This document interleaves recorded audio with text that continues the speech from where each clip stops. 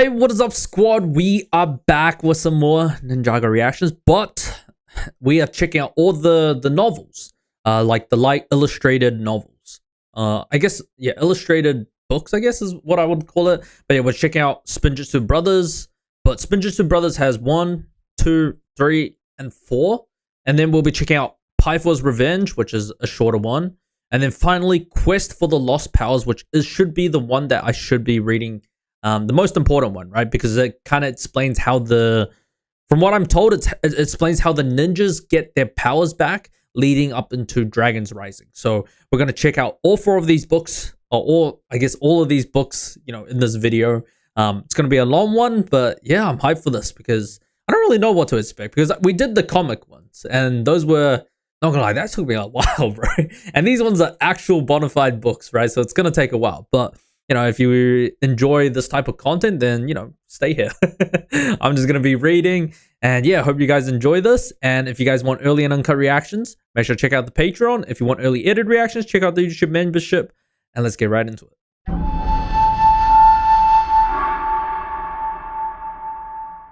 All right, so we got the first one, The Curse of the Cat-Eye Jewel, which these are flashbacks, I think, right? Of the Gameron and Wu, I think. Dude, why there's so many of them, though? There's like 4 issues to this. Wait. Okay, this is that. What is this? That's not loading. Okay, blank page. Okay, dodge that. Alright, so this is the prologue. Alright, splash. The green ninja backflipped over Kai's head and landed in a puddle. The water shot up and drenched Kai. Hey, watch it, complained Kai, the fire ninja. Master Wu, why do we have to train in the rain? Master Wu stood on a rock, watched Lloyd, Kai, Cole, Nya, and Zane spar with each other outside the monastery of Spinjitzu. The rain poured down the edges of this round straw hat, leaving his face dry. Do you think the weather will obey you when battle springs up, ninja? Master Wu asked. It will not. You must hone your skills in every environment. Do you understand?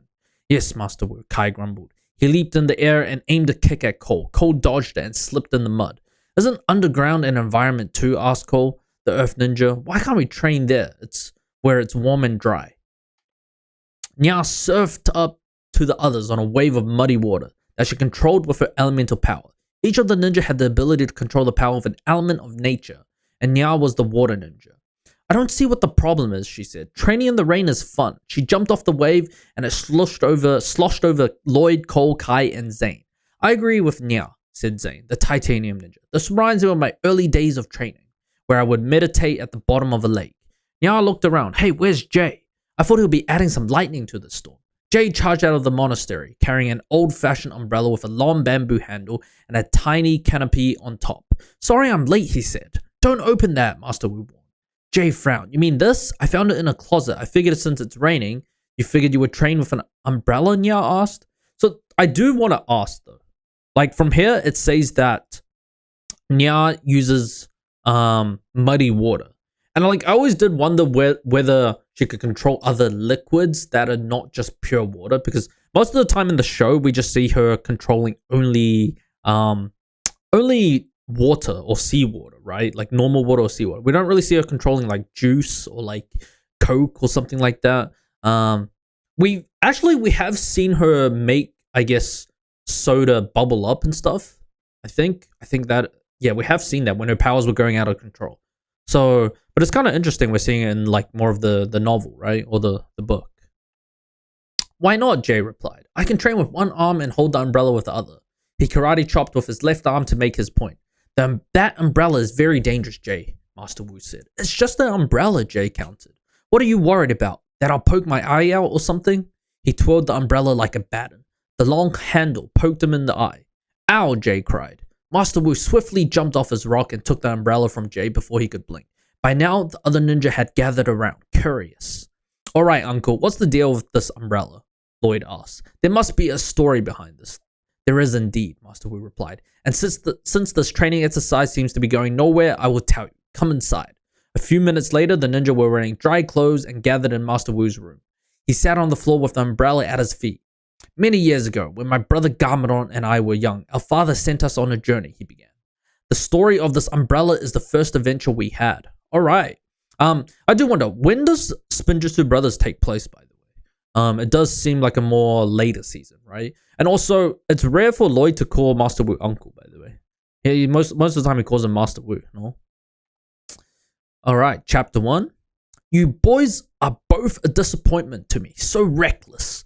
The words of the first Spinjitzu master had echoed in Wu's mind all night. He and his brother, Garmadon, had disappointed him before, but now things were different. As a young boy, Wu had been impatient. He didn't always obey their father and sometimes broke the rules. It had been Wu's idea to steal the scrolls of forbidden Spinjitzu. He'd been sure his father would understand. Asphera, the serpentine sorceress, had been planning to invade Ninjago, and he had to stop her, but he wasn't strong enough. He needed the secret powers in the scrolls to defeat her. Garmadon had used the scrolls too to battle her snake warriors. Together, the brothers had defeated the imprisoned Asphera. They saved Ninjago, but their father had been angry and worse, disappointed. He hid the scrolls where they would never be found. Wu worried that his father would never trust him again. After that, Wu became the responsible one, and his brother started to take more risk. It was Garmadon who had climbed over the wall when they weren't supposed to, and Garmadon who had been bitten by a serpent on the other side of that wall. Okay, so there's a little bit of a recap. So this is after they defeated Asphera. Okay. Now, several years later, the first Spinjitzu master still did not trust them. He had been more silent than ever since they had moved to the monastery, but then late last night, he had given them both a chance to redeem themselves. You have both disobeyed me several times, and since Garmadon was bitten, it has become even worse, their father had said. Something strange happened to you that day, Garmadon, and I fear you are not the same boy you were before. Garmadon had scowled, but said nothing. I am sending you on a journey, the father had continued. A journey to find a special tea plant that may help purify Garmadon or whatever is plaguing him. You will leave tomorrow morning at sunrise. Alright. Wu had been full of questions. Where will we find this tea plant? And what is so special about it? His father had smiled. The plant grows on the shores of the Northern Ocean. Once you get there, more answers will be revealed. Mysterious as always, Garmadon had muttered under his breath. Didn't you say something, son? The first Spinjitzu master had asked. Wise words, father, Garmadon said out loud. Thinking about this new mission was keeping Wu awake. Where will our journey take us? What will we discover there, he thought. The thought of exploring Ninjago excited him just as much as making things right with his father. Before the first ray of sunlight peeked over the mountain, before the first bird sang a single note, Wu jumped out of bed. He put on his gi, brown trousers with a matching lightweight shirt tied in front. He washed his face in the bowl of water on the simple wooden table in the room. Then he ran a comb through his white blonde hair and topped it with his favorite straw hat. Alright. He had gotten his backpack ready for the journey the night before and slipped it on his back. Then he picked up his bamboo fighting staff. Garmadon was still in bed, snoring. Wu lightly tapped him on the head with his staff. Rise and shine, brother. Today our journey begins. Garmadon swatted him away. Knock it off, Wu. I'm still sleeping. Father said we must leave at sunrise, Wu reminded him. Yes, but he didn't say which sunrise. Garmadon shot back. Wake me up tomorrow. He pulled the blanket over his head and started to snore again. Are you serious? Wu complained. This is an important mission. We've got to start off on the right foot. Garmadon just kept snoring. Wu frowned. Then he picked up the water bowl and emptied it on his brother's head. Garmadon jolted up, sputtering. Hey, what do you think you're doing? Wu laughed. Looks like you're awake now. Garmadon climbed out of bed. Try that again and I'll hit you with my best Spinjitzu move, he snapped. Ooh, I'm scared, Wu replied, sarcastically. Come on, get your bag packed and we can get going. The sun is coming up. Grumbling, Garmadon started filling his pack. Don't forget something to wear when it gets cold at night, Wu said, and extra socks just in case our feet get wet. And you might want to pack some tea. I packed some along with my teapot, but we could use some more. Alright. I will pack whatever I want to pack, Garmadon said, and Wu knew better than to argue. Getting his brother out of bed was a victory. Starting their journey was the most important thing. Wu waited patiently for his brother to get ready. The birds were already on their 25th psalm when Garmadon appeared. With his dark head tied back and his pack on his back. What are you waiting for, Wu? Let's go, Garmadon said.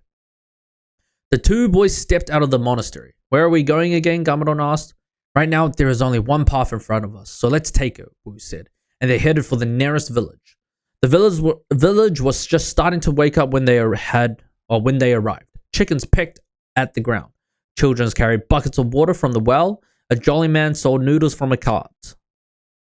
Okay. Get your breakfast noodles here, he called out. Start your day with a belly full of warm noodles. Gamadon stopped in front of the cart. Come on, Wu urged. Father said we need to go to the Northern Ocean, and north is this way. He pointed a path outside the village. Can't we get some noodles? Gamadon asked. It makes sense to get some food in our bellies if we're going on a long journey. The food in our packs will only last for so long. Wu's stomach growled. I guess that sounds sensible, he admitted. The boys bought 2 bowls of noodles and slurped them down. That was pretty good, Gamadon said. Maybe we should look for a dumpling cart. I don't get it, Wu said. It's like you don't even want to go on this trip. What's the problem? The problem is that father thinks I'm the problem, Gamadon snapped. I don't need some stupid tea to cure me of anything. I'm just fine. Wu stared at his brother. Their father was right. Gamadon had been different since the day that boys had been practicing with their wooden katanas and one had gone flying over the garden wall. Gamadon went to bring it back, but a strange snake bit him as he reached for it. From that day on, it seemed like evil had found its way into Gamadon's heart. Bad moods would come over him suddenly, like storm clouds on a summer day. And there was a darkness in his eyes that Wu hadn't seen before. But Wu didn't say those things out loud. Father's just angry with us for stealing the scroll, Wu said. If getting this tea plant will get him off our backs, we should do it. Gamadon sighed. Fine. They took the path heading north and traveled for several days. They journeyed across the fields, climbed hills, and crossed rivers. On the 4th day, they came to a dark forest. Tall trees towered into the sky, blocking out the sun. Peering into the forest, Wu saw a cloudy grey mist. There's a heavy fog in the forest, which is weird. It's not anywhere outside the forest, he said. He looked left and right. We could easily get lost in there. Maybe we should walk around it. That will take too long, Gamadon said, and he walked into the trees. Wu frowned and reluctantly followed Gamadon. The brothers took a few steps and the ominous fog completely surrounded them. It's impossible to see, Wu exclaimed. I knew we should have gone around it. Just keep walking straight, Gamadon said. I think I see a light up ahead. Wu looked into the haze. He saw a light too, 2 of them, 2 red glowing lights. Gamadon looked at... Oh, Gamadon, look. Those look like eyes, Wu said. That's just your imagination, his brother replied. It's probably just... Raw! A beast with glowing eyes and a mouth full of sharp teeth lunged at them. Okay. So is it like a tree? Wu dove to the left. Gamadon dove to the right. Both boys somersaulted when they hit the ground. What is that thing? Gamadon called out. The creature roared again, flailing its arms and turning in a circle, trying to locate the boys. It was hard to see anything in the fog, but Wu could make out a hulking shape. Red eyes bulged from a furry face. Its body seemed to be covered with scales, paws with sharp claws slashed in the air. What kind of monster is this? Wu yelled as the boys rolled away to avoid the monster's reach. Then Wu and Gamadon jumped to their feet. I think it's a lizard, Gamadon replied. I think it's a tiger, Wu shot back. Or maybe a bear. Whatever it is, it doesn't like us, Gamadon said. Time for some Spinjitzu. Ninjago, the brothers yelled. They began to quickly spin, becoming tornadoes of energy. They whirled towards the creepy monster at top speed. Whack. The monster swatted the ninja with powerful arms, sending the tornadoes spinning out of control. Both boys crashed into trees. Alright. This is a powerful adversary, Wu remarked. I can't see anything in this fog, except for its glowing eyes. Gamadon complained, running over to his brother. It's not fair. The monster roared again. It was now so close the boys could smell its horrible hot breath. Maybe tiger lizard bears eat dirty socks because that's what its breath smells like? Wu complained as the boys jumped out of the way. We need a giant bottle of mouthwash, Gamadon said. That's one plan, Wu replied. Here's another. Let's work together side by side. We'll attack from the front. Gamadon nodded. Alright, but it won't be easy fighting when I'm holding my nose, he joked. The 2 boys began to spin again. They zoomed across the forest floor, following the sound of the monster. They slammed into the monster's hard belly. The creature grabbed one brother in each hand and slammed them into the dirt. Then it planted a paw on each ninja and licked its lip as it hungrily eyed them. Whack. Okay. Alright. I mean, it does look like a tiger bear combined in a way. And a bit of like lizard scales. Yeah. Interesting. Gamadon struggled to free itself from the heavy paw holding him down. This guy needs to go on a diet, he complained. My hands are pinned beneath me, Wu said. Maybe we can use our feet to whoosh. The monster looked away from the boys and sniffed in the air. Something dropped from the sky and landed in front of it. Wu craned his neck to look behind him. Through the mist, he made out the shape of a tall, slender woman wearing a ninja uniform, with a mane of her long hair steaming behind her. She's either a friend of the monster or the monster's enemy, Wu thought. I hope she's an enemy. The Wu struck the monster across the nose with a weapon that looked like a long staff, and it leapt up, freeing Wu and Garmadon. They quickly scrambled to get back up. Okay. And so this is a ninja? Who is she? The woman jumped as though her feet were on springs and soared straight into the air. She flew over the monster's head and landed gracefully and silently behind her. Wu's mouth dropped open. Were those cat ears on top of her head? The woman spun the staff in front of her, and Wu saw it had an umbrella canopy at the end. She was battling with an umbrella. Then something happened that surprised them even more. Her body began to whirl and she became a tornado of energy. She's doing Spinjitzu, Wu gasped. That's impossible, Garmadon cried. The woman circled the monster faster and faster, creating wind so forceful that it blew Wu and Garmadon back into the trees. Then whack, she smacked the monster with her umbrella. The sheer force of the blow sent it flying over the trees. Wait, so she knows Spinjitzu? What the fuck? Who is she? Yep. The boys heard the creature whimper and then run off, crashing through the bush. The woman stopped spinning. The wind had blown away the fog, and they could see her clearly as she took off the mask covering her nose and mouth. She had pointy cat ears and long whiskers, and her face was covered with grey fur. She stared at them with yellow cat eyes that sparkled with a mix of amusement and something else the boys didn't recognize. Thanks for saving us, Wu said. Who are you? The woman didn't answer. Instead, with one quick move, she disappeared into the trees. Who was that? Garmadon asked excitedly. Did you see how fast she was? Wu nodded. She was amazing. The way she took care of that monster was spectacular. How did she jump away like that anyway? And she knows Spinjitzu, Garmadon added. He looked up. We should go after her and find out why. They heard a roar in the distance. Or we should get out of this creepy forest while we can, Wu suggested, before that monster comes back and brings some friends back with it. You're no fun, you know that, Garmadon asked. But he didn't argue. The brothers made their way through the misty forest, watching and listening for signs of any more monsters. About an hour later, they came out of the woods into a field with a bubbling brook running through it. The sun was slowly setting, streaking the sky with red. This looks like a good place to make camp, Wu said, looking around. We can shelter under that persimmon tree over there and clean up in the brook. It's still daylight, Garmadon protested. Shouldn't we keep going? I just want to get that dumb plant and get back home. It's a long journey to the northern shore, you know that, Wu reminded him. We're going to need to rest sometime. And frankly, after that monster fight, I could use a break. Fine, Garmadon said, and he flopped down under the tree. If you're so excited to camp out, you can make the fire. That's not fair, Wu pointed out. We need to work together. Garmadon glared at his brother. Fine, he said. He slowly got up and helped Wu gather some fallen tree branches and dried leaves. Wu took a fire starting stone from his pack, and within a few minutes, the brother had a fire going a safe distance from the tree, but close enough to keep them warm. So what do you think was up with that cat lady back there?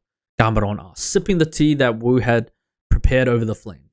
I mean, first of all, she was like a human, but also a cat, and she knew Spinjitzu. Wu nodded. I know it's weird. I mean, I know father hasn't trained too many people in Spinjitzu,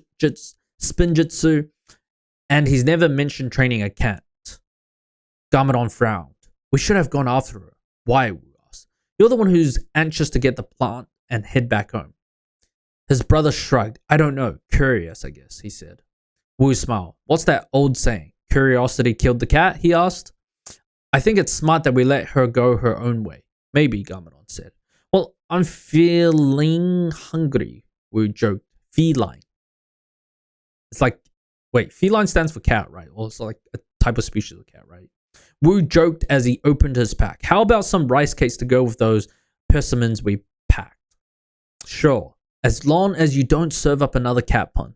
Garmadon replied. Yep, it was a cat pun. Okay. Oh, lighten up. I'm just kidding around. Wu teased as his brother groaned. After they ate, Wu let out a loud yawn. We should probably take lookout shifts tonight. To make sure there are no monsters around, we could. I call second shift, Garmadon yelled. You can't just call it, Wu argued. I just did, Garmadon said. And he leaned back using his pack as a pillow. Wu sighed. Fine, I'll go first. They took shifts throughout the night, and in the morning they ate some breakfast, bathed in the creek, and safely put out the fire. Birds soared in the sky, blue sky overhead. let's go. We're going to make great ground today, Garmadon said, sprinting ahead of Wu. Wait up, Wu cried. We need to plan our course. What do you mean, Garmadon said? We need to go north, and that's where we're headed. Right, Wu said. So I'm sure you noticed that tall mountains that's in our way. Wait, what? Garmadon asked as he looked up. In the distance, a tall, skinny peak rose high into the sky. Oh, that mountain. No problem. I am sure we can go around it. Maybe, Wu said. I had no idea what terrain we're going to be dealing with. I think we should look for a village and find out what's the best way is to get through. I think I see a road there heading west, and Wu, I've been doing everything you want this whole trip, Garmadon said angrily. And I say that we keep heading north. We'll figure it out as we go.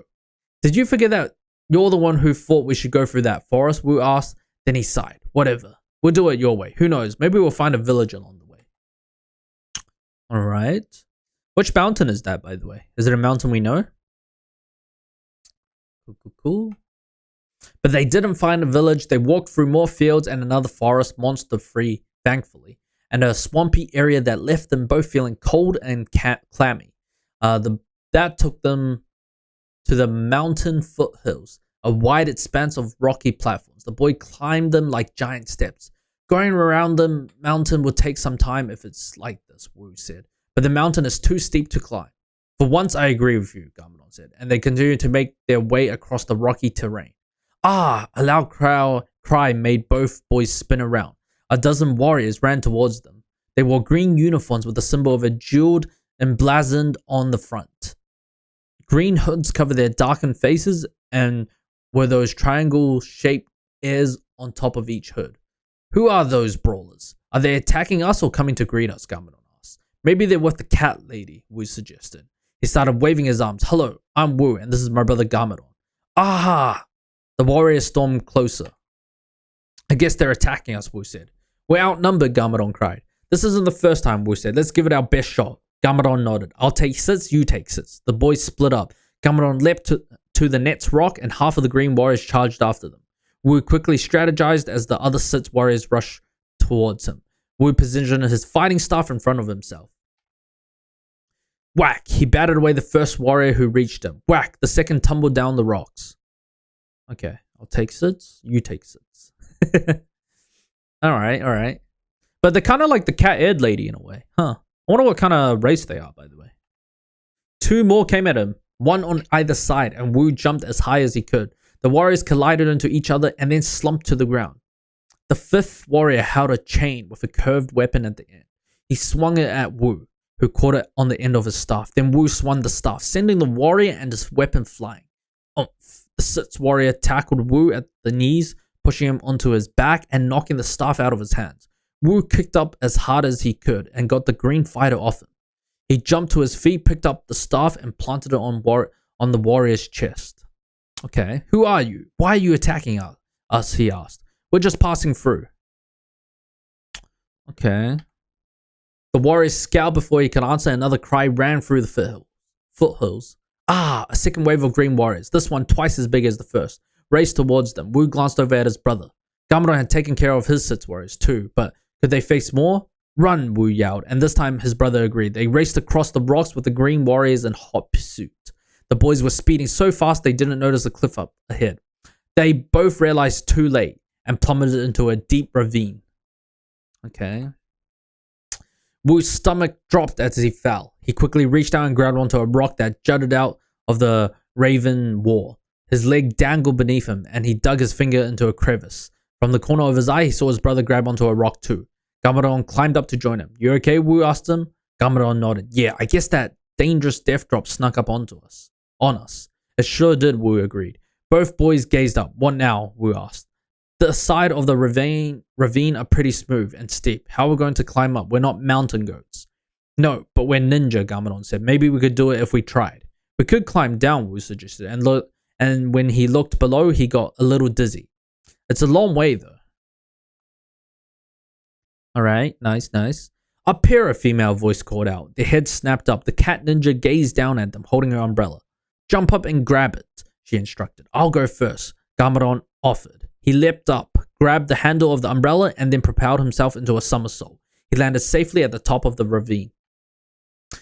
Wu took a deep breath, let go and jumped up. He grabbed onto the umbrella, swung up, somersaulted in the air, and bam, slammed right into his brother. The two boys ended up in a tangled heap. Watch it, Wu, Gamadon complained. Me? Watch it? You were in the way, Wu shot back. The ninja began to laugh, a sound that was somewhere between a human's chuckle and a cat's throaty purr. What's so funny? Gamadon asked. I am laughing because when I first spotted you in the forest, I thought I was dealing with two Spinjitzu masters, she replied. But you appear to be two very silly boys. We are Spinjitzu masters, Gamadon shot back. What my brother means is that we are training to be Spinjitzu masters, Wu said, and he bowed respectfully. Thanks for saving us twice. My name's Wu and this is Gamadon. You're welcome, the cat ninja replied. I am Ninjago, right? Ninjago. I think that's how you say it. Wu suddenly realized something. Where did all those warriors in green go? Ninjago laughed again. Warriors, they are merely thugs. They left when they realized you were no threat to them, she said. And now I must go as well. Wait, Gamadon cried before she could turn around. We noticed back in the forest you had some pretty unusual Spinjitzu moves. Maybe you could teach us a few. Her mouth twitched. I would be wasting my time, she said. It would take years of practice for you to learn my ways. But we've had lots of practice, Gamadon said. Besides, it's in our blood. Our father is the first Spinjitzu master. Ninjago raised an eyebrow. Then we have something in common, she said. For it was your father who trained me. Wu frowned. Father never mentioned training a cat, she asked, and her yellow eyes gleamed. No matter. I can see you two will be useful to me. Come. She turned quickly and began to walk away, carrying her long-handled umbrella. Wait, where are we going? Gamadon asked. Come or do not come, Ninjago called behind her. It is your choice. The brothers looked at each other. Wu frowned. Curiosity. He began. It's killing me, Gamadon finished. And he took off after Ninjago. Wu shrugged and followed. He had to admit, he was pretty curious too. Ninjago moved swiftly and silently away from the mountain back to the swampy area they had passed through earlier. They followed her into a tangle of green plants. Wu hacked at the branches with his staff, and Gamadon sliced through them with his katana. But Ninjago weaved through them with no trouble at all. They emerged from the thicket onto the shore of a lake. Wide green lily pads floated on the calm, deep green surface of the water. Ninjago pushed a canoe into the lake and then gracefully stepped onto it. Wu and Gamadon followed her, and they each pickled up an oar without being told to. They rowed across the smooth lake, and neither one of them spoke. They could sense that Ninjago wouldn't be pleased. On the opposite shore, a small house stood on stilts as tall as trees. The house was a simple structure with a peaked roof and a wrap-around deck. When they reached the shore, Ninjago hopped out of the canoe and nimbly climbed up the ladder to the house. Gamadon and Wu scrambled up behind her. They removed their shoes on the deck and followed her inside.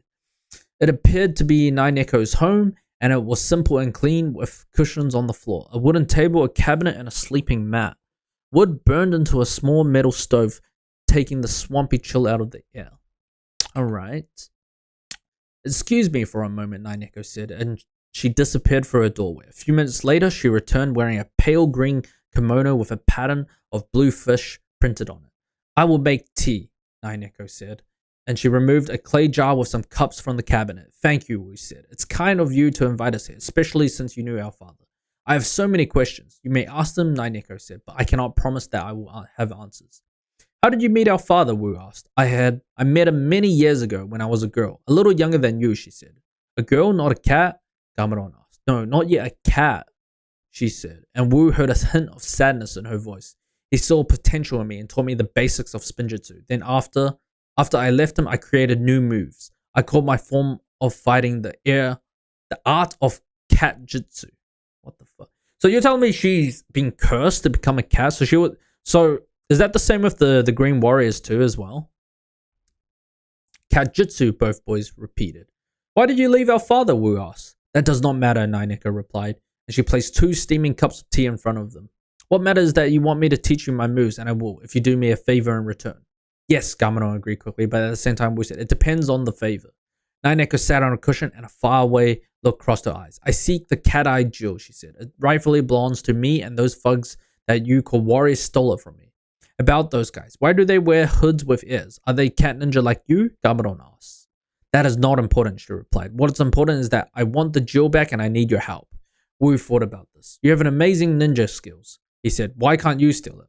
They have put a magical protection around the jewel that prevents cats from getting close to it, Ninjago replied. But if I train you two properly, you should be able to easily steal it for me. Do you agree to our bargain? Our father has sent us on a journey, Wu said. I'm not sure if the experiences you have on a journey are often more important than the destination, Gamelon said. Isn't that what father always says? Think how impressed he'll be if we come home with some awesome new skills besides that plant he asked for. Wu considered it. Impressing their father wasn't an easy thing to do. Maybe Gamelon had a point, and I want to learn Ninjago's move as much as my brother does, he thought. Alright, Wu said. Count us in. Okay. Ninjago yawned. I must nap, she said. We'll train after moonrise. Wait, Wu cried. Can't you tell us more about your training with our father? And who were those green ninjas with the cat ears? Gamelon asked. And what is the cat-eye jewel, and why did they steal it from you? Wu asked. Wu added. Ninjago shooed them away with a wave of her paws. Leave me. Wu and Gamelon left the house and climbed down the ladder. Away from the warmth of the fire, the air felt cold and damp.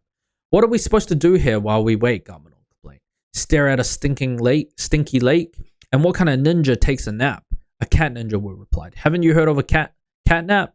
Besides, I think cats are mostly awake at night anyway. But she's not a cat, Gamelon said thoughtfully. I mean, not just a cat. She's part human too.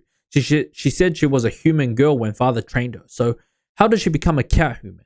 It's all kind of strange, Wu admitted, but she saved us twice. Gamelon nodded. Yeah, we'll either be monster chow or flat as pancakes right now without her. She's awesome. The boys were silent for a while after that. Gamelon tried skipping stones on the surface of the green lake, but the water pulled them beneath the surface.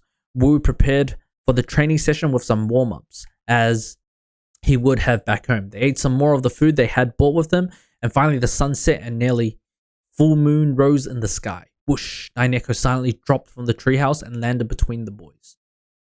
It is time to begin training, she said. Can you teach us how to do that? What you just did? Gamelon asked eagerly. And back in the foggy forest, you jumped so high. Wu added, I'd love to learn that too. Ninjago's long grey tail emerged from her kimono. The tip of it pointed at them. I don't think they can learn that. That's just her natural physical athletic ability, right? Because she's a cat. Cats have some strong hind legs that powers their jumps and tails that help them keep balance, she explained. You two do not have those things, but you can learn. Follow me. Without warning, she leapt straight into the air and landed on the deck of the treehouse. How are we? You haven't taught us how to do that yet, Gamelon yelled up. Use the ladder, she replied. Both boys scrambled up the ladder. Ninjago pointed to a thick green twisted vine that extended from the deck to a tree in the distance. Balance, she said. She stepped on the vine and glided across it with swift, sure steps until she reached the tree on the other side. I'll go first, Gamelon offered. He placed one foot on the vine and then stretched out both arms at his sides. He slowly took one step after another. Hey, that's pretty good, Wu said. I do this on the old stone wall at home, Gamelon said. It's not that hard. You just need to Whoa. Gamelon slipped and fell off the vine. He grabbed on with one hand to stop his fall. Then he tried to pull himself up. It's slippery, he complained. The vine is covered with lake slime. Hold on, Wu cried. He stepped onto the vine and slowly made his way across, trying to reach his brother. But just before he reached him, he lost his footing. He tumbled off the vine, knocking into Gamelon and taking him down with him. Splat. They landed in sticky, squishy mud. I could have got him back on the vine, Gamelon yelled. Now look at us. I was just trying to help, Wu replied. Ninjago jumped down the tree, landing smoothly beside them. You do not have tails, she said, so you must bring balance to your body. Gamelon, I can see you feel it. You did very well by using your outstretched arm. Next time, focus your energy in the bottom of your spine as you walk. Then Ninjago turned to her. You will need to try harder. Use your staff to help you. Now let me see you both again. Whoosh. She ascended back up the tree. The boys climbed the ladder and tried again. Splat, splat, splat, splat. Alright. They ended up in the mud again and again and again until Gamelon finally made it across. Determined not to fail, Wu concentrated as hard as he could, and he made it too. Wu leaned back against the tree trunk. Finally, your training is hardly final, Ninjago said, but it is a good beginning. Can you teach us how to leap straight into the air like you do and land silently on your feet when you jump down? Gamelon asked. I have abilities that you do not, Ninjago replied, but you can use your Spinjitzu to do the same. Watch closely as I jump. She leapt off the branch and smoothly somersaulted in midair so that she landed evenly on her feet when she hit the rough ground. Use your Spinjitzu when you jump, she said. Wu understood. I will go first this time, he said. He closed his eyes. Ninja, go! He cried as he launched himself off the branch. As he plummeted, he created a swirling Spinjitzu tornado. When he hit the ground, he kept spinning. Wham! He slammed into a big tree trunk and fell backward. That was the right idea, Ninjago called down. You just need more control. Okay. Garmadon tried next and had the same result, spinning widely off balance as he landed. The brothers tried again and again and again until the sun rose. Ninjago yawned. Time for another nap, she said. We will continue tonight. Exhausted and covered in mud, Wu and Garmadon unrolled their mats on the deck of the treehouse and slept. When they woke up, they washed their clothes in some clear water from a well. That night, the training began all over again. As you use your Spinjitzu jump down, you may also use it to jump up, Ninjago instructed. Begin to spin before you launch off the ground. She demonstrated, quickly twirling, and then rocketing straight up into the air, landing on a tree branch high above. All right, so this book is pretty much it's a training arc for them. That looks easy, Garmadon said. He spun and launched, but he couldn't even get half as high as Ninjago. Let me try, Wu said. And the same thing happened to him. Ninjago jumped down. It's all in the timing, she said. The more you spin, the higher you'll be able to jump, but you'll also risk going out of control. It would take practice. After their night of training, the boys tried to get more information out of Ninjago. How did you meet our father? How long did you train with him for? Why did you leave the monastery? For several nights, she only twitched her ears and said nothing. On the 5th night, she finally gave in. I was an orphan girl, she began, as they drank their tea by candlelight in the treehouse. Hungry and alone, I stole to feed myself and stay alive. Your father caught me stealing eggs from his hen house, but instead of punishing me, he offered to train me. Their brothers looked at each other. That was a pretty generous thing for father to do, Wu remarked. Yeah, but he has a heart after all, Garmadon said. Ninjago's eyes flickered and she said no more. They continued to train each night until the sun came up. They went to bed muddy and exhausted, woke up and got clean, and then spent another night training. Garmadon was eager to please Ninjago. Ninjago, look, he would cry as he walked across the vine. She would shake her head. Fail, she would say. The goal of a ninja is to be invisible, not to be seen. Wu persisted in trying to get Ninjago to say more about her past. It's weird that she won't just tell us her story, he said to Garmadon one morning as they fetched fresh water from the well. It's not weird, she's just mysterious, Garmadon said. All-powerful ninja are mysterious, right? I'm just happy that she's teaching us her katjutsu skills. I guess, Wu said. But he still wasn't satisfied. The next morning, he pressed Ninjago again. Did you leave my father before or after you became like you are now? He asked one morning, when training was done.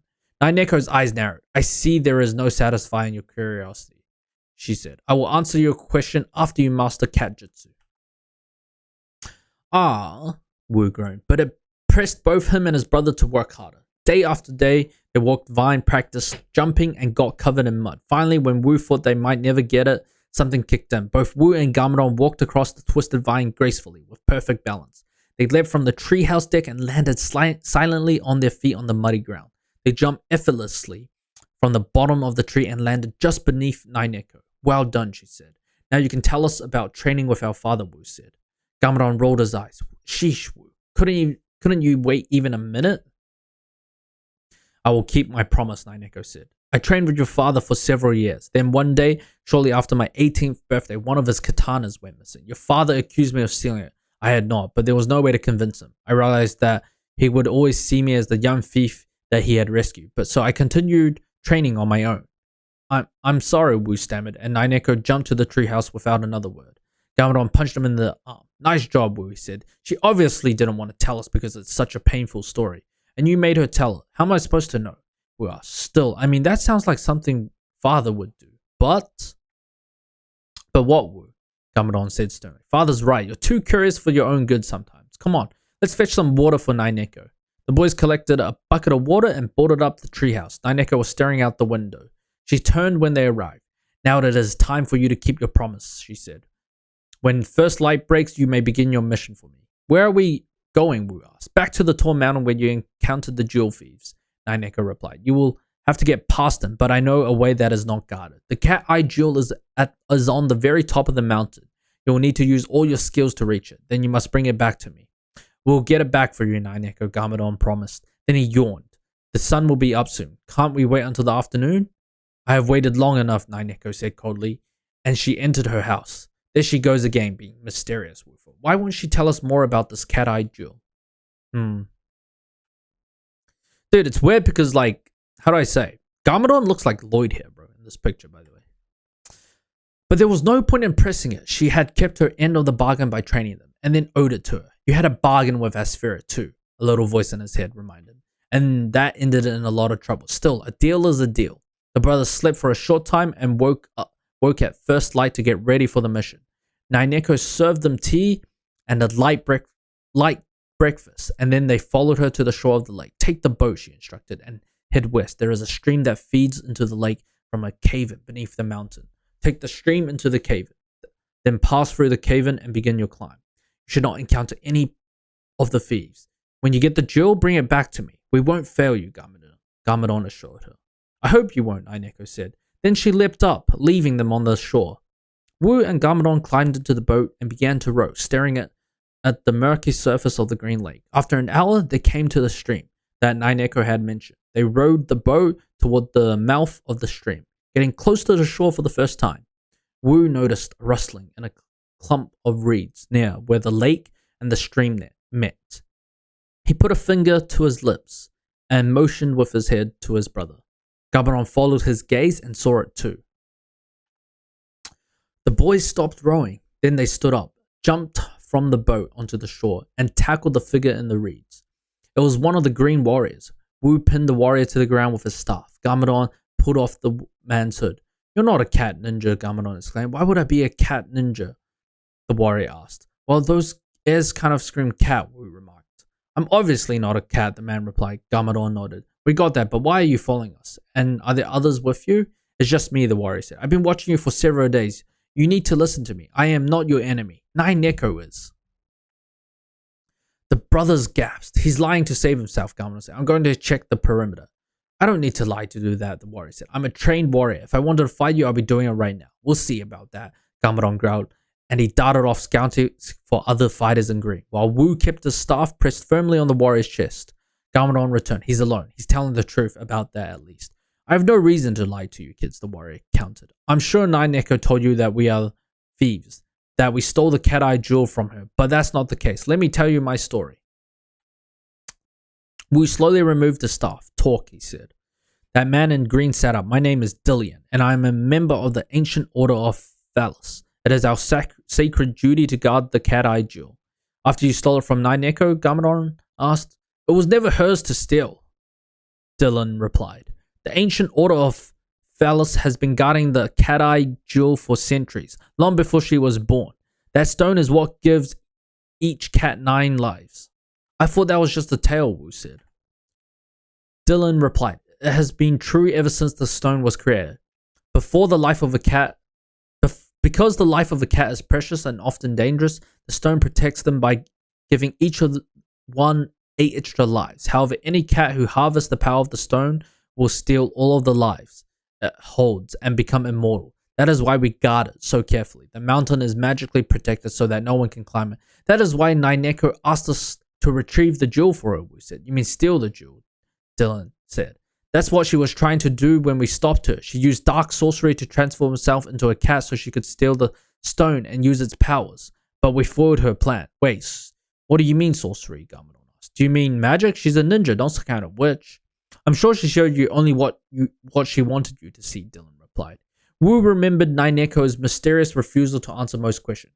Is that what she was hiding, he thought? The Order of Phallus knows her as an evil sorceress, one who committed terrible acts in her pursuit of immortality, he said. That is why she wants the cat-eye jewel. She wants to steal all the lives for herself. Garmadon frowned. You want us to believe that Ninjago turned herself into a cat lady on purpose?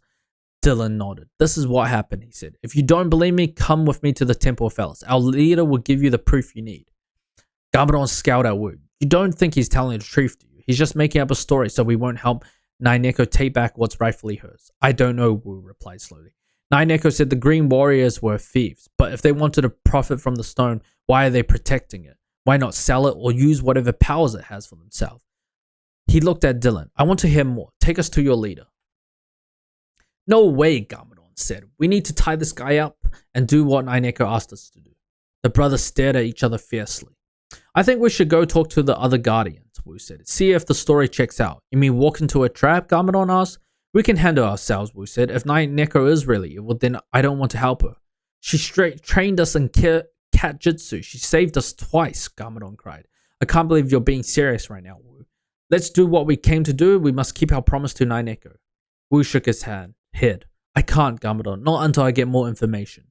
Garmadon turned and walked towards the shore. Where are you going? Wu asked. Back to Neko. I trust her. Are you coming with me? Garmadon asked. No, Wu replied. How can you trust her after what we've heard? Never mind. I don't need you, Garmadon snapped. I'm going to figure out how to keep our promise. He jumped into the boat and rowed away.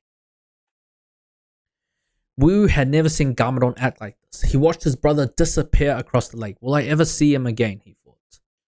Alright. Garmadon hated the idea of going back to Neko without the jewel.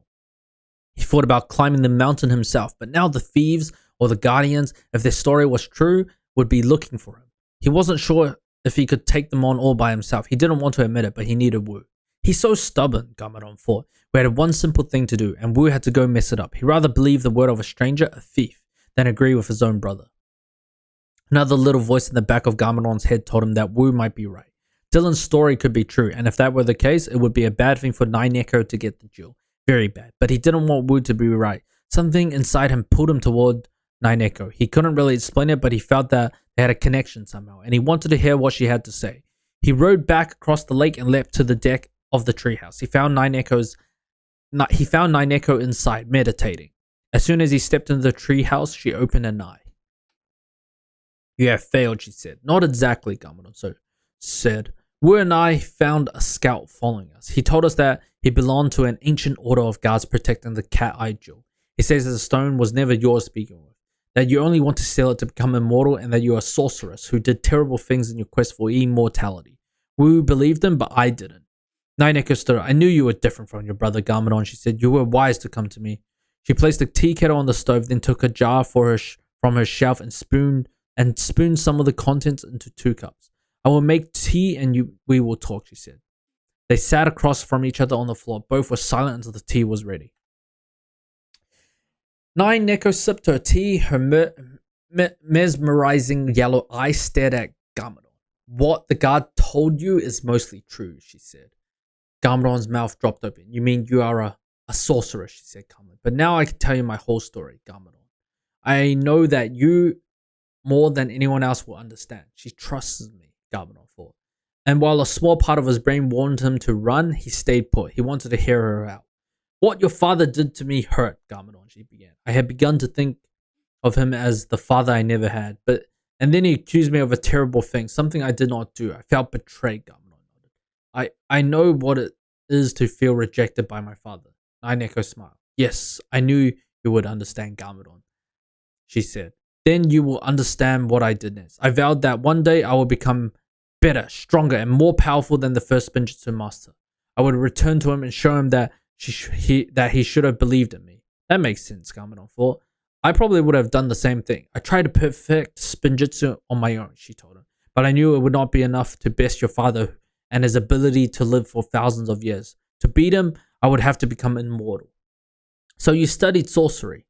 Garmadon asked. I did, she replied. I sought out the teachings of dark magic. That is how I knew about the cat-eye jewel. Garmadon frowned. The guardian said you did bad things, evil things, before you tried to steal the jewel. Neko waved her paw. I did what had to be done, she said, but nothing worked. The cat-eye jewel was my last hope. I sacrificed my humanity to try to get it. And in my new form, I created the art of cat jitsu and practiced it for 10 years. And yet the Order of Valor stopped me from achieving my goal. I need you to fulfill your promise to me, Garmadon. Steal the jewel and bring it to me. Okay, so this is another dark arts user, by the way, because it's rare that we ever get dark arts users. This is kind of sick. Garmadon began. He could practically hear his brother's voice in his head. The guardian was right, Garmadon. She's a sorceress. Get out of there before something bad happens. Neko raised an eyebrow. You hesitate, she said inside. I did not want to have to do this. It would have been easier if you cooperated. Do what? Garmadon asked. Her long black hair snaked out from behind her head. The strands of hair looked alive as they reached for Garmadon.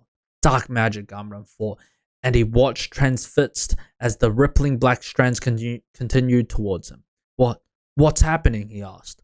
The brave ninja tried to move, but he was frozen to the spot. Don't worry, Garmadon, Ninjago said, her dark eyes sparkling hypnotically as her captive grew quiet. This won't hurt a bit. Okay, she's trying to mind control him? For a split second, Wu had thought about jumping into the boat with his brother. If Ninjago was a sorceress, he was only heading for trouble, but he stopped himself. Let him go, Wu thought. He won't listen to reason. Let him find out for himself. He turned to Dylan. What now? In recent months, we have seen Ninjago working strange magic in the rain, the scout replied. She is up to something, and with your brother's help, she may finally succeed in stealing the jewel. He won't help her if he knows she's evil, Wu says. Once he learns the truth, he'll come back here. Dylan shook his head. She has ways of making others do her bidding. Come with me to the temple of the Jewel Guardians. We must warn the others. Wu glanced back at the lake. I'll go with you, he said, but you're wrong about Garmadon. Dylan didn't argue. He remained silent as he led Wu away from the mountain and through the woods. After a short hike, the woods opened into a clearing with a tall tower in the center. What the heck? But that looks like a cat, those cat playhouses things. Wu gazed up at the structure. He had never seen anything like it. The tower was 7 stories tall with a large round opening at each level. Platforms jutted out at different heights, and Wu could see the green-clad guardians jumping from one platform to the next. This is where we live and train, Dylan explained. Our mission is to guard the jewel. As they got closer, Wu saw hundreds of actual cats all around the building. The white cats, orange cats, black cats, grey cats, and cats with a patchwork of fur in all the colors. Some cats merrily tumbled around on the grass in front of the tower or chased each other around it. Others napped in the sunlight. More cats climbed up the tower, jumping from platform to platform. All cats are welcome here, Dylan told Wu. Many strays have made our temple their home. Wu sniffed the air and made a rare face. What's that smell? The whole first floor is full of sand for our guests so they can, Dylan said. Follow me. Humans enter on the second floor. Dylan jumped from the platform to platform until he reached the entrance. Wu followed him up and inside. This is our training room. Dozens of guardians in green hoods were training in an obstacle course. That reminded Wu of his father's training room. Some raced across the room, jumping over barrels. Others swung on ropes hanging from the ceiling. 2 guardians sparred with long spears. This is some serious training, Wu remarked. Dylan nodded. We take our duties very seriously. As they spoke, one of the guards ran towards them. She lowered her green hood and red hair cascaded down her shoulders. Dylan, what have you learned? She asked. And where is the other ninja? This is Wu, Adara, Dylan answered. His brother Garmadon has gone back to Ninjago. Adara frowned. Then we must prepare for another attack, she said. Before these ninjas arrived, Ninjago was working on some new magic. Summoning monsters again? Dylan asked. Adara shook her head. I'm not sure. All we know is that it has something to do with her umbrella. What do you mean about Ninjago summoning monsters? Wu asked. Remember the beasts from the forest. By any chance do they look like tiger lizard bears and have terrible breath too? She uses magic to summon monsters from remote parts of the island. Monsters that none of us had ever seen before, Dylan explained. She has summoned some horrible creatures in her quest to steal the jewel. She made them fight us, but some wouldn't obey her, and now they roam free in the woods and hunt unwary travelers. Wu frowned. I still can't believe that Ninjago is an evil sorceress, he said. She seems so normal except for the whole half-cat thing. I will bring you to our leader as I promised, Dylan told her. Adara nodded. I will organize a unit to guard the perimeter of the mountain, she said. Meet me there. We will, Dylan promised. And she hurried away. He motioned to Wu. Come on, library's on the 4th floor. They climbed up ladders until they reached the 4th floor. Paintings of cats covered the wall and shelves of books filled the room. In the center, a woman with white hair and a wrinkled face sat across on a large pillow with her eyes closed. On a small table in front of her, a fragrant incense burned. Okay.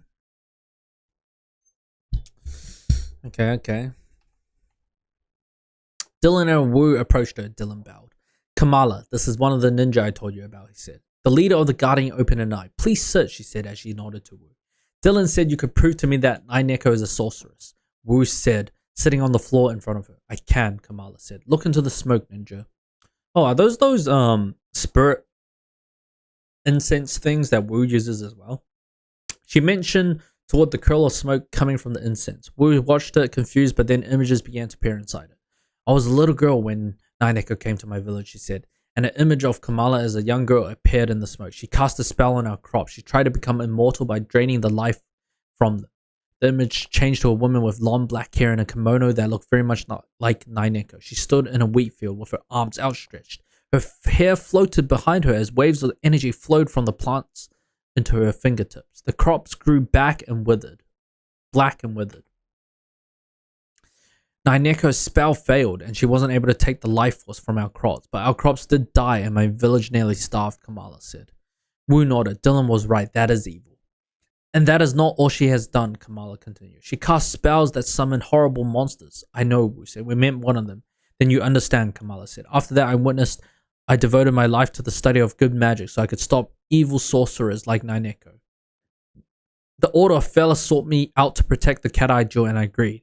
And when Ninjago showed up to steal it, I wasn't surprised. Her thirst for immortality was so strong that I knew she would stop at nothing to use the jewel's power for herself. More images appeared in the smoke. First, Ninjago in a human form, transforming into a cat in front of the cat-eyed jewel so she could take possession of it. Then Kamala appeared, sending Ninjago tumbling with a magical blast. I placed a spell on the cat-eyed jewel so that no human could steal its lives. But Ninjago was clever. She transformed into a cat so she could obtain its power. Kamala continued. We stopped her just in time, and then I put many spells on the mountain so no cats can climb it. They are welcome in the temple, but not on the mountain. She transformed herself into a cat for nothing, Wu said. Not nothing, Kamala replied. She did gain the 9 lives of a cat, but she has probably lost several of them already, which is why she is so desperate to get the jewel. Kamala paused for a moment, then said, Ninjago has tried to send humans to fetch the jewel for her before, but none could get past our guards. Even her monsters cannot defeat them. She was very lucky to have 2 Spinjitzu ninja fall into her clutches. And where is the other? He returned to Ninjago, Wu said, standing up. And he is in danger. We must go to the mountain, Dylan said. We can intercept them there. Yes, I can sense that she is near, Kamala said. Go quickly. Wu and Dylan climbed down the tower and hurried towards the mountain. When they reached the base, they saw 3 lines of guardians there. Adara approached them. Our scout just returned from the lake, she said. Ninjago and Garmadon are on their way. Wu looked at all the guardians. There are 2 of them against all of us, right? That shouldn't be a problem. I'll get to Garmadon and tell him that Ninjago is bad news. If I can talk some sense into him, then all will be over. At that moment, a green mist crept towards the mountain, rolling low on the ground, and the mist reached Wu and the guardians. Ninjago and Garmadon emerged from it. Garmadon, Wu yelled. Ninjago is a sorceress. You can't trust her. Ninjago smiled, and Garmadon stared ahead blankly. Garmadon, Wu cried again, and he noticed something. His brother's eye glowed with a strange green light. Dylan tugged on his sleeve. She is controlling him with magic, he said. We can help him, but we must defeat her first. Wu held a staff in front of him and stepped forward. Release my brother, Ninjago, he demanded. You will never be able to defeat all of us. Give up now. Ninjago held up her umbrella. You are correct. Your brother and I cannot defeat all of you alone. But she said, but we are not alone. She opened the umbrella. Suddenly, green clouds began to form in the sky. A wind whipped through the foothills. What new sorcery is this? Adara asked. Big green raindrops began to splash on the ground. Then the water quickly began to take shape. One by one, cat-shaped warriors made of rain sprang up from the ground. Wu gasped. It's an army of rain cats. Those aren't just rain cats, Dylan said. It looks like the sorceress has used her umbrella to awaken the legendary warriors of Phallus. And that's not good, is it? Wu asked. No, Dylan replied. No, it is not. Legendary warriors of Phallus. What the fuck? That's pretty cool. The cat warriors glowed with green energy. They were larger than house cats, and they all had sleek bodies, rippled muscles, and extra sharp teeth. Whoa, Wu said. Is Ninjago going to use them to steal the jewel? No cats can touch it. Not even cat warriors made of rain, Dylan reminded. She's using them to battle us so your brother can steal the jewel. Attack, Ninjago yelled. Wu knew he had to reach Garmadon. I had to save him from Ninjago's sorcery somehow, he thought. Ninjago, he cried as he launched into a twirling Spinjitzu tornado. He plowed into the crowd of cat warriors, expecting them to burst into water droplets, but they felt impossibly solid. Even so, he became drenched with water after attacking them. They're made of rain, but they're also solid, Wu crowd. How are we supposed to defeat them? He knocked a few of them aside, but more began to circle him at high speed. Wu tried to spin through them. They were creating so much energy that he kept getting pushed back. He stopped spinning. Think, Wu. The cats still raced around him. The air was filled with cries of cats screeching and the confused battle cries of the jewel guardians. We can't fight them. They're cats. They're not actual cats. They're magic. We must protect them we must battle them to protect the jewel. And then he heard Ninjago, Garmadon, fetch me the jewel. Wu began to spin again. This time he performed cat jutsu, launching himself high above the circles of cats. At least something good came out of meeting Ninjago, he thought. He landed in front of Garmadon. Ninjago has you under some kind of spell, brother, Wu said. Come with me back to the temple of the Jewel Gardens. We'll find some way to help you. Garmadon stared blankly at Wu through the airy green light that filled his eyes. I must get the cat-eye jewel, he said. His voice sounded weirdly flat. Wu grabbed him by the shoulders and shook him. Stack out of it, Garmadon. Garmadon picked up Wu and flipped him backward. Then he ran towards the mountain. Wu scrambled to his feet and took off after him. And he ran. As he ran, the Jewel Guardians fought off the cat warriors. 3 cat warriors had Dylan cornered in a tree. Adara delivered a sideways kick to one of the cats, sending it flying. I'm the only one who can stop Garmadon, Wu thought.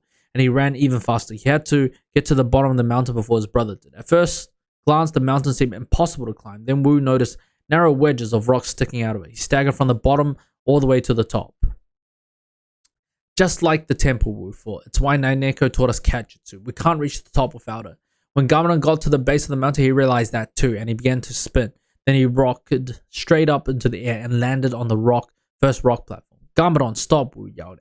And he climbed up and landed on another empty platform. Zoom, zoom, zoom. The boys sprang from rocky ledge to rocky ledge, using what Ninjago had taught them to ascend the mountain. Garmadon reached the top of the mountain, and a few seconds before Wu, 2 green-clad guardians waited for them there, holding long spears. They looked surprised to see the ninja. My brother is under a spell, Wu called out. Don't let him get the jewel, but don't hurt him. We must guard the jewel at all costs, one of the guardians cried, and they charged at Garmadon with their spears. Wu hesitated. If I battle the guards, Garmadon get the jewel, but I can't let them hurt my brother. Just then, Garmadon jumped into the air between the 2 guards. Whack, whack. He delivered a kick to each guard, sending them sprawling. He ran off and Wu followed. The biggest jewel Wu and Garmadon had ever seen was perched on the mountain's peak. A streak of black through the center made it through like the eye of a cat. It was the jewel Kamala had shown to Wu in the smoke. Mine, Garmadon cried, and he reached for the jewel. Not so fast, Wu cried, reaching for it too. The brothers grappled for control of the prize. Wu felt the rocks underneath his feet crumble. Garmadon grabbed for the jewel, and the 2 boys, along with the jewel, tumbled off the mountain peak. They plummeted to the ground below. Wu knew there was only one way to land safely. Garmadon, spin, Wu yelled as he began spinning like a tornado. Garmadon hesitated, but a sense of self-preservation kicked in, and he launched into a Spinjitzu tornado. Wu and Garmadon hit the ground. The boys landed on their feet and stopped spinning, kicking up dust behind them. The jewel crashed to the ground a split second later, and both boys leaped to claim it.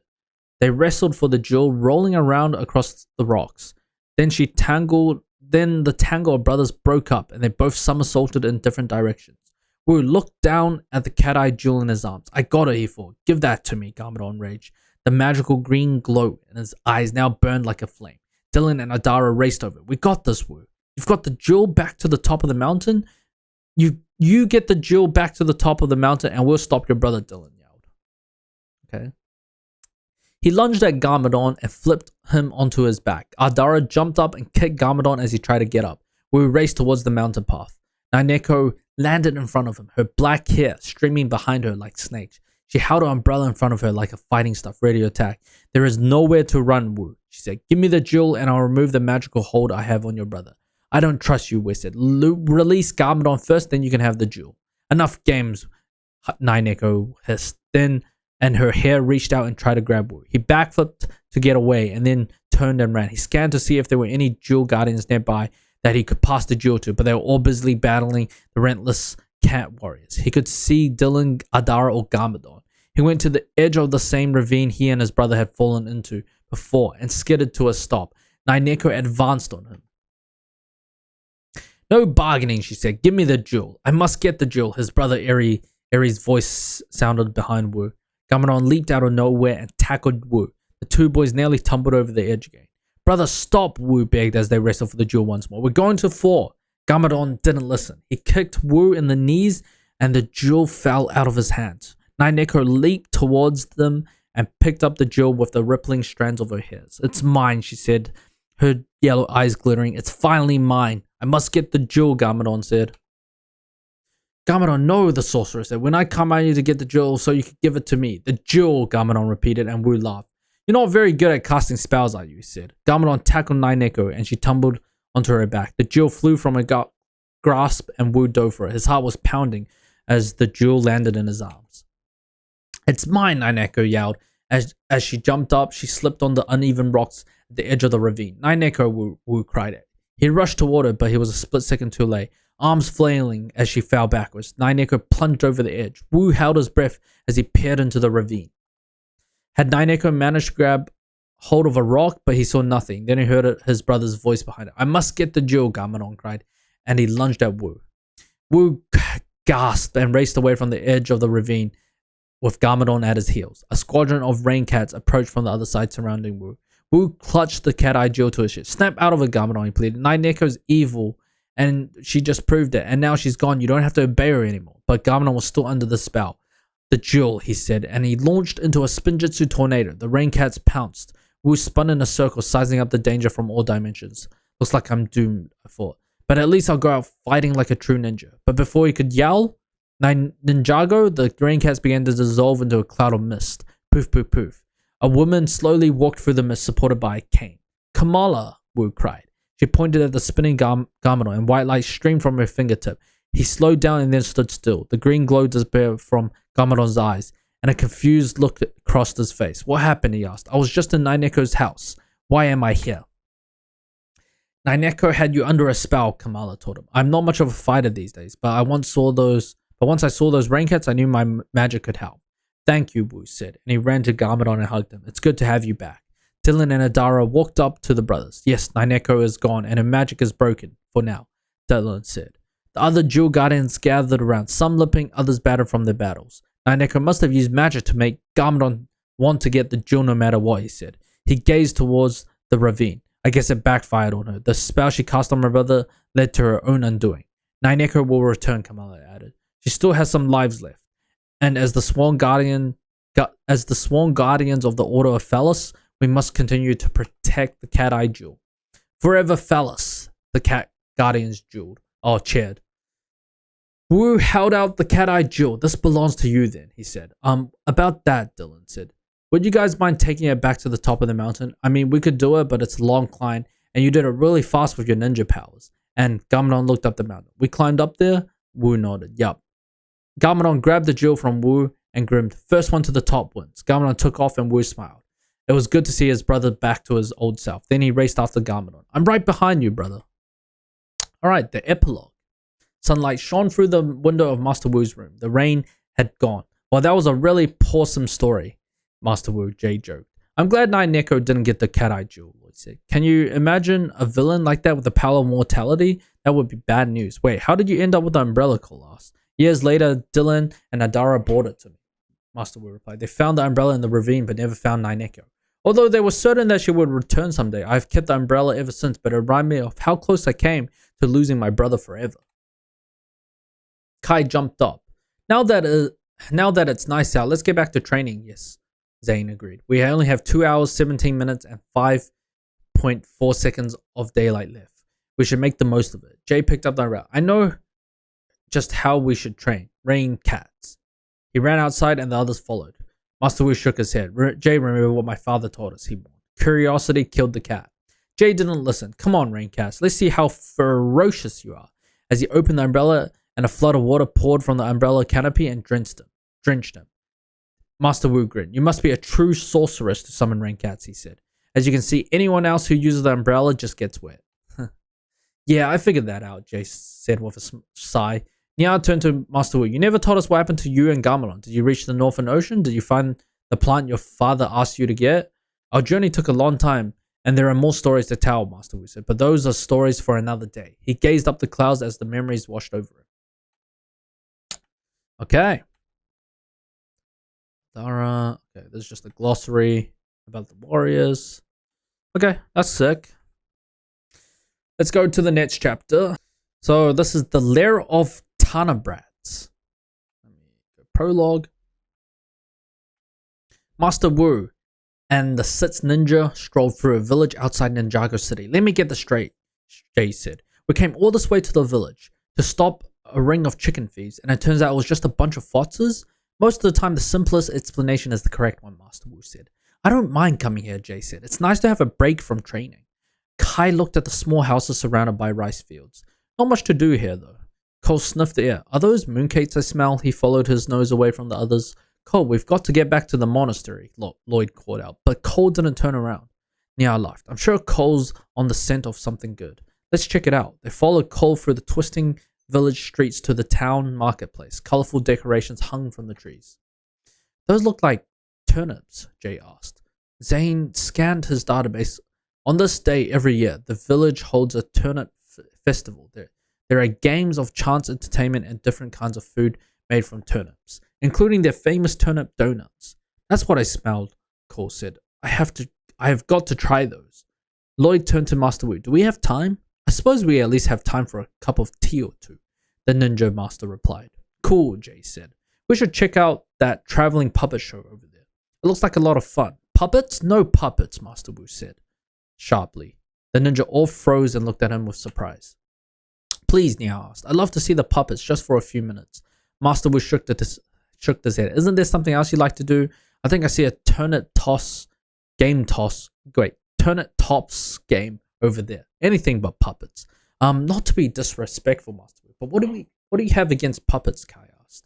A cloud came over Master Wu's face. It's a long story, he said, but one you must hear. Let us sit under this tree and I will tell you. Wait, I'll go get us some donuts first, Cole said, and he hurried away. Master Wu sat cross-legged at the base of the tree and the rest of the ninja joined him. Master Wu, does the story take place when you and your brother Garmadon were young and your father sent you on that long journey? Nia asked. You know, the quest to find a special healing tea for Garmadon. Master Wu nodded. Indeed, and we were very young at that time. You never told us how that journey ended, Master Wu, Kai said. All in due time, Master Wu replied, stroking his long beard. It was a long adventure and quite an important one, and the story is a part of it. Cole came running back. Turnip donuts for everyone, he said, and I got you some tea, Master Wu. The old man gratefully took the cup from him and sipped the tea. Where to begin, Wu said. Garmadon and I had been traveling for several days when we came upon a village just like this one. I spy something green, Wu said. Seriously? Garmadon asked, rolling his eyes. This is the third time you've spied something green, and we've been walking through woods and fields. Wu pointed out. A matter of factly, almost everything is green. Garmadon sighed. Fine, he said. Is it the grass? No, Wu replied. Garmadon pointed. That tree over there? Nope, Wu answered. What about that tree over there? Garmadon asked. Is that it? Wu shook his head. Garmadon pointed behind him. That one? He asked loudly, agitated. No, Wu said, grinning with an anticipation of winning. Do you give up? Sure, Garmadon said. Wu pointed to another tree. That one, that tree. I almost had it, his brother replied flatly. Do we have to keep playing this game? No, but I can't think of a better one, Wu said. It's been 5 days since we left the Temple of Phallus. We've talked about everything we can talk about, and I sang every song I can remember. I know, I heard you sing them all. Garmadon kicked a stone on the path in front of him. I don't know why we're on this stupid journey. Anyways, I don't need any tea to fix me. There's nothing wrong with me. The boy's father, the first Spinjitzu master, had started them on this quest weeks ago. He was worried about the darkness he'd seen rising in Garmadon. He said that there was a tea plant growing on the shores of the Northern Ocean that could fit his son. Wu said. He didn't want to argue with Garmadon, but he thought their father was right. Something hadn't been quite right with his brother ever since that day when they were kids, and he'd been bitten by a serpent. Wu and Garmadon had always been opposites in many ways. As a young boy, white-haired Wu had been impatient and a little reckless. His dark-haired brother Garmadon had been thoughtful and caring, but after Wu had stolen their father's scroll of forbidden Spinjitzu, Wu changed. He became the responsible one, and Garmadon started to take more risks. And that was what led Garmadon... Wait, we've read this. Wait, why does it feel like deja vu? We've read this part. Okay, that was what led Garmadon to climb over the wall of the monastery one day where the snake had bit him. And ever since that bite, Wu had noticed a change in his brother. Garmadon would burst into sudden stormy moods and flashes of anger. This frightened Wu. And if the tea could help Garmadon, he would travel to the scariest regions of Ninjago to get it for him. We should turn back, Garmadon continued. Turn back and tell father we're not going on some wild chase for no reason. You and I both know that won't work, we said. We both want to become great masters of Spinjitzu, don't we? We can't do that without father's training. I'm sure it won't take too much longer to find the plant. Gamadon replied, and Wu knew that was his brother's way of admitting that Wu was right. Gamadon let the subject drop, so Wu continued with the game. Your turn, Wu said. What do you spy? Gamadon stopped and squinted into the distance. I spy several plumes of chimney smoke. It's a village. Hey, you're supposed to let me guess, Wu said. Gamadon rolled his eye. You're missing the point, brother. We've almost out of food, and we haven't slept on a soft bed in a long time. A village is just what we need. You're right, Wu said, and he broke into a run. Last one there is a slimy snake. Gamadon and Wu charged down the path and reached the village at the same time. Small homes with neat gardens lined the stone streets. The brothers could see a marketplace in the center of the village, and they headed there. But as they passed by the houses, Wu noticed something strange. A mother playing with her 2 kids stared at the boys, then shook her head sadly. They walked past another house and saw a man staring at them from a window. When they passed the next house, a man was watering flowers outside. Hello there, Wu greeted them. What's the name of this village? We traveled a long way, and there's nothing much to see here, the man replied. You best be on your way, but we're tired and hungry, Gamadon said. The man frowned. Like I said, you need to keep moving, and he went back to watering his flowers. Wu and Gamadon looked at each other. Are you getting a web vibe from this place? Wu asked. Gamadon nodded. Yeah, nobody here seems to be friendly. Then he sniffed the air. What's that delicious smell? Wu sniffed too. I don't know, but weird villagers or not, I want to find out. They followed their nose to the marketplace. There were small stands of people selling fruit, vegetables, bread, and cooked food, like dumplings and soup. Dumplings, both brothers cried together. With another word, they made their way to the dumpling stand. Let's order a dozen of each kind, Gamadon said, his mouth watering. I would, but we're almost out of money, Wu informed them. How much do we have? Gamadon asked. Wu took some coins out of his pockets and looked at the sign on the stand. Enough for 1 dumpling, he said.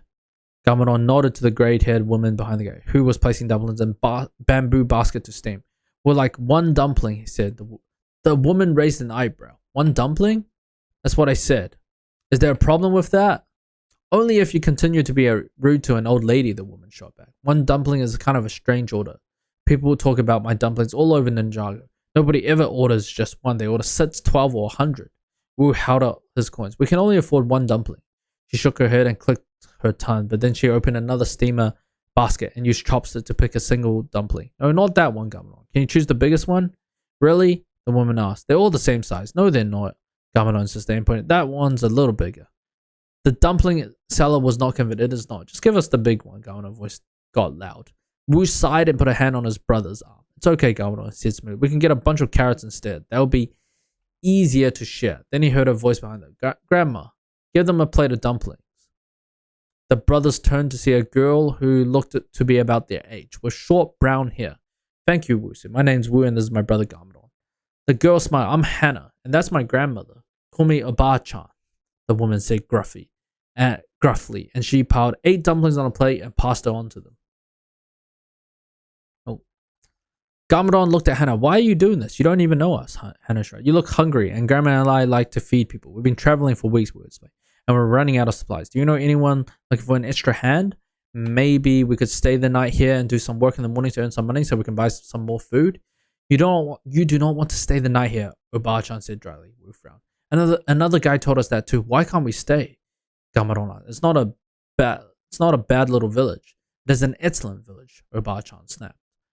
But it is not a good time for visitors to stay. I don't get it. You have great food and the flowers are in bloom. If we went on a journey, we'll stay here for a few days. Oba-chan looked at her grandma. These are nice boys, the woman said. Should we tell them? Hannah nodded. Our villager is in danger, and they should know it. Gamadon perked up. Danger? What danger? People have been disappearing, Hannah explained. My own brother went missing 2 weeks ago. Some said he left to move to the city, but he wouldn't have left us without saying goodbye. More people have vanished since then. The villagers swear that. Enough, Hannah, Oba-chan said. This is all these boys need to know. They should leave before night falls. And where will they go, Hannah asked. The next village is nearly a day's journey away. They'll be safer here. Well, we're ninja and we're not afraid, Gamadon informed them, and he spun into a dashing ninja kick to prove it. Okay. Hannah looked them over. They each wore gi loose pants with a lightweight shirt on top, tied in front, perfect for ninja battles. Is that what you are? She asked. I was wondering why you were wearing pajamas. These aren't pajamas, Gamadon snapped, his voice rising. Yes, we're ninja, Wu said. And my brother's right. We're not afraid to stay here. Do you have any place we could sleep tonight? You can sleep in my brother's room, right, Grandma? Hannah asked. Obachan snored. Come on, Grandma. If they are what they claim to be, they'll be fine. And maybe they even help keep us safe too, Hannah nodded. Obachan finally agreed. It's settled, Hannah said. You're staying with us. Now eat your dumplings before they get cold. The brothers didn't know. They quickly downed the delicious dumplings. When the sun began to set, they helped Hannah and Obachan pack up the market stand and brought it back to their cottage. The pretty white house had a flower garden in the back. Hannah led them inside and up to a room on the second floor. There's only one bed, but there are extra blankets, so one of you can have the floor, she said. Thank you, Wu said. We really appreciate it. Yeah, thanks, Gamadon echoed. Then he jumped onto the bed. Mine. No fear. Wu jumped in next to him. You can't just call it like that. Can too, Gamadon said. Well, this bed is really comfortable. I'm not leaving, Wu said. We can share. Fine, Gamadon said. Fine, Wu echoed. The brothers squeezed onto the bed, back to back, but as tired as they were, they couldn't seem to fall asleep. Wu kept running the conversation with Hannah and Obachan over and over in his mind. Do you really think something weird is happening in this village? Wu asked. Probably not, Gamadon said. This place is in the middle of nowhere. I bet everyone is just leaving for the big city. Hannah didn't think that was what happened, we pointed out. Well, she probably just didn't want to believe it, Gamadon said with a yawn. Then the 5 days of walking caught up to them, and the brothers drifted off to sleep. Wu dreamed he and Gamadon found a tea plant, a huge plant with leaves that wriggled like snakes. They cut the plant at the stalk and stuffed it into the tea kettle full of water. Then they boiled the tea, and Wu poured some into a cup and gave it to Gamadon. Drink up, brother, Wu said. You'll be better in no time. Gamadon sipped. Wu waited. Did it work? Wu asked. Is the evil gone? Gamadon didn't answer. His eyes glazed over red, then began to glow. Gamadon began to grow bigger and bigger and bigger. Oh no, brother, what's happening? Wu cried. Somebody help, help, help. Wu woke up, shaking. He looked over at his brother who was snoring peacefully next to him. Then he heard, help, help. The sound was no dream. It was coming from outside. Wu shook Gamadon. What is it? Something's wrong. Wu ran to the window and Gamadon followed him. Outside, a group of what looked like kids, or were they tiny men, were carrying a man more than twice their size down the street. What the fuck? Help! They've got me, the man yelled. Wu jumped out of the window. Ninjago! Gamadon followed Wu. The two began to whirl like tornadoes, and then they hit the ground like spinning tops. They crashed into the group of tiny men, knocking them over like bowling pins. The man they had been carrying fell to the ground with a thud. The little men charged at Gamadon and Wu. Five of them grabbed Gamadon by the legs and pulled him down. Hey, get off me, Gamadon cried, pushing them off it.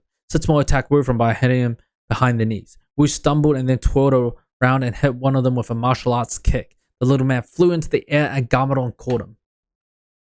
Okay, what the fuck are they? They're like little puppets? Gotcha, he yelled. Then he gasped and dropped him. It's a puppet. They dropped Puppet, jumped back to his feet, and started kicking Gamadon in the ankles. Hey, quit it, Gamadon yelled, and he kicked the puppet, sending it flying. What do you mean, it's a puppet? Wu asked. He picked up one of the tiny men who was attacking him with kicks and punches. The kidnapper in his hands had clearly been carved out of wood. His eyes were blue glass marbles. Then the eyes blinked, and the puppet's mouth began to move. Wu let him go, shocked and surprised. The puppet ran off. The other puppets followed him. Wu looked at Gamadon. I don't get it. Those were definitely living puppets, right? Gamadon nodded. It sure looks that way. We need to get to the bottom of this, Wu said, and they charged after the puppets who were fleeing into the woods. Suddenly, Wu felt his feet slipping out from under him. Whoosh. The next thing he knew, he was hanging upside down from a tree branch. The right ankle ensnared in a thin rope. Yikes, Gamadon yelled next to him, and Wu realized that his brother had suffered the same fate. The boys quickly swung themselves upright, grabbing onto the tree branches above them. Then they untied the snares and raced into the woods. There was no sign of the puppets anywhere. We'd better head back, Wu said as they stopped to look around. We could easily get lost here. Gamadon frowned. I hate to let them get away. From the looks of it, these weird puppets are responsible for the missing people in this village, Wu said. Before we look for them, we need to find out what's really been going on. I have a feeling that Hannah and Obachan didn't tell us the whole story. Gamadon nodded and the boys headed back to the village. Several of the inhabitants had come outside and gathered around the miserable man the puppets had tried to kidnap. Hannah was one of them. She ran up to Wu and Gamadon. Thank you for saving Kenji. About that, Gamadon. You could have told us there were creepy living puppets running around at night. I didn't think you would believe us, Hannah explained. Why don't you tell us exactly what's been going on, Wu asked. Hannah nodded. Let's go inside. Obachan had a pot of hot tea waiting for them, and she beamed when she saw the brothers. I don't like to be wrong, but I always meant when I am, she said. It's a good thing Hannah convinced me to let you stay with us. You saved our neighbor. You are truly our ninja. You are truly the ninja you say you are. Now come, have some tea, please. They sat around the kitchen table and Obachan poured the tea. Wu suddenly remembered his dream and turned pale. Are you alright? Obachan asked. Wu shook off this creepy feeling he had. Sure, I'm fine. Just remember a weird dream I had last night. Gamadan looked at his brother. Yeah, I had a weird dream too. Was it the same as mine? Wu thought. Was I in it? He asked. Would you two like to discuss your dreams, or would you like to know what's been happening? Obachan asked. We definitely need to know what's going on, Wu replied. Tell us about those strange creatures that tried to kidnap Kinji. They looked like puppets carved from wood, but they were alive. Hannah nodded. That night, my brother Shin went missing. A little girl, she said she saw puppets take him, but nobody believed her. I didn't even believe her. Then the next night, Father Ichida's wife was taken. Obachan continued. His poor daughter said he followed them but never came back. Wu shivered. Creepy. It gets even creepier, Hannah said. The next night, I saw the puppets running away from old man Jiro, and two of the puppets looked exactly like Farmer Uchida and his wife, only smaller, and they were wearing the same clothes they'd been taken, only smaller, Gamadan said with a smirk. Hannah shuddered. It's not funny, it's creepy, like someone designed these puppets to look like the people we know. I tried to go after them, but... Okay, so from the looks of it, it looks like dark magic to turn these people into puppets, no? But I stopped her, Obachan interrupted. I do not need to lose both my grandchildren. Shin is not lost. I'm afraid to think what might have happened to him, but I know somebody's kidnapping people and then puppets are showing up that look like the kidnapped people. What all that means, I'm not sure, but I'm going to find out. She looked at the brothers. Will you help me, she asked. We would love to, but we're on a very important journey, Gamadan said. We got to leave this village tomorrow. Hannah's eyes narrowed. But you said you were looking to do some work so you could buy supplies. Help us and we'll give you all the supplies you need. You don't have to give us anything, Wu told her. We'll help you because it's the right thing to do, right, brother?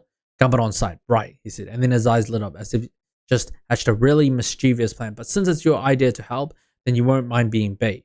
Wu's stomach sank. If Gamadan was planning it, it couldn't be good for him. Bait for what?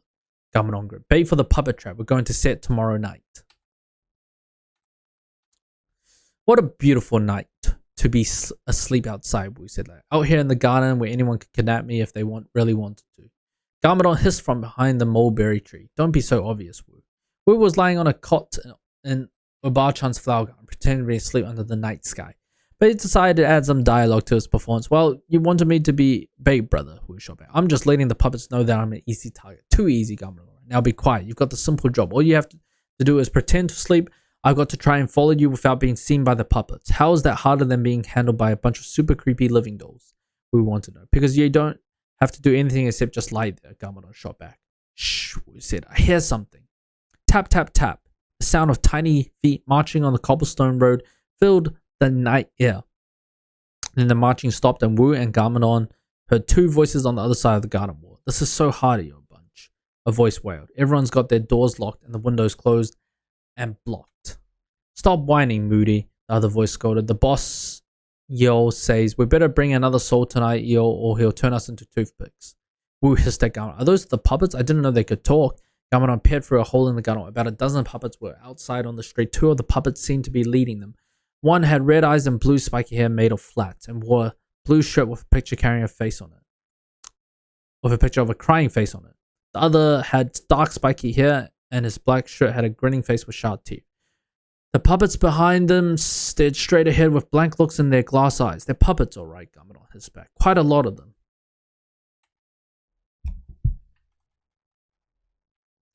The two lead puppets kept talking. How can we bring the boss, CEO, a new soul if the ninjas are in town? Bunch? Asked Moody, the blue-haired puppet. We're not strong enough to fight them or clever enough. He motioned to the puppet. This new batch of souls is about as smart as a pile of logs. Wait, why do they keep talking about souls? I thought these puppets were some wacky magic trick. Is there some more going on? You know that's how the boss works, Bunch reminded him. He has to use his magic on them to control all the new souls. Only you and me are loyal to the boss because we was badio to begin with. That's why he put you and me in charge. He knows we can count on the two of us. And those other puppets will listen to us. I'm telling you, we're going to fail the boss again, Moody moaned. We'll never be able to kidnap anyone tonight. Gamadon picked up a pebble and tossed it at Wu's shoulder. Wu, say something, Gamadon hissed. But I thought you said we keep quiet. Forget it, Gamadon. Just make some noise so they find you. Wu cleared his throat. Oh boy, I wonder what if it's a good idea to be sleeping outside tonight. What if something happens to me? Gamadon heard the two puppets leaders talking in low tones. Then there was rustling in the bushes. Bunch entered the garden first, followed by a line of puppets. One wore a farmer's straw hat. The Nets wore a dress with an apron. Another one had a white hair, and yet another had a dark hair and carved face that reminded Gamadon of Hana. Could that be the farmer and his wife that Oba-chan had told us about? Gamadon thought. And could that dark-haired one be Hana's brother? Unlike Bunch, the other puppets marched stiffly. Moody, the blue-haired puppet, pushed through the bushes last, where it was lying perfectly still. He closed his eyes and pretended to sleep. It's one of those ninja guys, Bunch said in a loud voice. The boss is going to love this. Wait, what if it's a sneaky old trap? Moody asked nervously. You worry too much, Bunch said. Come on, let's grab him. All the puppets rushed forward towards Wu, covering like a swarm of killer bees. Gamadon had to restrain himself from stopping them, but everyone had agreed it was important to see where the puppets were taking the kidnapped people. Tie him up, yo, Buncho cried, and the puppets worked quickly to wrap rope around Wu from head to toe, back to the lair. Moody yelled. The puppets deftly hoisted Wu above their heads and carried him out on the garden on their tiny legs. Help, Wu said in a flat voice, pretending to wake and then pretending to resist. Stop, let me go. Gamadon followed them swiftly and silently, staying in the shadows. The puppets carried Wu into the woods. After a few minutes, the green juniper trees gave way to a section of woods with black bark and gnarled twisted branches with black leaves. Gamadon shivered. The air felt colder here. The puppets finally stopped at a round wooden door over a hole in the ground. Bunch and Moody pulled it open, and puppets carried Wu inside. The door shut behind them. Alright. Gamadon waited a few seconds, and when he thought it was safe, he ran to the door and opened it. It led to a tunnel. He saw tiny puppet footprints in the dirt and followed them. It was a pitch black in the tunnel, and he could see dim light in the air. When we reached it, he pressed himself against the wall so he wouldn't be seen. Then he cautiously peered out to see where the tunnel led. Okay. A large cave opened below. More of the living puppets were there, more than Gamadon could count. The creepy creatures moved silently around with blank expressions on their faces. Suddenly, a tall figure floated out of the shadows. The figure looked like a man with wavy black hair and white glowy eyes. A medallion with a spiral pattern hung around his neck. He wore a long black robe where his feet should have been. There were 4 black tentacles that carried him across the floor in a wavy motion, making it look like he was hovering just above it. Then Gamadon realized something else. It's like his body is made of shadow, Gamadon thought. And he felt a sudden pang of fear. Is Wu in real danger? What cells have you bought for Tanabrats tonight? The dark figure asked. The puppets carried Wu over to their master, and a crooked grin spread across his face. You bought me a ninja, Tanabrat said. Well done. I spotted him first.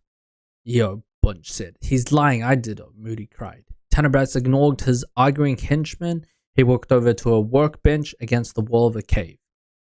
As Gamadon's eyes adjusted to the darkness, he studied the items on the bench. A pile of wooden puppets with crudely carved faces with no eyes. Stacks of materials, and old sewing machine. How exciting. I have just the right materials to craft a ninja puppet, Tanabrat said. He will be an excellent addition to the army. Gamadon couldn't believe what he was hearing. He had been convinced that the puppets were just moving by magic somehow. Was this Tanabrat's guy somehow actually turning people into puppets? No, it can't be, he thought. Wu suddenly sprang out of the arms of the puppet, shedding the rope that bound his arm. The game is up, Tanabrat, Wu yelled. Gamadon shook his head. Not yet, Wu. We need to see what this guy is really up to. But Wu started to launch into a spin. Ninja Tanabrat held the medallion around his head with one of the spiral patterns on it. He began to speak strange sounding words. The medallion glowed and the spiral pattern began to spin. Gamadon recognized the language from lessons with his father. It sounded like the ancient language of the Jinn, a mystical being from the realm of Ninjago, but he didn't understand any of the words. Wu slowly stopped, his eyes locked to the medallion. Gamadon instinctively looked away. He cautiously looked back without setting his eyes on the medallion, and he saw his brother's freeze. Wait, so this guy's a Jinn, bro, a D-Jinn. Alright, Wu, Gamadon moved to help him, and then stopped as a strange feeling came over him. Wu is always trying to tell you what to do. A little voice said. Just have a little fun with him and see what happens. Garmadon tried to push the thought out of his mind. No, I should help him, but it was too late. Tanabrats held up one of the black wooden puppets.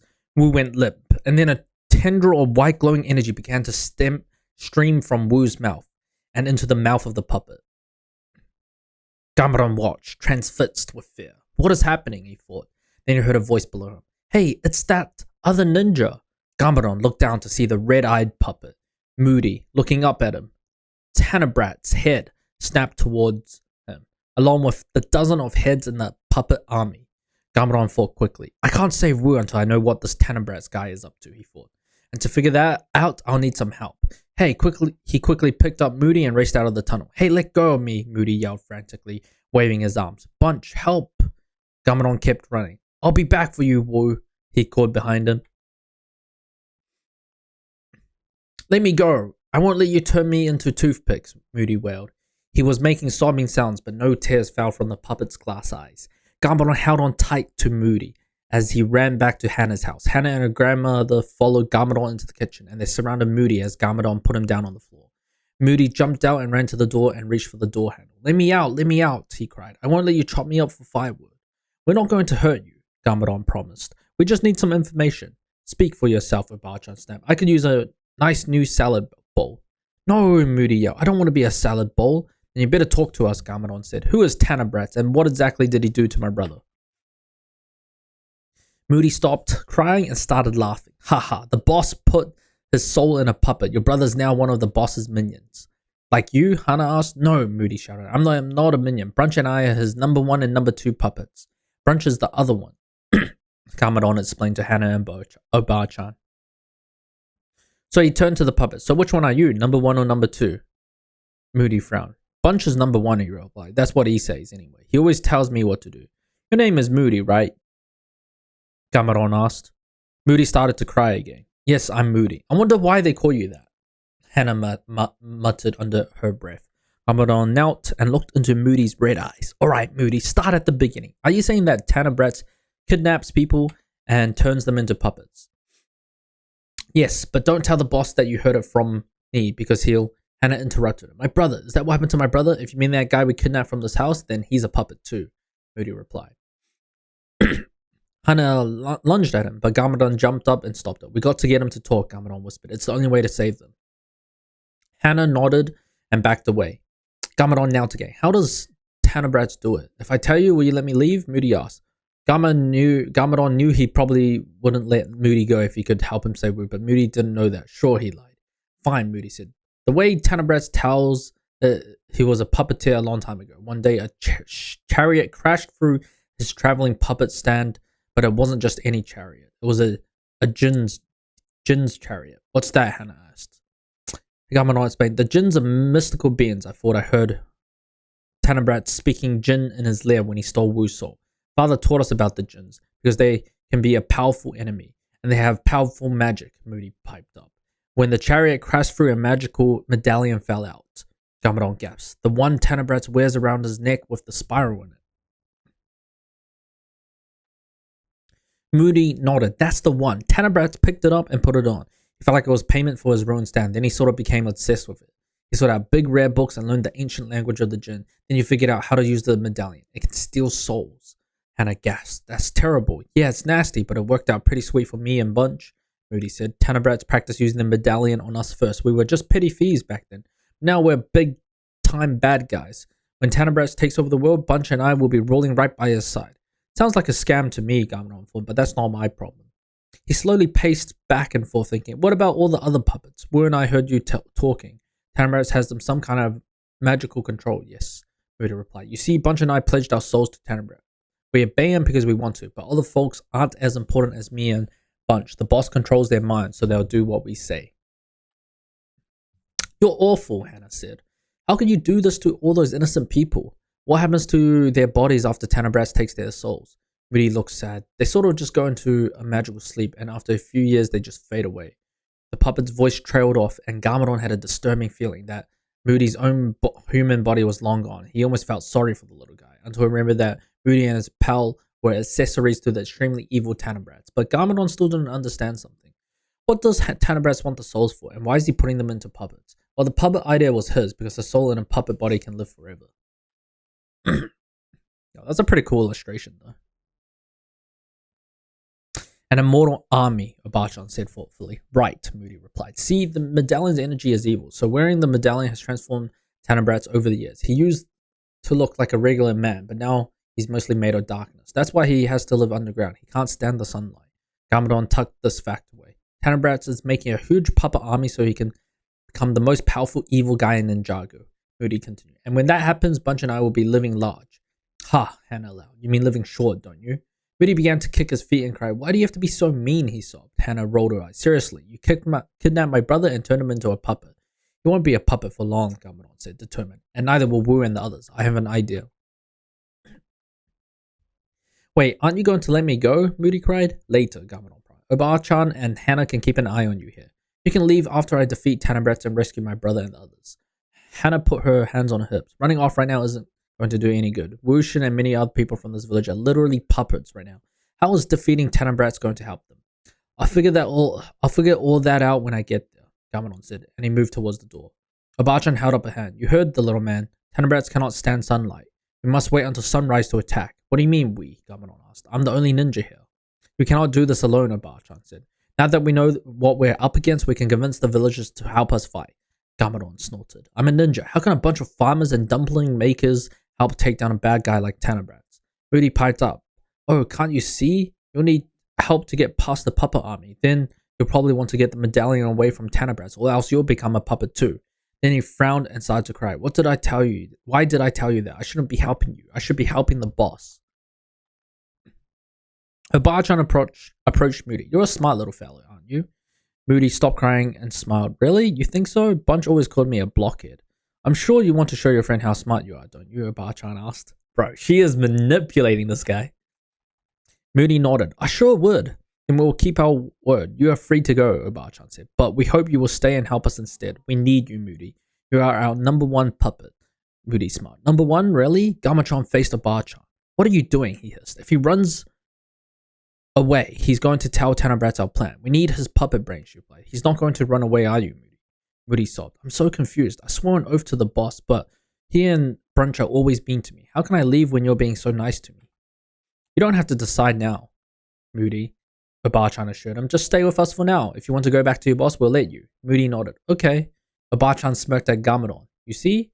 There's no time to waste, Hannah interrupted impatiently. Let's go wake up some villagers.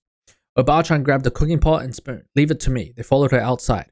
Obachan banged the spoons against the pot. Wake up, everyone. Let's go save our loved ones. Now is the time.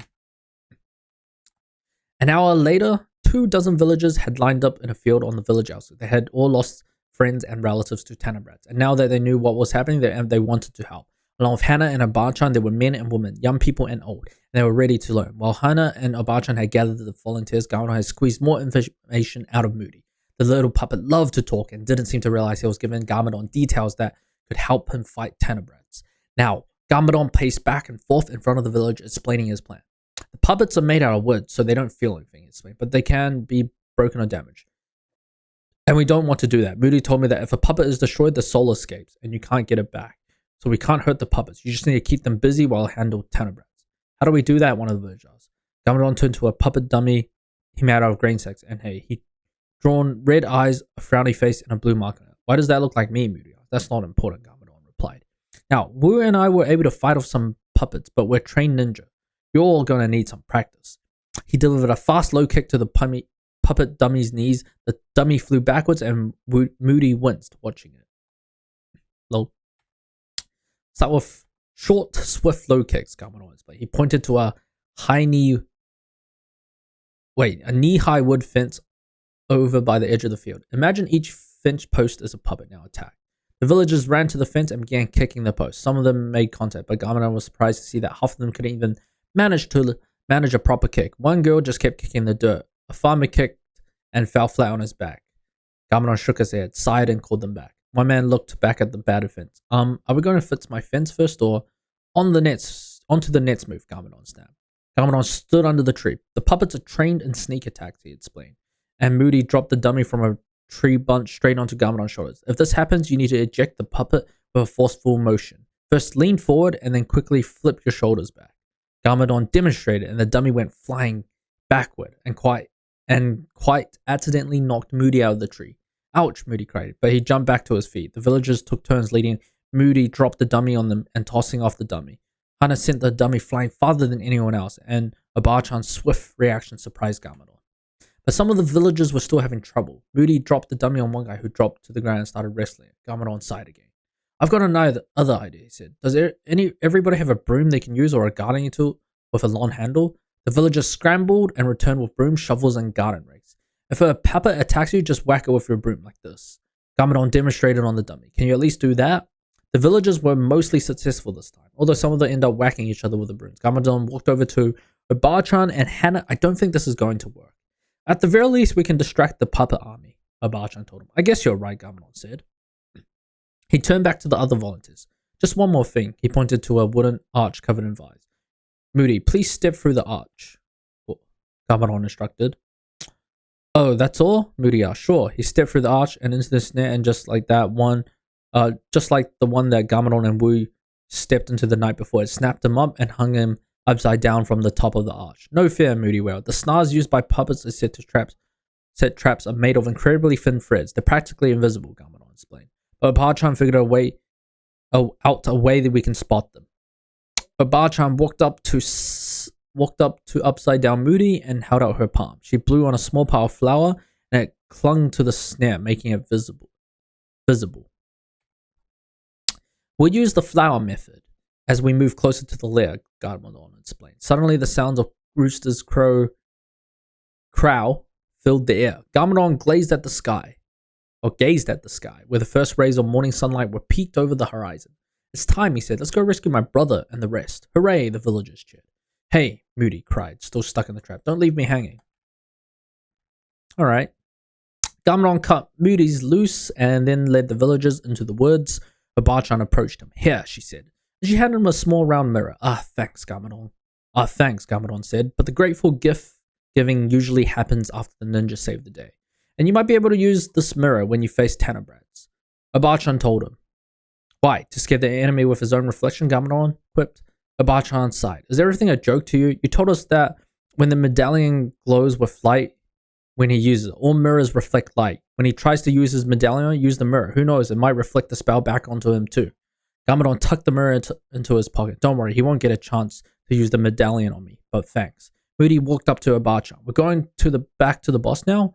I still don't know what to do. Just imagine, Moody, Abachan said. Think about how impressed Bunch will be when he sees that you are our number one puppet. He won't be able to boss you around anymore. Or bop me on the head, Moody added. Or threaten to sharpen my head and turn me into a pencil or call me a blockhead. Abachan nodded in sympathy. How did you put up with that all these years? Moody shrugged. I don't really have a choice. I had to stick with Bunch to get the payoff. How long ago did Tanabrats promise you that you'll be ruling the world with him? She asked. Moody sighed. A long, long time ago. Abachan patted him on the back. I'm sorry that your boss hasn't kept his promise to you. I don't think you owe him any loyalty, but that's your choice, Moody. My choice, Moody asked. Bunch and the boss always tell me what to do. Maybe it's time for you to be your own boss. Abachan's voice trailed off. Dude, she's such a fucking manipulator. Holy crap. The village commando had reached the stand of gnarled black trees. Some of the volunteers held back. This place is really spooky. Maybe we're not ready for this, added another. Hana faced them. Our friends and family need us. We're not backing down now. Garmadon motioned for everyone to quiet down. We're getting closer to the lair, he said, and I think Tanabrats it's probably expecting us. There was a rustling sound in the trees overhead, and Hana looked up. Puppets, she yelled. 3 dozen puppets dropped down from the trees, landing on the shoulders or sits of the villagers. They began punching the villagers and smacking them with wooden clubs. Remember your training, Garmadon yelled. The villagers flung the puppets off them and sent them flying. The puppets jumped to their feet and charged the villagers, shaking their clubs. Puppet kick, Garmadon cried. And the villagers kicked at the puppets, holding them at bay. Now keep them busy, Garmadon ordered. That's the rest of you. Let's move. Damn. But I'm surprised we're not like grabbing baskets or nets or something. Because I feel like they could easily be entangled in that stuff, no? They ran through the trees. More puppets dropped and more villagers fell back, battling the puppets. Suddenly, something whizzed past Garmadon's ear. It fell to the ground and he picked it up. A tiny arrow. Huh? He looked down at Moody's. Arrows too? You didn't mention anything about arrows. Moody shrugged. I've never seen them before. The bus must be trying something new. Great, Gamadon muttered. Hannah scanned the forest, then she pointed. They're shooting at us from the top of that... on top of that flat rock there. Abachan held her broom out in front of her. I got this. Hannah, keep going with Gamadon and Moody. The rest of you, follow me. Then she ran towards the rock, shielding herself from her with the bristles of her broom. Charge! Gamadon, Hannah, and Moody raced ahead until they reached the door in the forest floor. It was open. They're waiting for us, Gamadon said. Moody stopped in his track. What have I done? Abachan and Hannah were so nice to me and made me feel like number one. But when Tenebras learns I've helped you, I'll be toothpicks. I'll be firewood. Gamadon put a finger to his lips. Shh, this might be a trap, but I'm not scared. Wu was inside there somewhere, and I'm going to rescue him. You two can stay back if you want. No way, Hannah said. I'm going with you. My brother is in there too, remember? She knelt and looked Moody in the eyes. You've helped us a lot, Moody, she said. You're definitely our number one puppet, but you don't have to go in there. Go hide somewhere. We'll take care of Tenebras. Moody frowned, then he smiled, then he frowned, then he smiled. It looked like a little puppet didn't know what to feel. Finally, his mouth stopped in a straight line and he nodded. I'm your number one puppet. I won't hide, he said firmly. Good for you, Moody, Hannah said, and she stepped through the doorway and climbed down. Moody followed her into the hole. Gamadon climbed down after them. His eyes began to adjust to the gloom. Wait, yeah, okay. We better check for snares, Moody whispered. Hannah took some flour from a pouch hanging from her belt and blew on it. The powdery white ground settled on the floor. No snares, she said. They moved forward a few more steps. Hannah blew on the flour again. All clear, she reported. They moved farther into the tunnel. Hannah blew the flour into the air a third time. Achoo! A flour-covered puppet stepped out of the darkness. What's wrong with you, the puppet? Bunch, Moody cried. Bunch shook the flour off himself. Moody, nice work letting yourself get captured like that, but what else would I expect from a blockhead like you? I'm not a blockhead, Moody replied. I'm smart. These guys think so, and they're asking for my help. They're just using you, Bunch said. Once you're done helping them, they'll build furniture with you. You'll be an ugly footstool. That's not true, Hannah said. Moody's been a big help to us. We just want to get our family and friends back the way they were. Then Moody can do whatever he wants. Moody's eyes glowed. I can? Hannah smiled at him. Sure. Bunch bopped Moody on the head. Knock it off, you blockhead. Help me battle these two so we can make the boss happy. Moody bopped Bunch on the head. I'm tired of making the boss happy. Maybe I want to be happy. The two angered puppets lunged and knocked each other over. Bam. Ow. Poof. They rolled around the tunnel floor, fighting. Gamadon noticed motion to Hannah. Come on. They ran along the rest of the tunnel until they reached the underground lair. Where's Tenebras? Hannah asked. A figure stepped out of the shadows. Not Tenebras, but a puppet as small as the other puppets, with white blonde hair, wearing a ninja gi. Gamadon gasped. Wu? He asked as the puppet came closer. Wu, it's me, Gamadon. Are you in there? Let me help you. The Wu puppet launched into a Spinjitzu tornado. Damn, that's crazy. Wu is attacking me, Gamadon thought, but how can I fight him as a puppet? I don't want to hurt. Bam, the puppet Wu collided into Gamadon, knocking him off his feet. Before Gamadon could react, Wu had picked him up by the ankles and flipped him over. How can you be so strong? You're just a log in a wig. Gamadon yelled, jumping to his feet. Puppet Wu didn't respond with a funny quip like Ninja Wu would have. His glass eyes stared blankly from his carved wooden face. Then he did a handspring flip and landed in front of Gamadon. Whack, whack, whack. He spun around, pummeling Gamadon with spinning kicks. That does it, Gamadon yelled. He grabbed Puppet Wu by the wrist. Hi-ya! He tried to flip Puppet Wu, but the wooden puppet's wrist was thin and slippery, and Gamadon lost his grip. Puppet Wu did 3 back flips and charged Gamadon again. This time, Gamadon scooped him up with both arms. Then Puppet Wu chomped down on his wrist, and Gamadon let go. Ouch, Gamadon yelled. What kind of puppet has teeth? Puppet Wu attacked. Gamadon kicked him away, cringing as his brother's puppet body slammed against the wall of the lair. Ain't not bad. I can't fight him, Gamadon said. It's too risky. If I accidentally destroy the puppet's body, Wu's soul will escape. Hannah frowned, seeing Gamadon's doubt. Her mind searched for a solution and found it. She darted across there, opened the lid of a wooden trunk, and pulled out the contents. Gamadon, use this, she urged. Gamadon understood her plan. Got it. He ran over to the open trunk and stood in front of her. Puppet Wu was back on his feet. Come get her, Wu, Gamadon called. Puppet Wu raced across the lair. When he got close to Gamadon, he jumped up and spun into a kick. Whoosh. Gamadon swiftly moved left. Puppet Wu jumped right into a wooden trunk. Slam. Gamadon shut the lid and latched the trunk. Nice, Hannah said. Thanks for the idea, Gamadon replied. Puppet Wu began kicking the trunk from the inside. Can you stay here and keep an eye on my brother? Gamadon asked. I need to find Tenebras. Hannah pointed. My guess is he's behind that door. Gamadon turned to see a door made of black wood with strange symbols carved into it. Right, Gamadon said. Then they heard the commotion from the tunnel, the sounds of lots of tiny feet. Lots of tiny feet. That sounds like the puppets, Hannah said. Better hurry. Gamaron moved to the door and stepped into the room lit with white candles, burning in candelabras. In the flickering light, he could make out what looked like people, rows of them, sleeping on cots. A sparkly, magical-looking mist hung over them. Holy fuck. Bro, it looks like a goddamn, like, you know, a fucking hospital with everyone dead. He looked closer and realized something. The people looked like the puppets. There was the farmer and his wife, the old man, and the boy who looked like Hannah. Moody's word came back to him. They sort of go into a magical sleep, and a few years they just fade away. Panicked, Gamaron looked for Wu, and he saw his brother lying motionlessly on a cot, his eyes closed. Gamaron ran over and shook him. Wu, are you alright? A laugh echoed through the room, a cold, evil laugh that made the hairs on Gamaron's neck stand on end. He turned to see Tanabratz, his strange eyes glowing, and the tendrils of his shadowy form slowly waving. Fits them, Gamaron yelled. You hear me? Fits them all right now.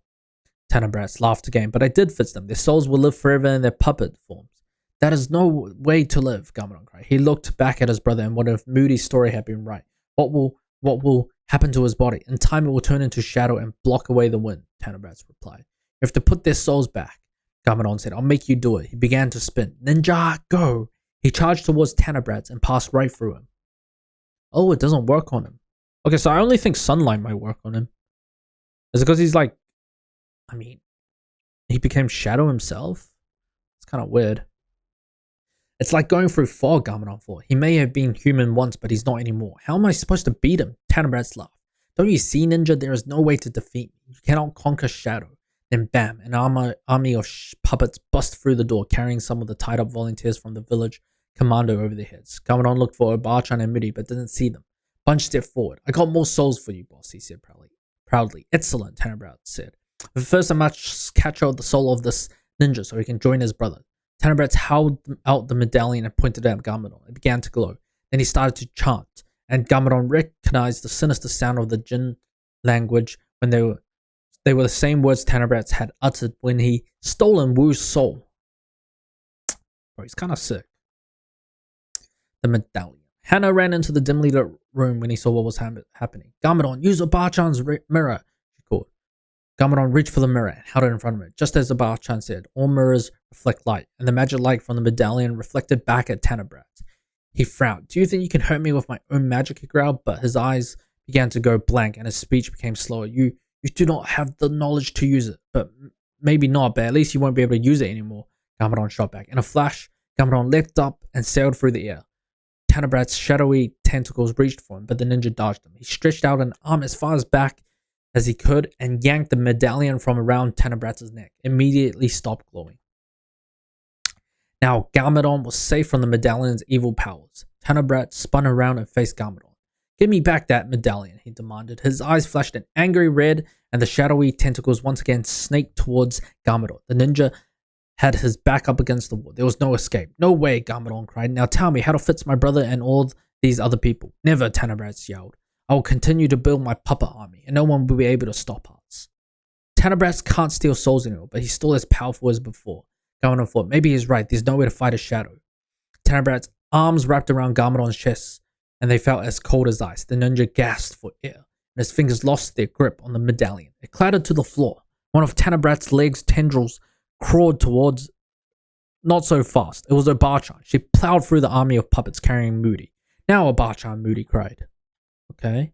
Obachan tossed Moody into the air, sailed up over the head of Tanabratz and grabbed a handle in the ceiling. Bunch tried to jump up to stop him. No, Moody, not the hatch. Moody smiled. I'm no blockhead, he said, and he yanked on the handle and tumbled to the ground. Sunlight steamed through the open hatch and hit Tanabratz. Very nice. I mean, why is there such an obvious weak spot in this cave? That makes no sense. No, he wailed. Tanabratz's tendrils curled back towards his body. Gamaron felt the air rush back into his lungs. He quickly picked up the dropped medallion. Tanabratz's body began to dissolve into wisps of smoke. His eyes widened in shock. No, he cried. This can't be happening.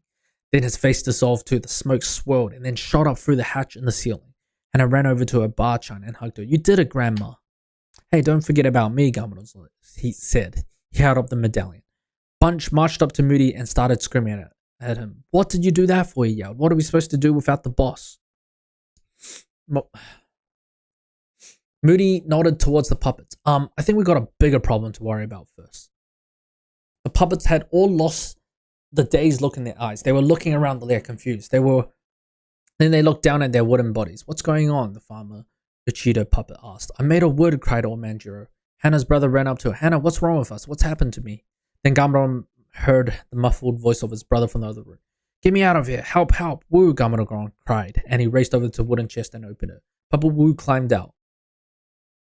Gamadon, Papa Woo cried. Tanabras turned me into a puppet, I know, his brother replied. We took care of Tanabras, but now we have to figure out how to get your souls back into your body. My body, Papa Woo said. Where is it? Is it okay? In the other room, Gamadon said. And Papa Woo hurried past him, running on his tiny legs. Gamadon couldn't help it. He laughed. Woo spun around. What's so funny? You're kind of cute this way, Gamadon said. Are you sure you want your body back? We could come up with some great ventriloquist act together. I bet we could be famous. There is nothing funny about this, Woo said, and he marched into the other room. All the puppets were standing by their bodies, staring sadly at them. Hannah leaned over her sleeping brother, and Abachan wrung her hands. What are we going to do? She asked. We can't leave them like this. Why not? Bunch piped up. Moodin and I have been puppet for years and years and years. It's not so bad. Papa Woo walked over to the puppet henchman. When Tanabrat stole my soul, I heard him say some words, Papa Woo said, and he shuddered at the memory of a soul leaving his body. They were in the Jinn language, right? That's right, Bunch responded. The medallion used to belong to the Jinn. How did he learn the language? Did he have a book? Papa Woo asked. Moody's eyes lit up. He did, a special book. I know where it is.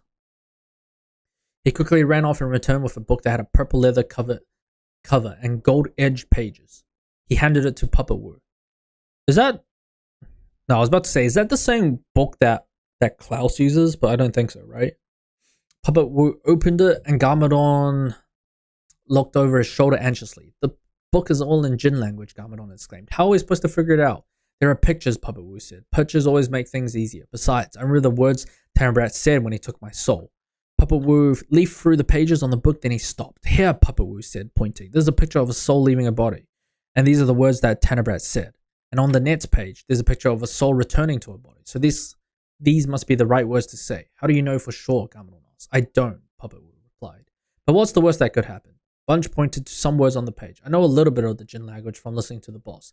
These words mean all souls. So all souls will return to their body if you use the spell. The only problem is Bunch and I don't have our bodies anymore, Moody finished. They disappeared a long time ago. That means you can't do the spell, Bunch cried. It'll be the end of me and Blockhead here. Moody looked at Bunch. You know, Bunch, we've been puppets for a very long time, he said. Then he looked at all the bodies.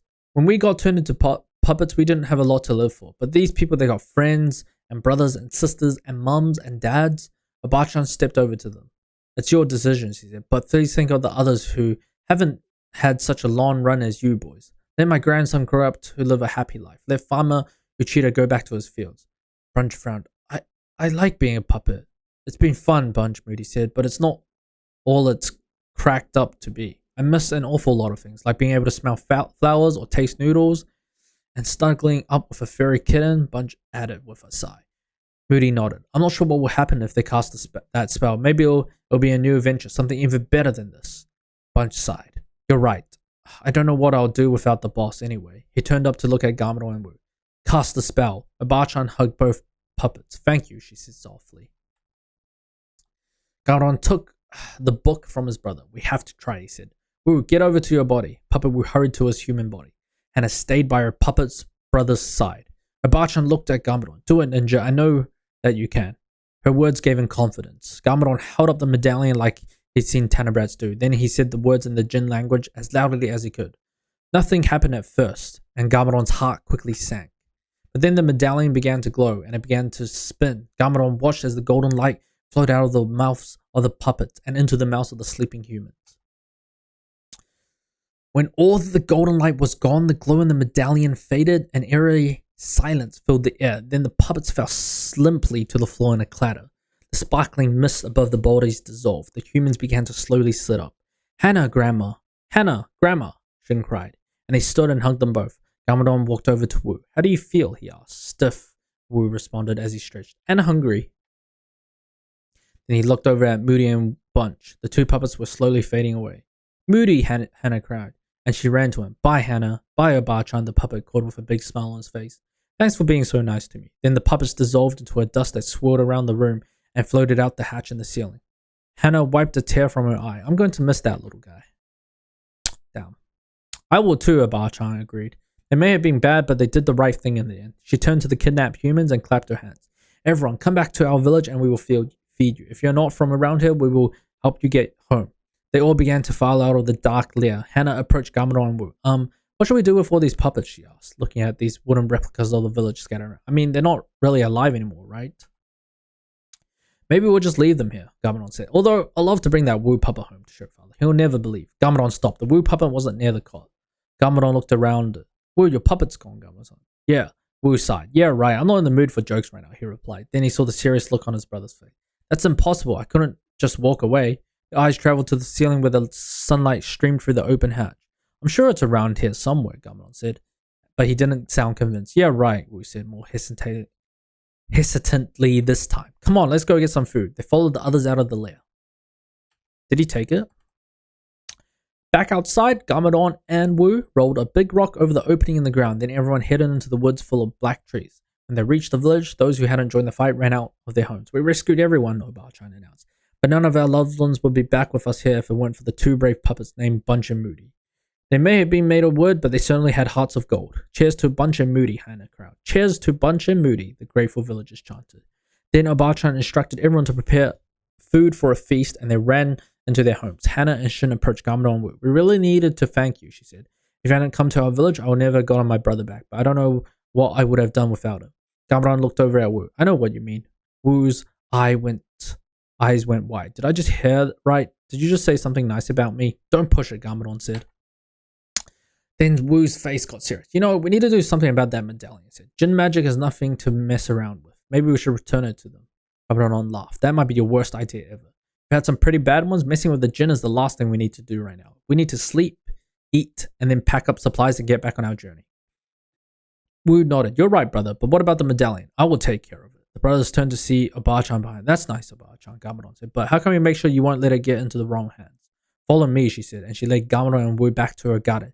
She picked up the shovel, dug a hole, fetched a flour crock from the kitchen, Obachan instructed, and Wu quickly obeyed.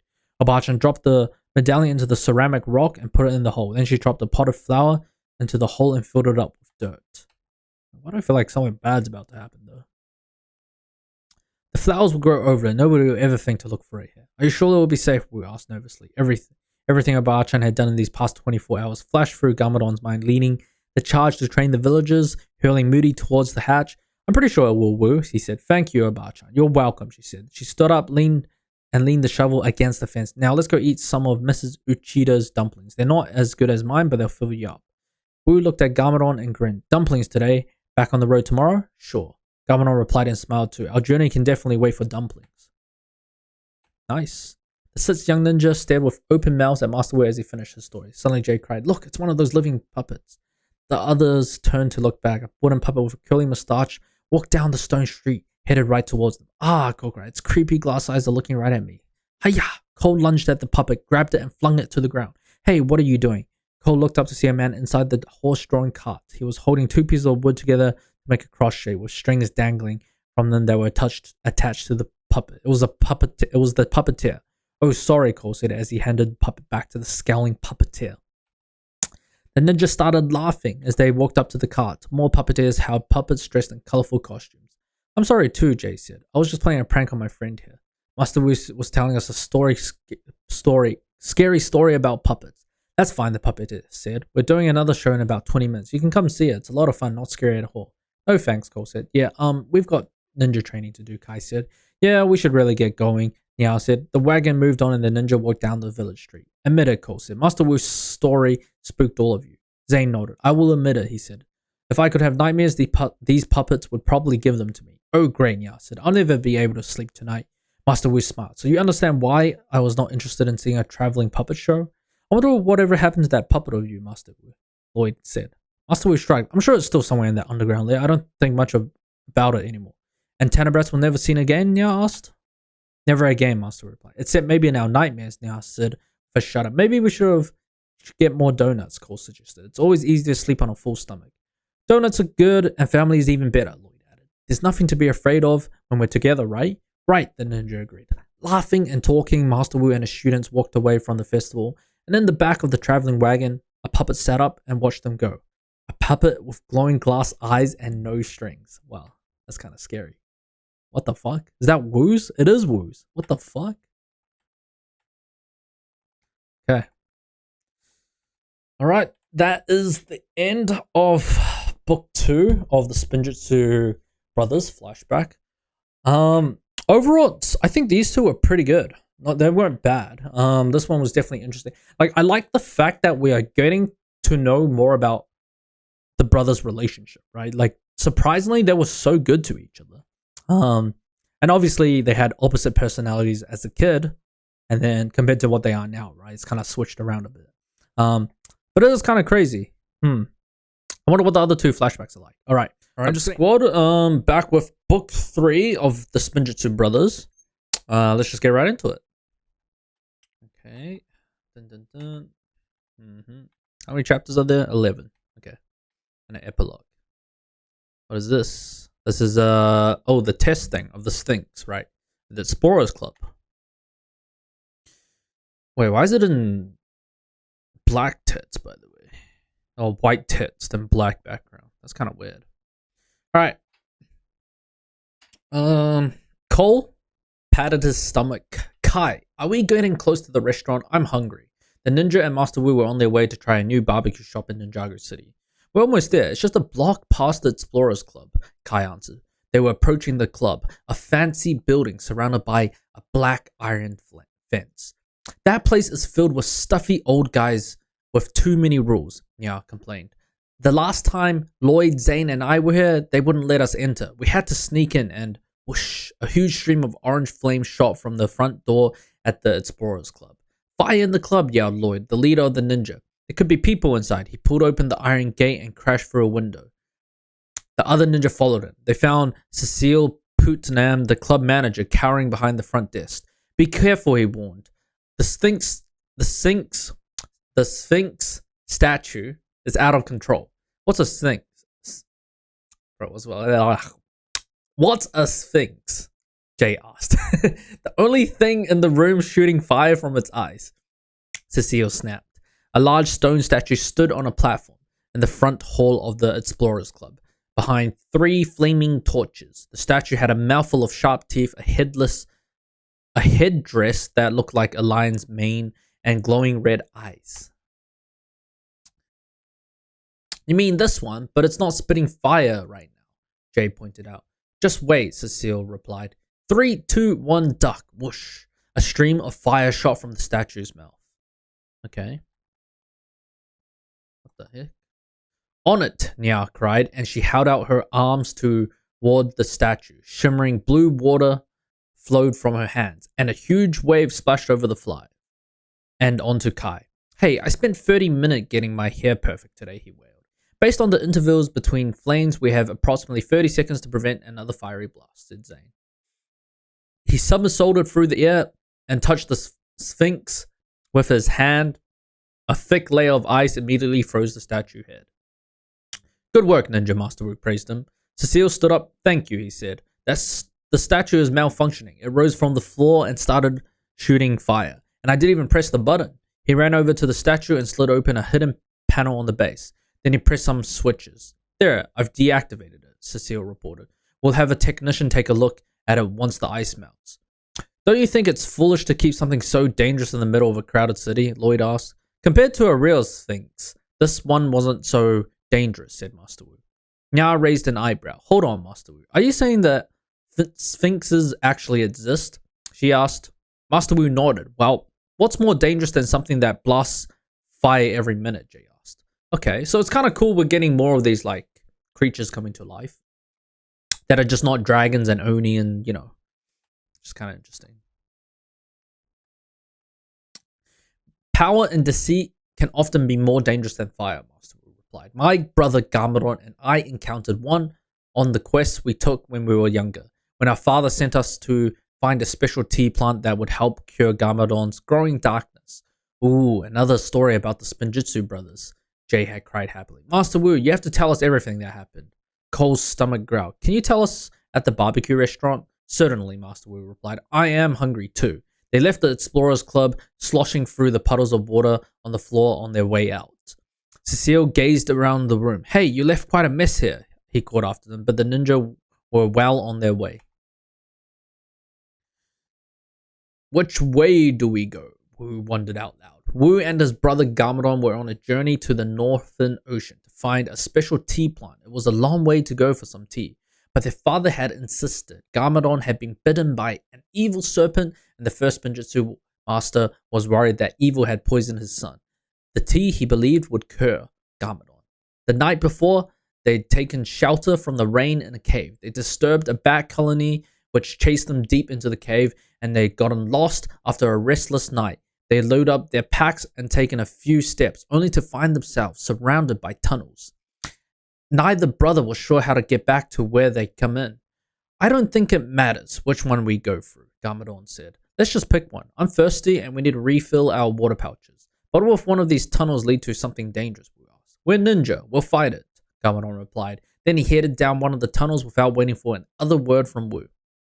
After 5 minutes of jogging through the dark tunnel, a bright light hit their eyes. They emerged into a desert. Wu and Garmadon stared in disbelief at the village spread out before them. Dozens of block-shaped, straw-colored homes were scattered across the sand. A marketplace running through the village featured stores with colorful canopies. People streamed into the marketplace carrying baskets filled with fabric, bread, and fruit. And towering over it was an enormous pyramid made of smooth, gleaming black stone. Wait, black stone? What the fuck? That's kind of sick.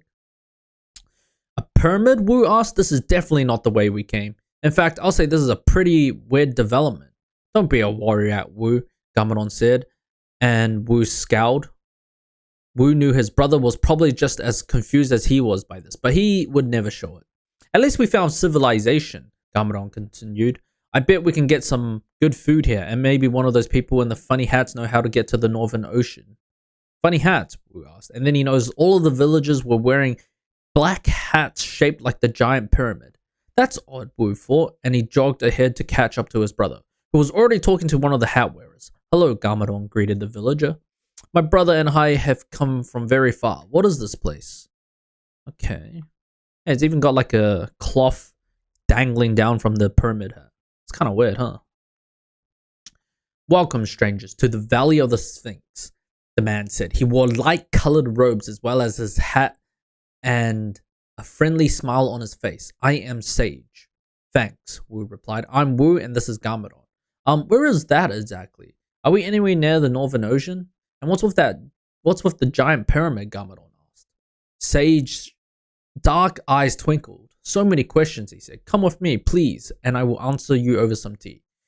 Speaking of tea, do you know anything about a special tea that grows on the shores of the Northern Ocean? Garmadon asked as they made their way through the marketplace. Sage shook his head. I have never left the valley, he said. Then he led them inside a store selling baskets filled with baked treats. A woman dressed in the same hat and robes as Sage was helping a customer. She turned and looked at them. Is there tea, Mina? Sage asked. The woman nodded. I just made a pot. Welcome, strangers. They sat on a colorful rug with Sage, who poured tea into 2 shiny black cups. Both boys forgot about their question as he passed them a plate filled with cakes, glistening with honey. Thank you for your hospitality, Wu said, after filling his belly. Can you please tell us exactly where we are? Sage shrugged. Is that important? We are in the Valley of the Sphinx. We are born here and we never leave here. The Sphinx provides for our needs. What's a Sphinx? Wu asked. She is a marvelous creature who lives inside the pyramid and grants wishes, the man replied. But when she is displeased, she sends out her beetle warriors to punish us. Okay, sounds like a djinn, bro. Does it not? Wu raised an eyebrow. And how do you please this creature? Sage pointed to his pyramid hat. We wear these to keep the Sphinx happy, he explained. They must be worn for the please don't destroy us ritual, which we perform 3 times a day. Does the Sphinx ever come out of the pyramid herself? Wu asked. Never, Sage replied. And none who have seen her have survived to tell the tale. Everything we know from the ancient scrolls. Garmadon frowned. Do you mean to tell me your whole lives revolve around pleasing some monster who might not even be real? Why don't you all rise up and fight? Sage shook his head. Shh, don't let the Sphinx hear you. Garmadon shrugged. I am not afraid of any Sphinx. Besides, if she grants wishes, maybe we should pay her a visit. The villager shook his hat-topped head. It is not worth the risk, trust me. It is too easy to make the Sphinx angry. We don't have time to talk to a mythical magical wish granter anyway, Wu said. Is there another village near here where maybe the Garmadon had jumped up and was jogging off again? Wu sighed. I apologize for my brother's bad manners, he said. Thank you, Sage Amina. Then he took off after Garmadon. We can't seem to agree on anything lately, he thought. Then again, Garmadon and I have never agreed on much.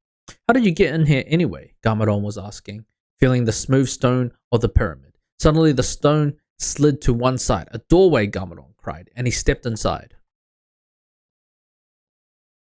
Okay. Wu groaned and followed his brother. Come on, Garmadon. I know these villagers might be telling us a fairy tale, but what if they're not? Even if the Sphinx isn't real, those beetle warriors might be. They encountered a small, square room with smooth black walls. The door slid shut behind them.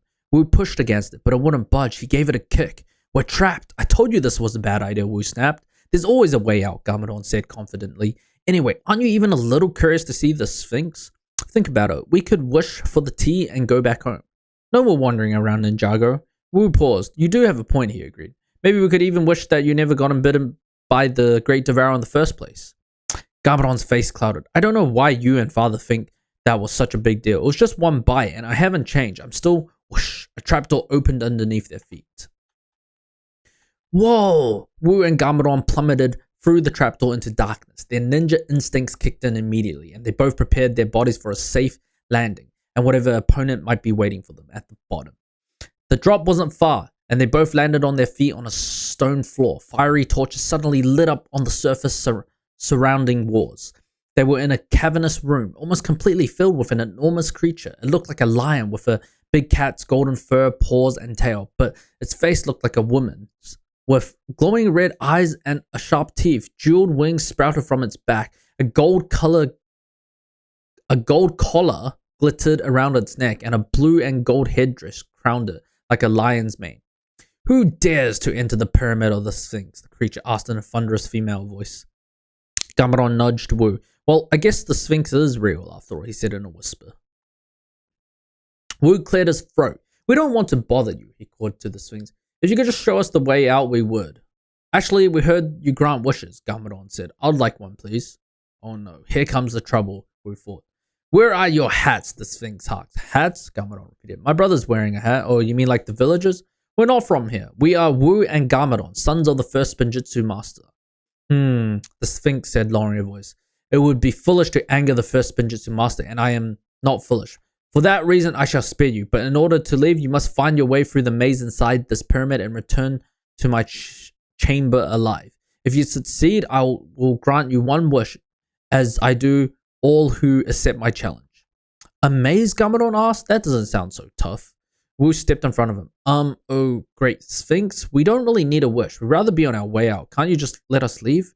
Nobody leaves this pyramid except through the maze, the Sphinx roared. Also, nobody has ever survived the maze. That's why the reward is so remarkable. I don't have a good feeling about this, Wu thought. It sounds like we don't have a choice, he said out loud. You do not. Then the floor opened up underneath them and they fell into the maze.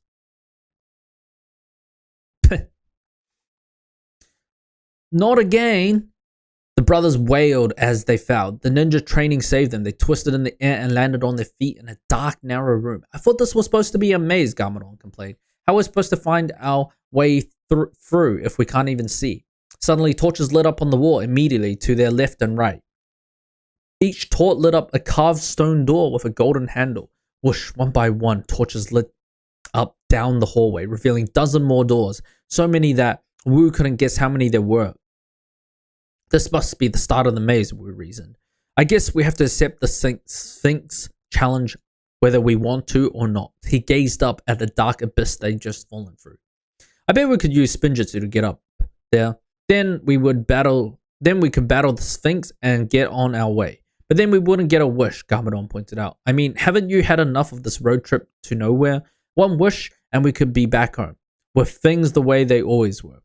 Wu paused. He didn't mind the journey with his brother so much, but the idea that the wish would somehow erase the bite of the Grout devourer intrigued him. Deep down, he worried about his brother and how the bite was affecting him. It would be such a relief to let go of that worry. Well, Wu said slowly. Garmadon grinned. Come on, let's pick a door and get started. He walked to the nearest door, but Wu jumped in front of him. Wait, Wu cried. This has to be some kind of trick. There could be dangers behind these doors. Calm down, brother, Garmadon replied. We've got to start somewhere, don't we? Garmadon pushed aside and pulled on the handle to open the door. Oi! A blood-curdling scream came from behind the door, and Garmadon quickly closed it. Maybe not that one, Garmadon said, and he jogged down the corridor to find another door. Wu followed him. Garmadon, listen to me. Maybe we should. His brother opened another door, and a shower of spears shot out. Garmadon tucked and somersaulted, avoiding them. Definitely not that one, he said, as Wu quickly shut the door. Garmadon ran to a third door on the right, and Wu ninja flipped and landed ahead of him. Garmadon reached the door to the left instead.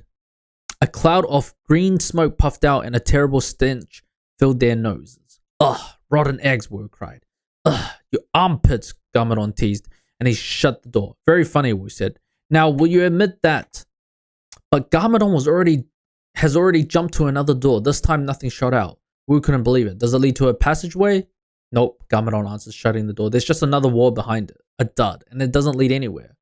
Groan. A loud grinding sound filled the air, and the stone ceiling slowly began to lower towards them. We're going to be squashed like bugs, Wu cried. When you opened the door, it must have triggered this. Garmadon looked down at his feet. Okay, I guess you were right about these doors being dangerous. He admitted. So what's the plan? What's my plan, Wu? You're the one who got us into this mess. Yeah, I get it, Garmadon shouted, and Wu heard the panic in his brother's voice. What if we try opening some more doors? Are you kidding me? Wu shouted back. The ceiling above their heads inched closer towards them. Wu took a deep breath. Think, Wu, he told himself. There's got to be a trick to getting out of here. Maybe some kind of marks on the doors. The doors were blank and smooth, but then Wu noticed something. The floor at the feet was made of stones, and each stone had a letter on it, but the letters didn't seem to spell anything unless... Okay. Garmadon, do you remember Father's lessons on code breaking? Wu asked. Sure, Garmadon replied. They were much less boring than his history lesson. But is this really the time to be discussing childhood memories? Those lessons are a way out of here, Wu said. Follow me to the start of the corridor. He took off running. The ceiling groaned, inching closer to their heads. Let me kind of zoom in for you guys. As Wu and Garmadon reached the start of the corridor, Wu gazed down at the floor. Look, the letters don't make sense, he said. He read the letters out loud, going across the first rows of stone. KXYEOLEBDP. It's got to be a code. Don't you think the letters are scrambled? Garmadon wondered. I mean, let me take a look.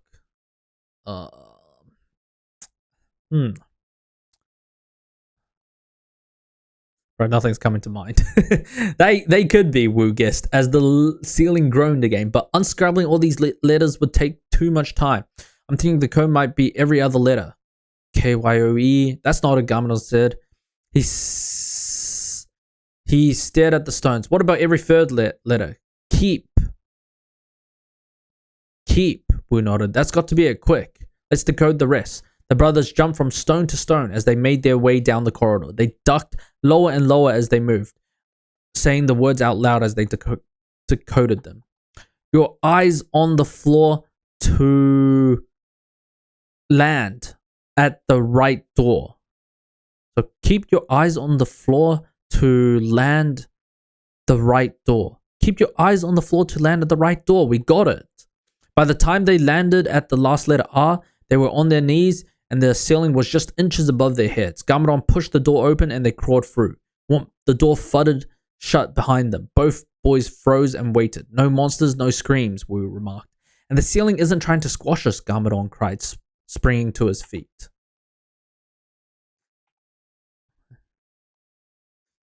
Okay. Wu jumped up and the brothers high-fived. We did it, Wu cheered. We make a great team. Yeah, Garmadon agreed, but a flash of doubt clouded his brain. Does he really mean it? Garmadon wondered. Wu hasn't looked at me the same ever since that dumb snake bit me. And as for being a team, he's always trying to tell me what to do. How is that teamwork? Wu examined the narrow hallway. I guess we made it into the maze, he said. Looks like there's a turn down there. Might as well start trying to get back to the Sphinx, Garmadon said. And he moved past his brother. Don't you think we need a kind of strategy? Wu asked, like leaving a breadcrumb trail or something like that? Sage and Mina's cakes barely made a dent in my belly. And we've only got one hunk of bread left. I'm not wasting those crumbs in the maze, Garmadon replied. Anyway, the first chamber was all about surprises and danger. The only strategy we're ever going to need is Spinjitzu. Follow the path, fight whatever gets in our way, and we'll be good. Okay.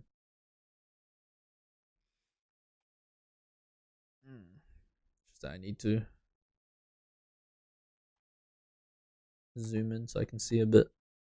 Wu said, but he didn't argue. He and Garmadon walked down the corridor. When they got to the turn, Wu slowly peered around the corner. Coast is clear. Seriously? Are you going to do that at every turn? Garmadon asked. It'll take forever to get out of this horrible place. At least we will get out if we're careful, Wu countered. They continued through the maze. Torches on the wall lit the way, but they were few and far between, and the boys' eyes adjusted to the dim light, walking with ninja stealth. They barely made a sound as they traveled across the smooth stone. The passageway turned right, and then left, again, then right, then the path ended in a T, with a choice to go either left or right. The brothers stopped. Our first choice, Garmadon announced. We need to think carefully. One way could lead to victory, and the other certain doom, Wu said in a serious voice. Well, I'm not afraid of doom, Garmadon said. I mean, we're the sons of the first Spinjitzu master, having an adventure. You don't think we'll get through this maze without a problem, do you? Wu sighed. Why can't anything be easy for once? It's going to be what it's going to be, and we'll be ready for whatever it is, Garmadon assured him. So it doesn't matter which way we choose. Wu nodded. You're right. Let's go left. They made a left turn. The hallway looked the same with no dangers in sight. The only difference was that the stone floor had turned to sand, and as they walked, the corridor grew wider. Looks like you made a good choice, brother, Garmadon remarked. Figures we would get it right, he thought. And that was when the warriors rose up from the ground, fully formed in front of them. They looked like to be entirely made of sand, wearing helmets, chest plates, and skirts. The spears they carried seemed to be made of metal, gleaming gold. Blank white eyes stared from their faces, and a mask covered each soldier's nose and mouth. A dozen of them stood in 4 lines in front of the brothers, blocking their way. What were you saying about a good choice? Wu asked. They're made of sand. How hard can it be to defeat them? Garmadon wondered. He launched into a Spinjitzu tornado and whirled towards the first line of warriors. Ninja! Wham! Garmadon bounced back from the soldiers and landed next to Wu. They're hard as rocks, he cried. How are we supposed to beat them? Okay. That's kind of cool. The fits kind of also fit that Egyptian vibe too, bro. Alright, Wu looked at him and smiled. Together, he said, and he spun into a Spinjitzu tornado. Garmadon did the same, and together he slammed into one of the warriors. The warriors tipped backwards, knocking into the warrior behind him. That started a chain reaction, and 2 more warriors tipped over. Garmadon noticed a slight shimmer in their forms as they fell. Bam! Garmadon delivered a spinning kick to one of the warriors as he fell. Poof! The warrior dissolved into sand. One down, Garmadon yelled. Wu, you gotta get them while they're moving. Nice. It's kind of cool. The boys spun toward another warrior, and rather than be sitting targets, the sand warriors started fighting back. Garmadon leaned to the side to avoid a spear thrust, and then struck the warrior as he pulled back his arm. Poof! Another warrior dissolved. Wu jumped over a swinging spear and landed in a somersault. He grabbed the spear from another warrior who gave chase. Wu spun around mid-run and roundhouse kicked the sand soldier. Nice. Poof! The 2 brothers whirled around the hallway, dodging spears and attacking the warriors wherever they moved. It wasn't long before they were standing on top of a mound of sand, with golden spears scattered around them. We did a Garmadon shared. Maybe you're right, brother, Wu said. We'll fight our way out of here in no time. Okay, that's cool. The 2 brothers jumped off the sand mound, and the floor opened up underneath their feet.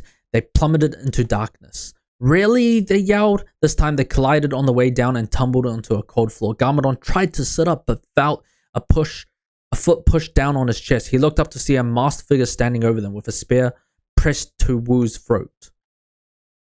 Okay, who is this? The 5? The brothers leapt into action. Wu grabbed the spear and pushed their attacker aside while Garmadon jumped to his feet, adding his strength to Wu's move. Another sand warrior, Wu wondered, but this opponent moved with skilled speed, almost ninja-like. After a graceful backflip, the attacker swiftly twirled the spear and then struck each of the brothers with the dull end before they could react. The blow knocked both boys off their feet, but they weren't down for long. They launched into Spinjitzu tornadoes and whirled towards the attacker, who somersaulted and tried to knock them down with the spear. The strike didn't slow the boys, who stopped twirling and blocked the masked figures on either side. Wu noticed distinctly human eyes behind the mask as the figure held out the spear defensively. His brother had the same thought at the same time. Wu, this isn't a sand warrior, Garmadon called. Wu nodded, then addressed the masked figure. Hey, we're trapped here just like you. We're not your enemy. The attacker eyed both of them for a moment, then they lowered the spear and took off the brown cloth that covered their head, nose, and mouth. Underneath was a long mane of black hair and the face of a young woman with dark eyes and a scar on her left cheek. Oh shit, who's she? She looks pretty sick. She's like she's also got, is she an archer? No. Some of these, why is it some of them so like tiny? You got past the sand warriors, she asked. Nobody ever gets past the sand warriors. Nobody but me, anyway. Yeah, well, it wasn't that hard, Garmadon said with a shrug. The girl raised an eyebrow. Okay, then I'm Shazada. Sorry I attacked you, but I've been stuck in this pyramid for a few weeks, and I'm on automatic fighting mode. Better follow me, and I'll explain everything. This corridor isn't safe. Should we trust her, Wu wondered, but Garmadon didn't seem to have any doubts, and was already at Shazada's heels. Wu noticed she was dressed like a desert traveler, in light-colored clothing that looked easy to move around in. Her boots had clearly carried her for many miles, and along with her spear, she had a bow and a quiver of arrows strapped to her back.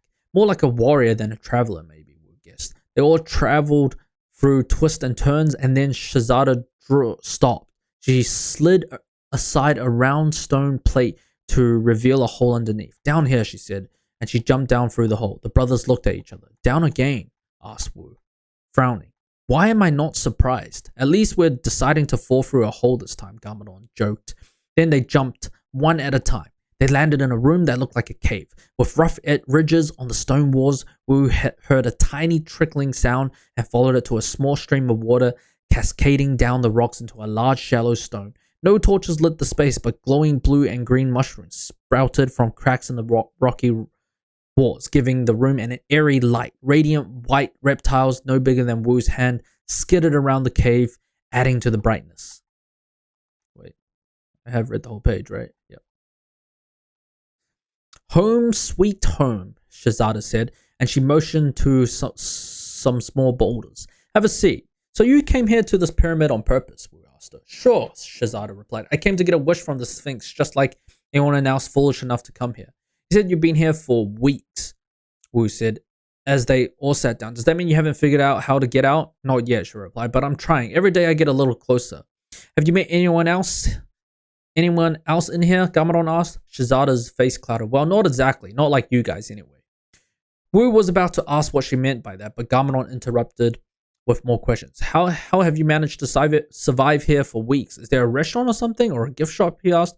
Well, I brought some supplies with me when I decided to enter the pyramid, Shazada replied. She nodded toward a small sack on a piece of rock that served as a table. Mostly a bunch of sesame flour cookies. They're hard as rocks, but they don't go bad and they fill you up. Gurgle. Garmadon's mostly empty stomach rumbled at the mention of cookies. Shazada jumped up and aimed her spear in front of her. What was that? Nothing, Garmadon said. So is this like your home base?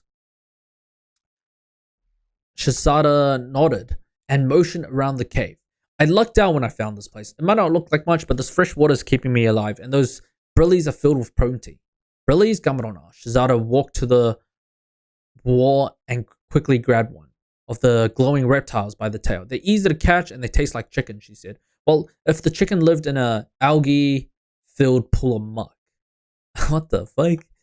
She dropped the lizard and it ran away. Then she nodded toward a stone bowl nested in a pile of glowing embers. I made a fresh pot of brilly stew this morning. Want some?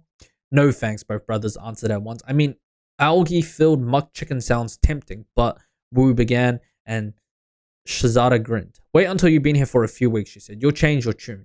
Oh, we do not plan on being here that long, Gamadon insisted. You think so, huh? That's cute, Shazada said. Then she shrugged. Don't you know what you're missing?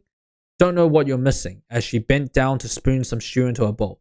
Wu saw Gamadon reach into the sack and grab one of the cookies Shazada had talked about. He thought about calling out Gamadon, but Hugh knew how Shazada would react. She seemed like a tough cookie herself. Hopefully she wouldn't notice one missing. Okay, so you two must be here for a wish, she said. What are you wishing for? Why don't you tell us first? Gamadon asked. Because I asked first, Shazada replied. Wu looked at his brother, who shrugged. Well, our father sent us on this journey to help find a special tea, Wu explained. It only grows near the Northern Ocean. Shazada raised an eyebrow. Wow, that must be some tasty tea, she said. The Northern Ocean is a long way off. Actually, it's supposed to have the ability to get rid of evil or something like that, Wu explained. And Gamadon jabbed his brother with his elbow. Shazada looked from Wu to Gamadon. Which one of you is turning evil? Wu looked at the ceiling and Gamadon looked at the floor. Shazada laughed. That's okay. I'm sure I'll figure it out. Alright, so what's your wish? Wu asked. Shazada's face clouded. You know what? I should never have asked, she answered. Then she got up and rinsed her bowl in the trickling water. Wu saw Gamadon stealthily slip the stolen cookie back into the sack. A brilly skidded across the wall and Wu noticed something. Chalk drawings on a smooth section. He walked over to the drawings. They looked like a giant map, a map of the maze. Shazada, what's all this? He asked. Oh yes, I was just about to show you that, she said, and looked at the map. You see, you need a strategy to get through this maze. Okay.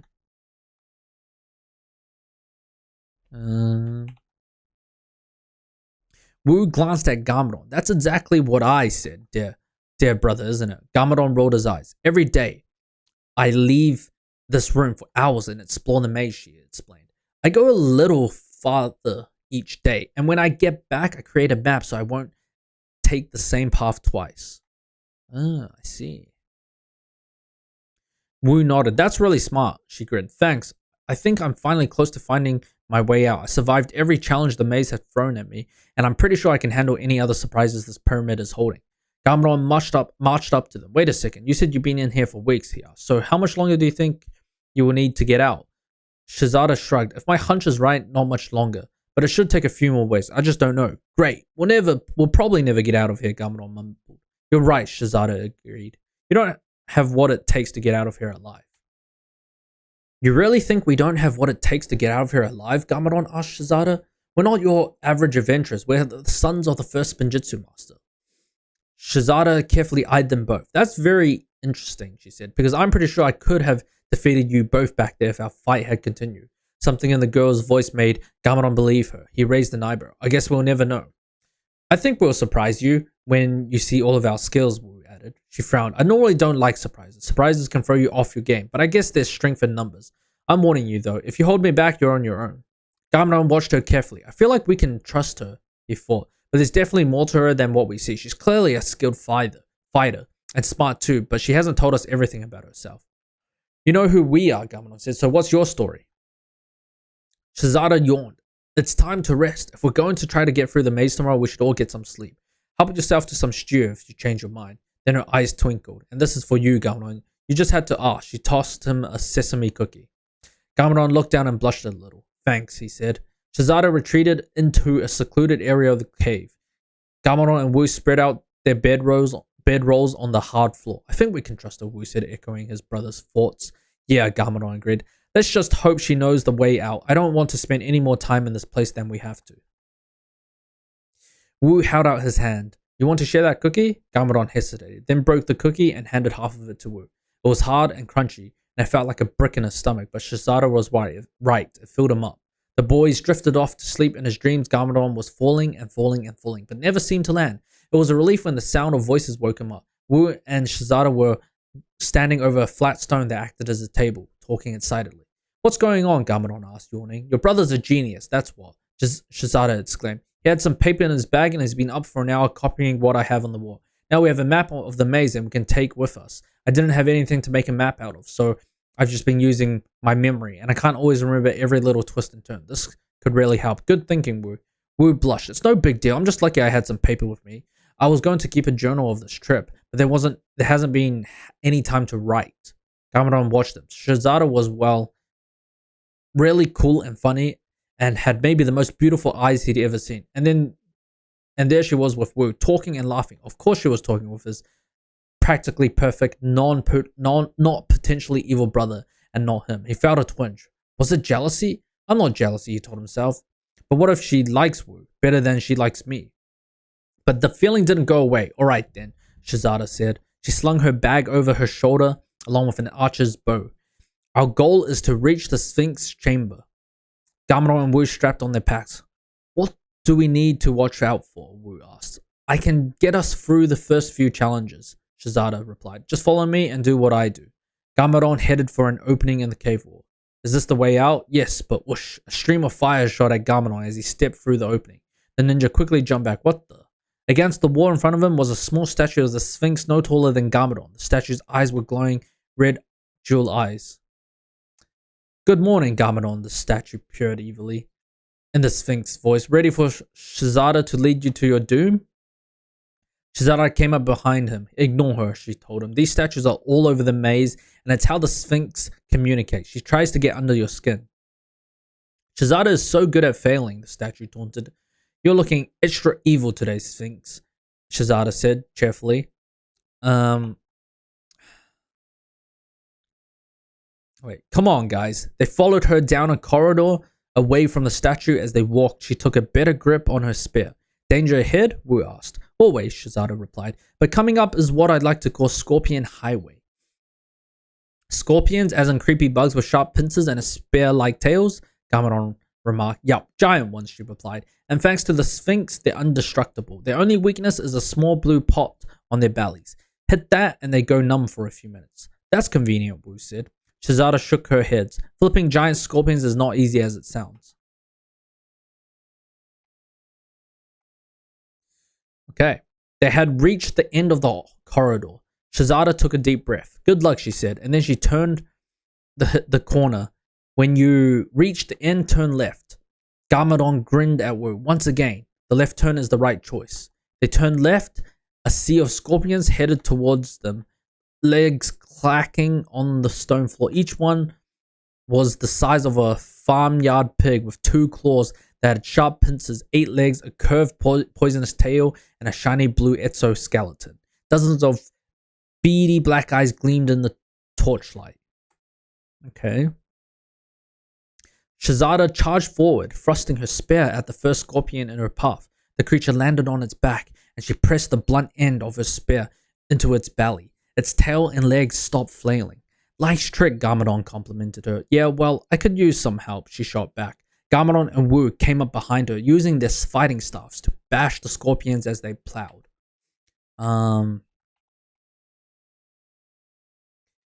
Through the creatures. The sharp brush of claws against Gamadon's leg caused his adrenaline to surge, and he used the staff to pick up each scorpion in his path from underneath, sending them flying. Ninjago! Wu cried, and he whirled past Shizada.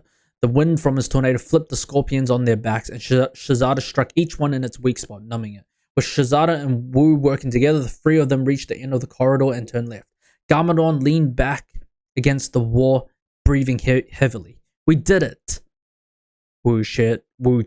Yeah, thanks for the assist, Whirlwind, Shizada told Wu, and she smiled. Gamadon felt that pang again. Why don't I get a nickname? Nope. That's pretty cool. Not bad, not bad. Alright, the next challenge isn't far, Shizada said. Just a couple of turns. Wu took the map from his pocket. Yeah, a right turn and then a left. They all walked forward. So did your father teach you those moves, Whirlwind? Shizada asked. Yes, Wu replied. I've been studying Spinjitzu ever since I can remember. I've been studying, Gamadon thought. Don't you mean we, brother? Annoyed by the conversation, Gamadon jogged ahead of Wu and Shizada. He made a left turn into a dark passageway. It's not fair. Didn't Shizada see me send those scorpions flying? He wondered as he stomped through the maze. Not every situation calls for a Spinjitzu tornado. Wu was just showing off. He came to a crossroads and remembered Wu's word. Right and then a left. He made a left turn and dropped into another void.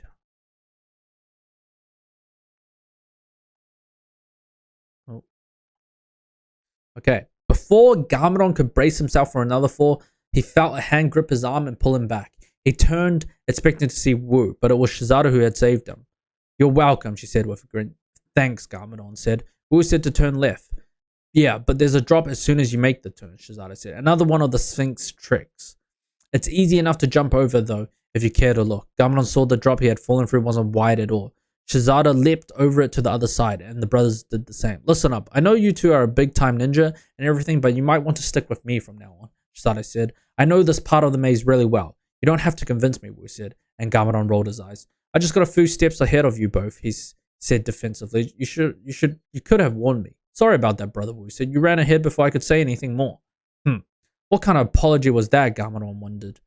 They reached another turn in the maze. A small Sphinx statue sat there. Oh my god. Bro, the Spinjitzu brother ones are fucking wordy. Holy shit. Why are these pages so inconsistent? Lost your footing, Garmadon? The statue asked. Was that some secret Spinjitzu move your father taught you? Very funny, Garmadon grumbled. Actually, I'm glad you made it this far, the statue continued. I think you'll like this next section. Have fun, but don't get stung. Have fun? Is this a circus or a deadly maze? Wu asked. He turned to Shizada. What does she mean by don't get stung? Shizada nodded towards the turn. I call this one the pokey passage, she answered. Spears come in and out of the wall at random, and you have to be quick to get through them without being struck. I'll go through first, and you follow my lead. The three of them turned the corner. Good luck, you're going to need it, the statue called out. The passage ahead was empty, but Garmadon did notice dozens of holes in the wall on either side. Shizada took a deep breath. Here goes. She stepped forward, and the spears began to pop in and out of the wall randomly. One would retract, and another would pop out in a different place. Shizada moved quickly, jumping, somersaulting, and even crawling to avoid the spears. After a few tense minutes, she reached the end of the corridor. I'll go next, Garmadon announced. Trying to impress Shizada? Wu asked in a low voice behind him. I don't need to impress anybody, Garmadon replied, but he had to admit his brother was right. The other reasons he wanted to go first was because he was nervous and wanted to get it over with. Focus. G, he told himself. He took a deep breath and he stepped into the corridor. The spears began to shoot out. Zzz. A spear popped out low from the right wall, and Garmadon jumped over it.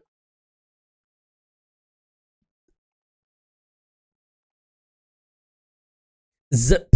One from the left nearly grazed his head, and he ducked. Garmadon realized he had to split his focus between both walls. Zip. Another one from the left shot out at waist height, and he somersaulted over it, as he had seen Shizada do. Almost halfway through, Garmadon, Shizada called out. You're doing great.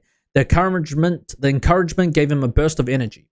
He ducked, dove, and jumped through the corridor until he reached her. She grinned at him. Great job. Wu was already halfway through the course. He finished swiftly and landed with a leap next to Shizada. Looks like we all made it, he said, and Shizada high-fived him. Then her eyes got wide. Hey, Whirlwind, what's that? She pointed to a scratch on his neck. Oh, one of the arrows nicked me, but it's no big deal, he replied. Shizada shook her head. It's kind of a big deal. I didn't want to make you nervous, so I didn't tell you earlier, but there's poison on the spear tips. My first time, though, I met a guy who'd been stuck by a spear. It's meant to be struck by a spear.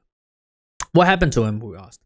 Shizada bit her lip. The poison spread through his body pretty quickly, and Garmadon's stomach dropped. You mean Wu? Shizada nodded. He doesn't have long. Wu's face froze, and Garmadon saw real fear in his brother's eyes. Garmadon turned to Shizada. There's got to be something we can do, he cried. Red light lit up in the passageway, revealing another Sphinx statue. Your friend is a goner, the statue said, but I'm not a total monster. The venom of the green spider is the cure. Okay. Green spider. The statue's eyes went dark. Green spiders, Garmadon asked. I know where to find them, but we have to get there quickly, Shizada replied. We'll take a detour. You're not going to ditch us? Wu asked in a frightened voice. It's just a small detour, she mumbled. Come on, let's go. Garmadon glanced at his brother. Wu looked pale and worried.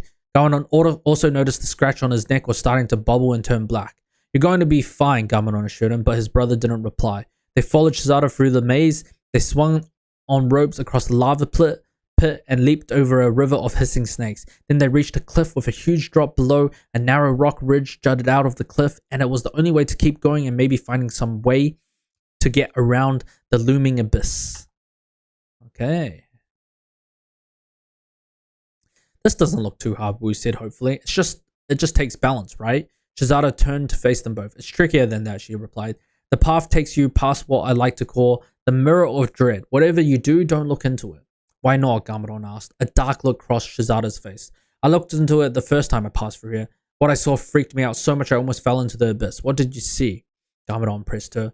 Shazada turned away. Just some bad memories. Garmadon and Wu exchanged glances. Shazada sure likes to keep secrets, Garmadon thought. She turned back to them. Listen, I don't have time to explain it to you right now. It's just, don't look in the mirror, okay? They slowly inched their way along the ridge, which wasn't much wider than their feet. Garmadon pressed his body against the cliff wall. It gets wider up ahead, Shazada promised. That's where the mirror is. When you get there, close your eyes and take 5 steps, then open them again. Garmadon watched Shazada and then Wu walked past the mirror. When it was his turn, Garmadon closed his eyes. He took 1 step, then 2. Just one quick look won't hurt, a little voice inside him said. What could have possibly scared Shazada so much? Bad memories? I'm not afraid of my past, and I bet she'll be impressed if I looked into the mirror without freaking out. He opened his eyes. His reflection stared back at him from a large mirror with an ornate frame.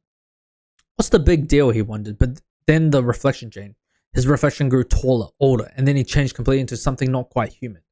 Pure white hair topped a face as black and cold as midnight in winter. His eyes had become 2 red glowing orbs. Instead of 2 arms, he had 4, and 2 of his hands held swords. Wait, isn't this just the mirror we found in the Explorers Club? The one that could show the future? Wow, that's kind of crazy. Well, I didn't think it would do that. There were 2 figures in the silhouette next to the terrifying figure, with their backs turned to him. One looked like a kid. Garmadon stared, transfixed. Is that the future guy, me? Is my father alright? Is there really evil inside me? And those people, why are they turned away from me? A feeling of utter loneliness and despair swept over him. He couldn't take his eyes off the image. No, he wailed.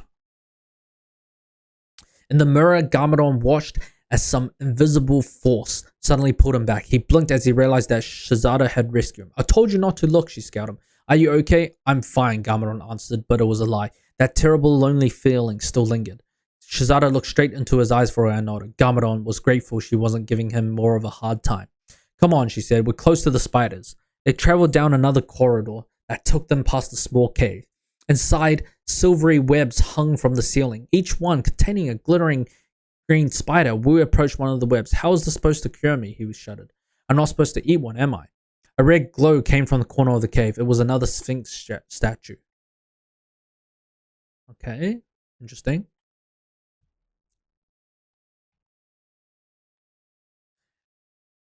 Had a little scare there, Garmadon? The statue taunted.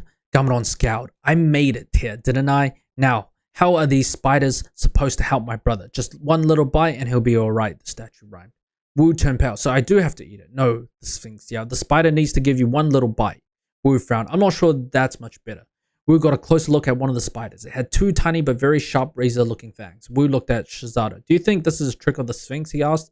What if the bite has side effects? Side effects. He's thinking of when I got bitten by the Great Devourer, Garmadon thought. Don't worry, Wu. When we have the tea, I'll share it with you, he joked. Shazada raised an eyebrow at Garmadon. So you're the evil one? Yeah, that makes sense. What do you mean? Garmadon asked, but she didn't reply. I think you should let the spider bite you, she told his brother. The Sphinx is cruel but fair. I believe it's the only way to save you. Wu gritted his teeth and closed his eyes and placed his hand on one of the webs. A spider crawled over to him and sank its fangs onto Wu's hand. Wu yelped and the spider retreated back to the top of the web. Wu let out a long breath. How will I know if it's working? He asked. Well, we can keep an eye on that gnarly neck of yours, Shazada said. I don't want to say anything, but it got pretty nasty looking on the way over here. Garmadon nodded. Yeah, I noticed it too, kind of black and bubbling. Seriously, Wu asked, feeling his neck. What about now? A blue glow rose on Wu's neck. The angry, bubbling scratch faded, leaving nothing but smooth skin. It worked, Garmadon cried, and he was surprised at how relieved he felt. It would have been awful if something bad happened to his brother. You look good to me, Wu. Yeah, you look great, Shazada said, and now we can keep moving. Whirlwind, can you take a look at the map? What's the best way to get back over to the end of the Pokey Passage? Wu looked at the map. Here's a way with some twists and turns, but it's shorter than going past the Mirror of Dread. Lead the way then, Shazada said, and Wu grinned at her. Garmadon looked at the stone Sphinx. Thanks for telling us how to save my brother. Oh, don't thank me, the statue replied. I just saved him so I could see something more exciting. Defeat him than a wall of spears. You three are awfully entertaining. Garmadon scowled and the three of them left the spider cave. Wu led them down a series of dark, narrow corridors with what seemed like endless twists and turns. Garmadon moved next to Shazada. You know, he began, you seem to know a lot about us, who we are, what our wishes, but we don't know anything about you. Shazada turned her head and her dark eyes locked onto his. That's fair, she said. I'm from the village of Haru. Have you heard of it? Garmadon shook his head. I don't think so. That's because a flash flood wiped it out years ago. When I was a kid, she replied. Almost everything, and everyone was wiped out. Her eyes looked haunted, Garmadon thought. I wonder who she lost. Okay. I've been on my own since then, Shazada continued. Searching for treasure, trying to rebuild the village. Garmadon nodded. Is this what your wish is for? Treasure? Shazada looked away. My wishes will be that the flood never happened. Just like I want to wish that I never got bitten, Garmadon mused. But can a wish really do that? What would my life be like if I've never been bitten that day? Hey, you two, hold up. Wu called behind him. There's something up here on the map, Shazada. You call it the quicksand trap. She nodded. Oh, that's right. I discovered this a few weeks ago. Let's get a closer look and I'll explain. The hall opened onto a platform, and beyond that, a series of round stone posts stretched to a platform on the other side. The posts rose from what looked like wet sand. That's quicksand, Shazada explained. Some of the posts are steady. Others sink into the quicksand when you stop on them.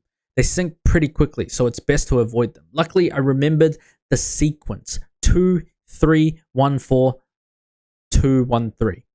2, 3, 1, 4, 2, 1, 3. The brothers repeated. Wu looked at Garmadon. Don't go rogue this time, brother. Garmadon frowned. Yeah, well, how about you don't get poisoned? How about you two stop bickering and focus? Shazada asked. And she jumped onto the second post. She jumped over the next two and landed on the third one in front of her. Then she jumped to the very next post. 3, 2, 1, she said. Come on, let's stick together. Wu went next, jumping to the second post, then jumping 3 ahead. Garmadon jumped to the second post next. This is the hardest one, Shazada said. Got to jump over 3 posts and land on the 4th. She launched off the column, leapt over the next 3 and landed on the 4th with perfect balance. Then the column began to quickly sink underneath her feet. No way, I know it was 4, she yelled, and she jumped onto the next post. That one started sinking too. I think Sphinx must have changed the sequence, she yelled. As she spoke, all the posts began to sink into the quicksand. Hurry, Shazada yelled. We've got to get to the other side. But Wu didn't move. Wait, he cried. Look up. Garmadon gazed upward to see a hole in the ceiling with a ladder coming down from it. Another way out? Should we take it? It could be the way to the Sphinx chamber, Wu sounded excited. Shazada hesitated. You could be right, Wu. The quicksand was already lapping at their feet. I'm checking it out, Wu cried as he grabbed the bottom rung of the ladder and pulled himself up.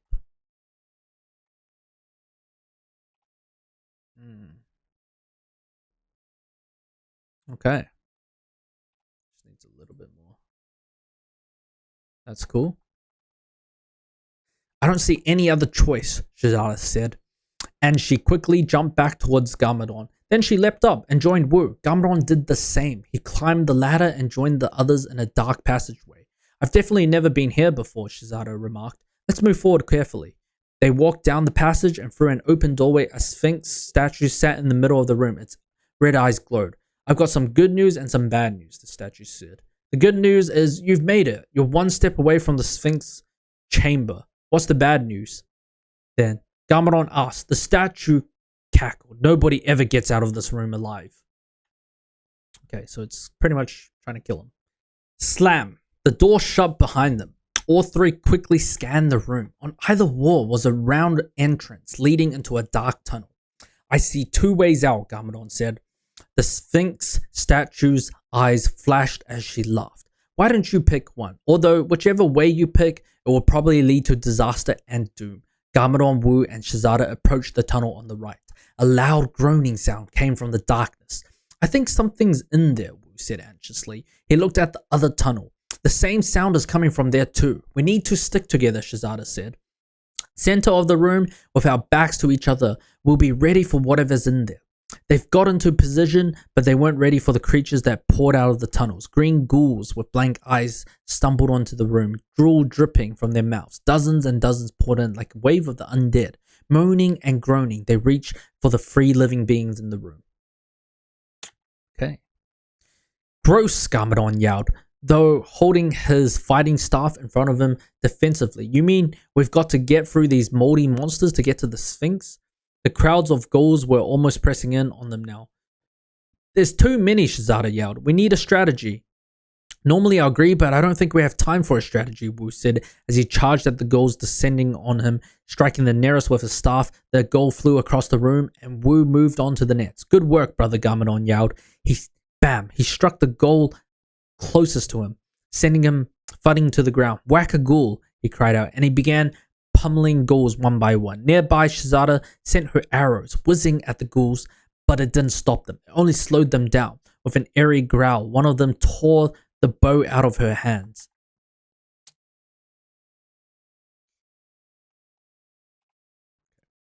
They may drool like babies, but they're strong, she called, and she jumped, landing with each foot on top of a ghoul's shoulder. Then she jumped and landed on another one.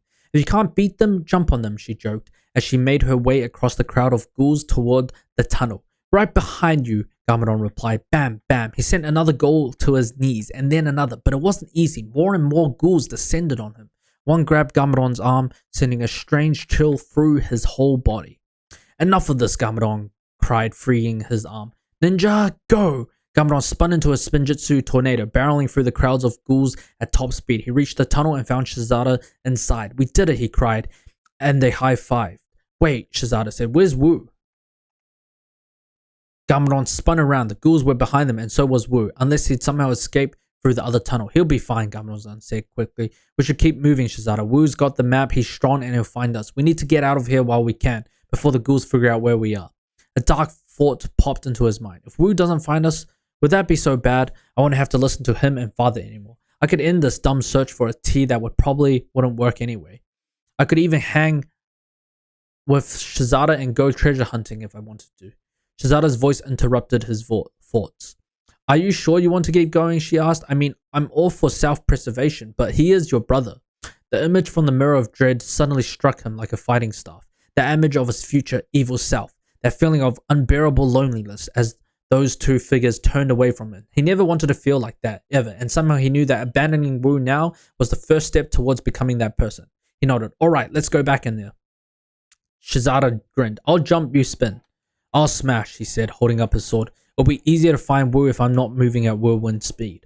They both charged back into the chamber. A hollowed-eyed ghoul immediately lunged for Garmadon. Bam! Garmadon whacked him aside. Two more ghouls converged on them, and Garmadon swiftly dispatched them. Bam! Bam! Okay. Over here, Shazada called out, and he followed the sound of her voice, keeping another ghoul at bay with a roundhouse kick. Shazada had ridden the shoulders of Ghoul to the other entrance to the chamber. She ran out of ghouls to jump on because the floor here was littered with groaning ghoul bodies. Wu must have gotten out this way, she said. Come on. Garmadon followed her into the tunnel. Ow, Shazada cried. A stray ghoul had lunged at her, and she pushed him away. He landed at Garmadon's feet. Garmadon jumped over him. Okay. Did that thing hurt you? He asked Shazada. It's nothing, she replied. Let's go find Wu. They raced down the corridor, made a few turns, and finally came to Wu, standing in front of another Sphinx statue. Whirlwind, Shazada cried. I knew you'd find me, he said. He held out the map. Your map doesn't go this far, but I've been thinking we must be close to the chamber, and since we fell through a trapdoor that put us down here, the chamber must be above us.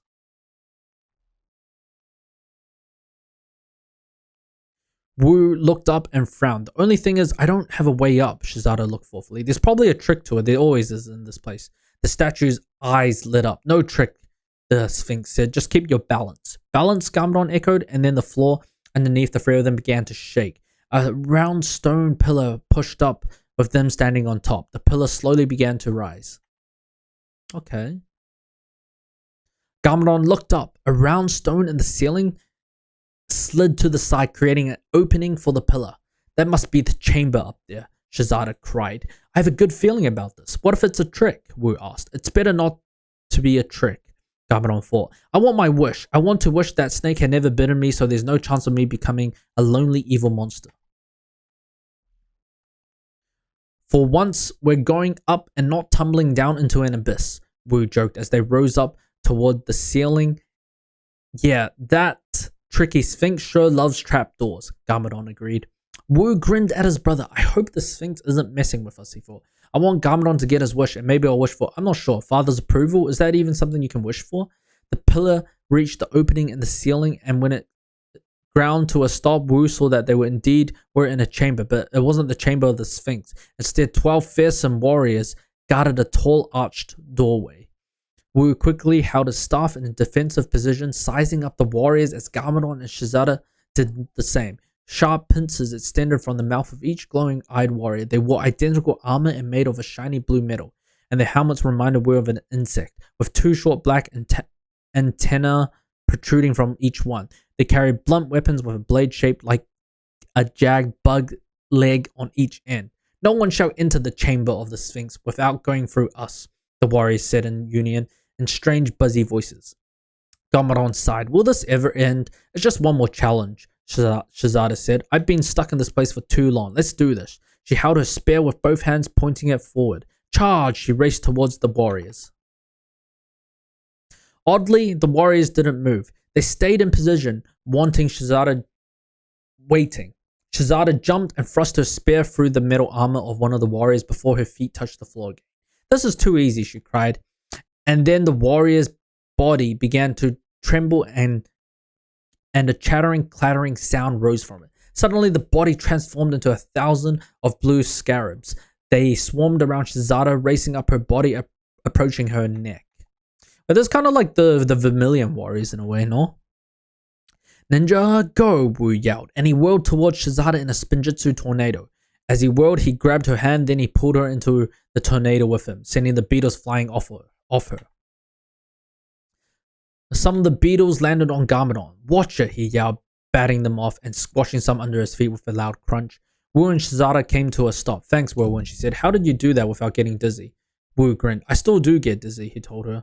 The warriors marched toward them now. Try to get to the roof without hitting any of them. Garmadon called, but he quickly realized that would be impossible. Two of the warriors charged at him with blades drawn, and Garmadon whacked them away with his staff.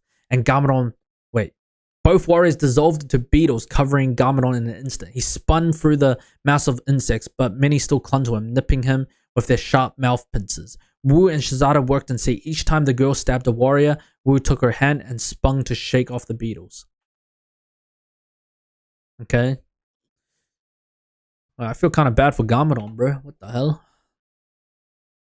4, 5, 6. Garmadon and Shizada attacked the warriors one by one. By the time they reached the last warrior and the door, the room was filled with beetles. The three could barely move. I see the door, Garmadon cried. Wu pushed a beetle away from his mouth. Yes, all three of us together. Push.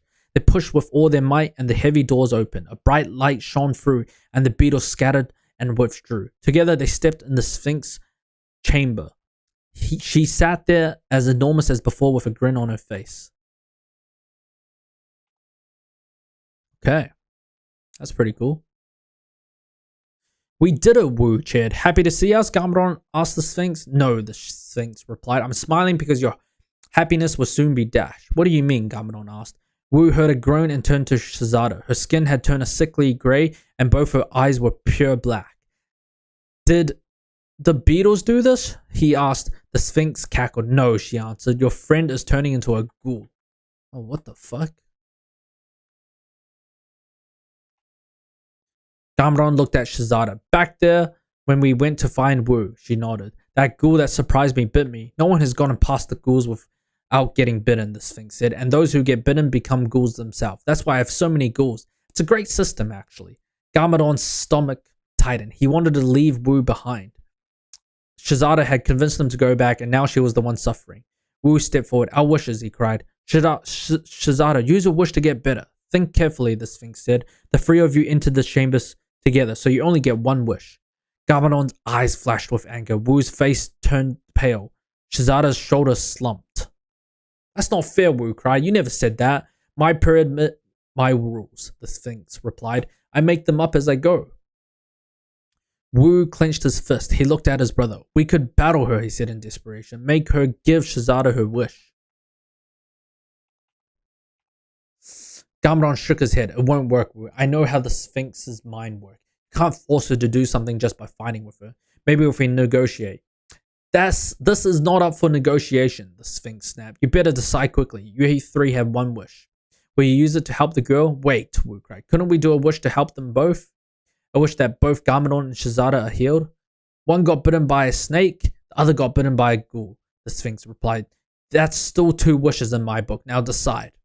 The vision from the mirror flashed in Garmadon's head once more, and now he felt a feeling of despair. Somehow he felt in his bones that he could not escape his destiny. But he could help Shizada. I say yes, Garmadon said. Wu looked at his brother. That wish could save you, brother. Are you sure? We have to help Shizada, Garmadon replied. Besides, I keep telling you, I don't need saving, Wu nodded. It's the only thing to do. Shizada said nothing. She stared blankly forward with hollow eyes. Heal her, Garmadon cried. Back to the way she was before she got bitten by the ghoul. The Sphinx raised her eyebrow. As you wish, she said, and her eyes sparkled. Between Wu and Garmadon, Shizada glowed with white light. When the light disappeared, she looked completely normal. Damn. She blinked. What happened? She asked. The Sphinx gave us one wish and we used it so you wouldn't turn into a ghoul, Wu replied. For once, Garmadon didn't mind Wu speaking for both of them. I did the right thing, he told himself.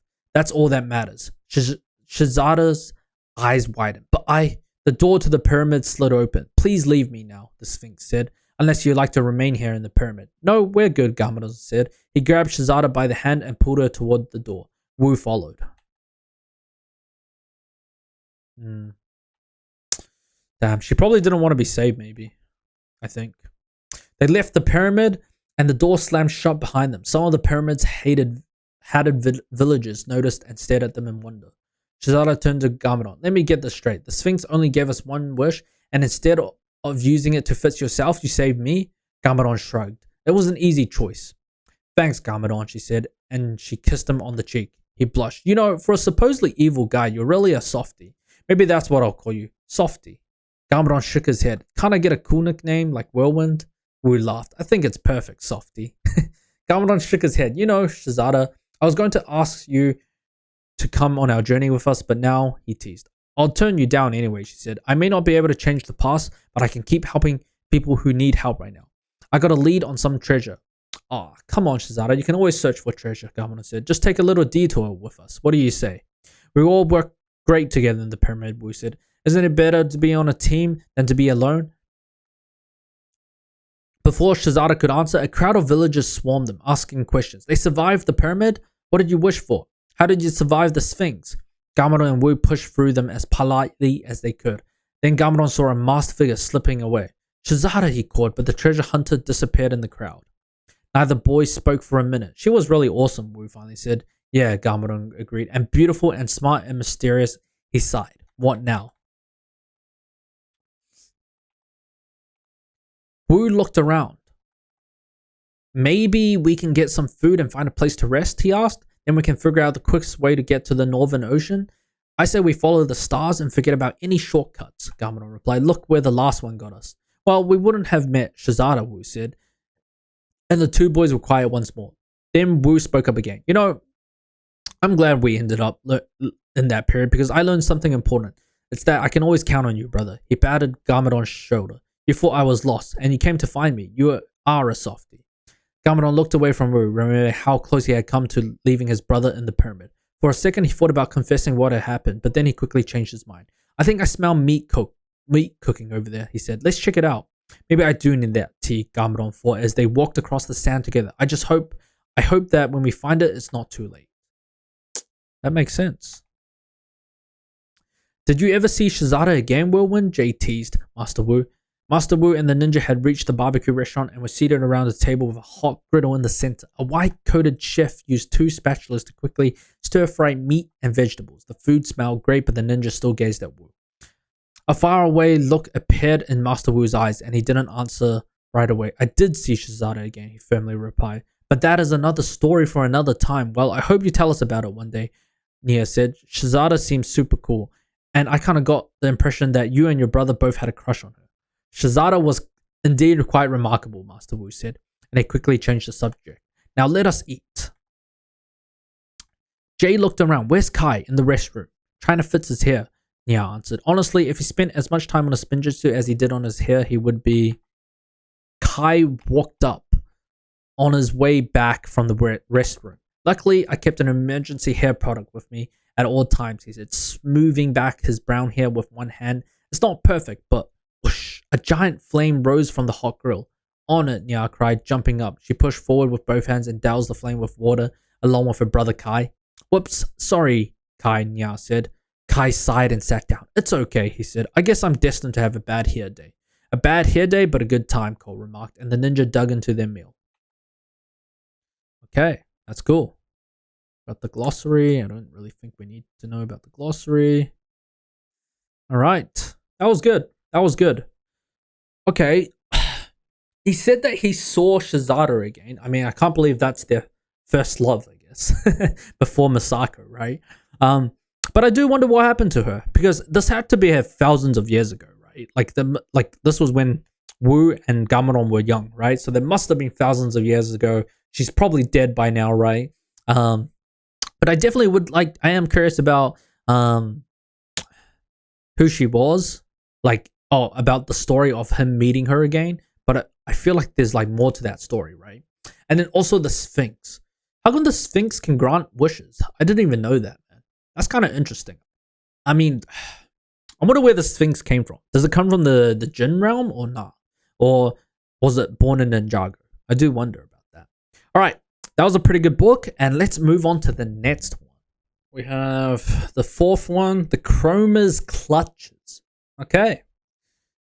Cover art looking pretty cool. I do like it. But I guess, is this the end of the flashbacks? I'm assuming it is, right? Don't need that. Dun, dun, dun. 10 chapters again. Okay. Oh, I don't like it like this. I hope we get to practice our ninja skills on this course, Kai said. The fire ninja's eyes gleamed with anticipation. Kai and the rest of the ninjas team were walking in Ninjago City with Master Wu. The streets were crowded with people going to work and school. The Ninjago Museum of History just asked us to investigate some missing jewelry pieces, his sister Nya remarked. It sounded pretty routine. Sis, nothing's ever routine when we go to the museum, Kai pointed out. Jay nodded. Yeah, we battled Asphera and her Pyro Vipers here. And don't forget we found the secret lab of the evil time twins in the museum too, added Cole. Zane made some quick calculations with his non-droid brain. The odds are good that we'll encounter some danger here. And if we do, we'll be ready for it. Like we always are, said Lloyd, the leader of the ninja. Master Wu sighed. Do not go looking for trouble, ninja. There is always plenty of trouble looking for us, he said. They walked past the columns at the museum entrance and stepped inside. The interior of the museum always seems to be changing. Today, the main hall held a gallery of nature-inspired art. A huge oil painting showed a forest of green pine trees and another showed a flowing waterfall. Wooden pedestals held sculptures of creatures including butterflies, a deer, and a rabbit. Nothing dangerous so far, Cole remarked. Just some very nice art. Yeah, look at that bird statue over there, Jay said, pointing to a sculpture of a bird with black, white, and blue feathers. It's so lifelike. Squawk! The blue bird flew off the pedestal, right past Master Wu's face and soared down a hallway. Ah, Master Wu cried, and he jumped backward. Master Wu, it's just a bird, Kai said. Master Wu nodded. I know, I was afraid when I thought I saw a piece of art spring to life. It brought back a rather frightening memory. Yeah, eyes widened. Oh, I hope this is another one of your stories about the journey you took with your brother Gameron when you were younger. Indeed it is, Master Wu confirmed, but now is not the time to tell it. On the contrary, I believe now is a good time, Zane remarked. That bird appears to be a magpie, which is an obvious clue to our mystery. You can tell us while we search the museum for the bird. Kai sighed. If the jewel thief turns out to be a bird, this is going to be a big letdown. Anytime Zane wants us to follow a bird, we should do it, Lloyd said. Remember when we used to follow that falcon? It always led us to major discoveries. Wait, then again, what happened to the falcon? We barely see it nowadays. Master Wu agreed. That is true, he said, and I shall tell you my tale while we search, but when I have finished, you may never look at a painting the same way again. Okay. The sons of the first Spinjitzu master slowly made their way up a tall mountain. A light mist surrounded them, almost as they were walking through clouds at their feet. The path looked like it had been created by animals, not humans. Through the mist, they could see colorful flowers growing along the trail and birds flittering from branch to branch, singing pretty songs. It was a beautiful scene, almost magical, but one of the ninja was not in a good mood. Follow the North Star, Wu grumbled, using his staff as he climbed. Maybe if we had asked for directions, we would have found our way to the Northern Ocean without running into this mountain. Ah, come on, Wu, Garmadon said, keeping pace a few steps ahead of his brother. Father had us climbing up and down mountains all the time back home. We'll be on the other side in no time. Now, this place is kind of beautiful, though. It's not the climb that's bothering me, his brother replied. There's something that's bugging me about this place. Garmadon stopped and looked around. Are you kidding? It's beautiful here. That's the point, Wu said. It's too perfect. I'm suspicious. I bet there's a monster lurking behind one of these trees waiting to attack us. Garmadon rolled his eyes. Relax, brother. Just because we've encountered creepy monsters on every leg of this trip, it doesn't mean we're going to meet one on this mountain, he said. In fact, I bet that the Northern Ocean is just on the other side. We'll find that tea plant Father wants, make some tea and see if it cures whatever imaginary problem Father thinks I have. And then this whole pointless adventure will be over. Is it really pointless, we wondered? But he didn't dare ask the question out loud. The whole adventure had been set into motion because their father was worried about the increasing darkness he saw growing in Garmadon. Darkness caused by the bite of a serpent. He said that tea would cure Garmadon, but if that was true, well, that didn't feel pointless to Wu. Wu had seen signs of his brother giving into the darkness on this journey to find the tea plant, and it worried him. Most of the time he was the brother Wu knew, fearless, curious, impatient, and outgoing. But lately, Garmadon had sometimes seemed more selfish, looking out only for himself, which was not the way of the ninja. And most of all, it was not anything like the way Garmadon had ever behaved before. Wu would be relieved when they finally found the tea. I hope you're right about this mountain, Wu said. But what's that up ahead? It looks like we're walking right into the clouds. Pale white clouds hung into the air just ahead of them. Wu stopped. What should we do? Keep going. What else? It's just fog, Garmadon replied, and they marched into the mist. Wu sighed and followed him. He still had a bad feeling, but he wasn't about to let Garmadon face things alone. He couldn't see his brother until he bumped into him. How are we supposed to get anywhere where we can't see anything? Wu complained. This fog won't last forever, Garmadon said. Just keep moving and follow me, follow me. There was a rustling in the bushes, and then something quickly ran across the path in front of them and disappeared into the mist. Wu froze. What was that? Garmadon shrugged. You mean that rabbit? If it was a rabbit, then it's a talking rabbit, Wu said.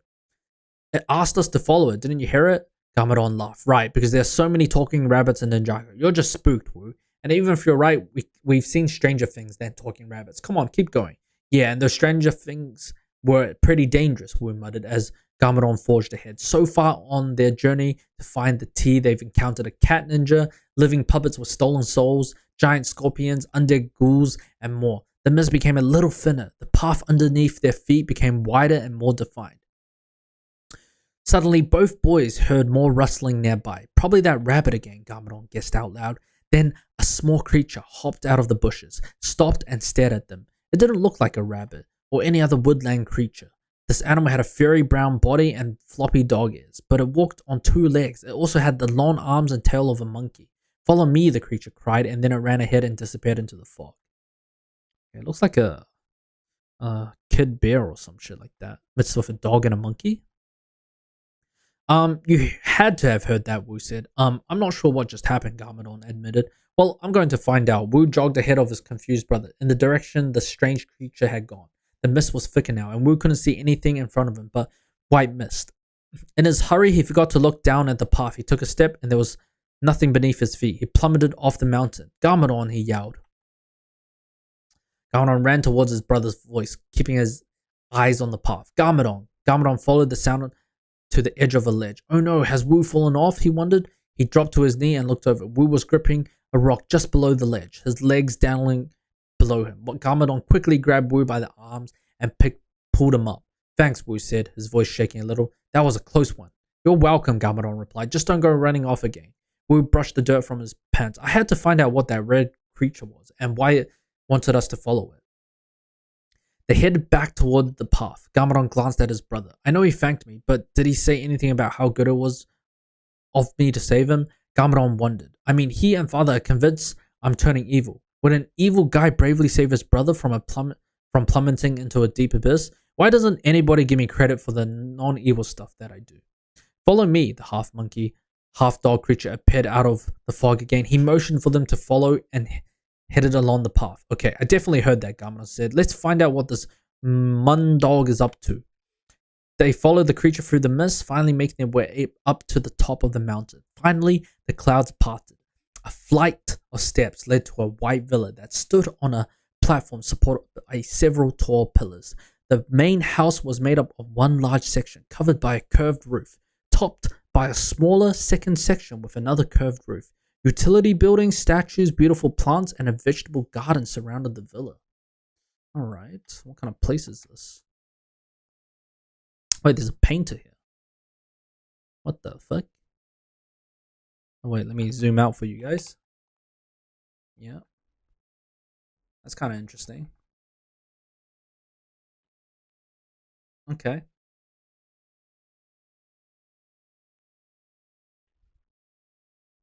In front of the villa, a young woman stood at an easel, painting on a canvas. Her hair was dark purple, matching the scarf draped over her shoulder. She wore a garment the same color as the blue sky, which the boys could now see. The ankle-length robe wrapped around her body and was held in place with a belt that matched the green grass at her feet. The Mondog ran up to her. "Where have you been for so long, Bailey?" she asked the creature. "I was worried." Boys, the creature replied, and the girls turned to look. She raised an eyebrow. "Are you two lost?" she asked. "Hi, I'm Wu, and honestly, I'm not sure, Wu replied. "Wishy-washy Wu," Garmadon thought. "My name's Garmadon, and what my dear brother means is that we don't have exact directions to where we're going, but we're pretty sure we need to get over this mountain to get there." The young woman smiled. "If you climbed all the way up here, you're probably tired and hungry," she said. "I'm Perry. Why didn't you come in? You're welcome to stay the night." Garmadon and Wu exchanged glances and nodded. They'd been journeying long enough to know not to turn down food and shelter when they were offered. Then Wu motioned toward the curious Mondog. "Perry, what kind of animal is that? We've never seen one like it." Perry grinned. "Bailey is one of a kind," she answered. "My father found him. He was always exploring this mountain, looking for new things to paint." "I guess that you take after your father then," Garmadon said, nodding towards the easel where Perry was painting a family of colorful birds in a tree. Perry's smile faded. "I am trying." Okay, so I think her power is like bringing paintings to life. That's kind of a crazy power, no? She led the boys into the house with Bailey bouncing along at her side. Garmadon and Wu hung back. "Are we sure about this?" Wu whispered. "She's not really giving us straight answers, and her mood keeps changing." "Relax," Wu, Garmadon said. "She met us only a minute ago. Maybe she's just shy." Perry slid open the front door and they entered a large, airy room. The gleaming wood floor was splattered in places with drops of paint. There was no furniture, but a few easels stood scattered about, and several blank canvases were stacked up in a corner. Large windows allowed sunlight to shine on the paintings on the wall, paintings bursting with bright color and beautiful creatures like flowers, birds, and butterflies. "Wow," Wu exclaimed. "My father painted most of these, but I am learning his craft," Perry explained. "It will be nice to meet him," Wu said politely. "And the rest of your family?" "I'm alone," Perry said simply, and Garmadon felt a nudge from Wu. Perry turned away. "Come, let's get something to eat." Hungry, Bailey said. Perry smiled. "Don't worry, Bailey. I will feed you too." They followed Perry into a kitchen with more large windows, paintings of a brightly colored vegetable on the walls, and more easels and half-painted canvases. "How can we help?" Wu asked. Perry picked up a bunch of carrots from a basket and tossed them to Wu. "Can you slice them, please?" Garmadon grabbed them from his brother. "Let me," he said. He tossed the carrot into the air, then pulled out his sword and attacked the carrot with swift movements. He sliced up the carrot stick in seconds. Wu took off his hat and caught the pieces before they fell. Perry laughed. "That's one way to slice a carrot," she said. Just be sure not to slice up my canvases. They're works in progress." "There's no danger of that because I've been trained to wield this sword like a true master," Garmadon replied, slicing the rest of a bunch. "Show off," Wu whispered. "Trained by whom?" Perry asked casually, but Garmadon noticed a look of interest in her eyes. "By our father, the first Spinjitzu master," Garmadon asked, bragging a little. "Maybe you've heard of him." Perry looked thoughtful. "My father used to tell us stories of the great master who created the world of Ninjago using a special form of martial arts." He's your father? Father? Wouldn't that make him like really old? We're not exactly sure how old he is, we admitted. Perry looked thoughtful again. And you two are also masters of the Spinjitzu, she asked. We don't like to brag, but we're pretty good at it, Garmadon replied. We could show you by mixing the salad, but that might not be a good idea. Garmadon exaggerates a little, Wu interjected. Mastering the art of Spinjitzu is a journey with no end.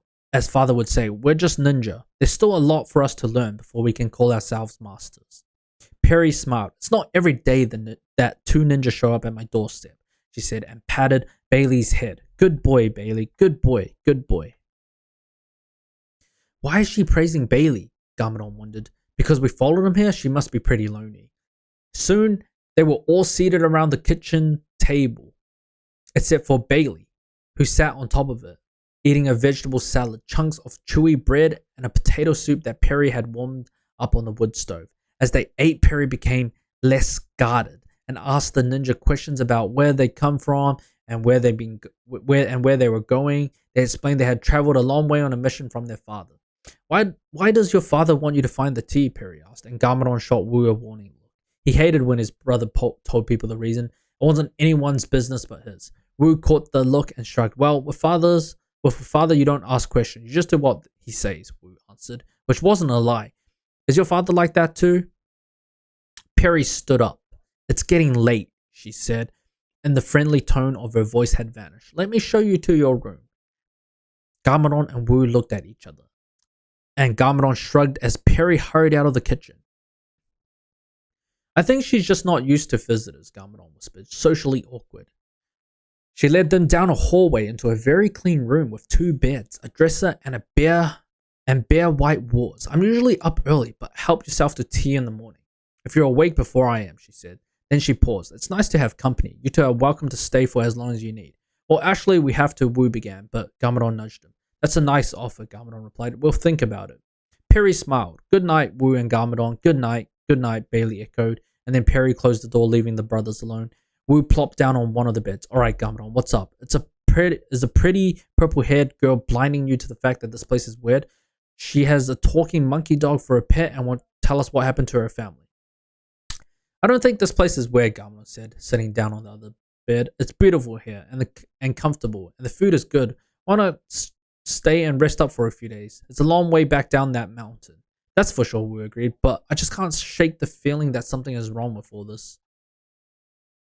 Garmadon yawned. Get a good night's sleep, Wu. We'll figure it out in the morning. Garmadon drifted off to sleep, where he dreamed of floating across the perfect blue sky on a fluffy purple cloud. A deep feeling of calm and peace came over him. Then he heard an eerie howl, and the sky in his dream turned black. Garmadon woke up with a start. Oh, I'm not dreaming anymore, he realized. That howl is real. Garmadon darted out of bed, and he left his sleeping brother behind as he rushed into the hall. He made his way towards the sound. Oh! The sound came from behind a closed door. He reached out to open it. When it opened on its own, Perry stepped out and quickly closed it behind her. I heard something, Garmadon stammered. It's very windy up here on the mountain, Perry answered. She spoke quickly, avoiding his eyes. Nothing to worry about. You should go back to your room. Garmadon noticed she kept her back to the door and had not budged, almost as though she was blocking his way. Sure, Garmadon replied. Good night, Perry. That wasn't the wind that I heard, Garmadon thought. I hate to admit it, but Wu might be right. There's definitely something odd about this place, and maybe even our host too. Right. Garmadon and Wu woke at sunrise. Wu yawned and stretched. This is a very comfortable bed, Wu remarked. Almost comfortable enough to make me spend another night here. Garmadon almost told Wu about the strange howl he heard, but Perry's odd behavior behind that closed door. But he stopped himself. Part of him didn't want to give Wu the satisfaction that there was generally something weird about this place. The other part of him was curious if there was something strange going on. He had an urge to find out what it was. Garmadon's curiosity won him over. See, nothing strange here at all, Garmadon said. Just a soft mattress to sleep on and yummy food in our bellies. His stomach growled at that thought. I hate to admit it, but you might be right, brother, Wu said. Let's have some breakfast and talk about our next move.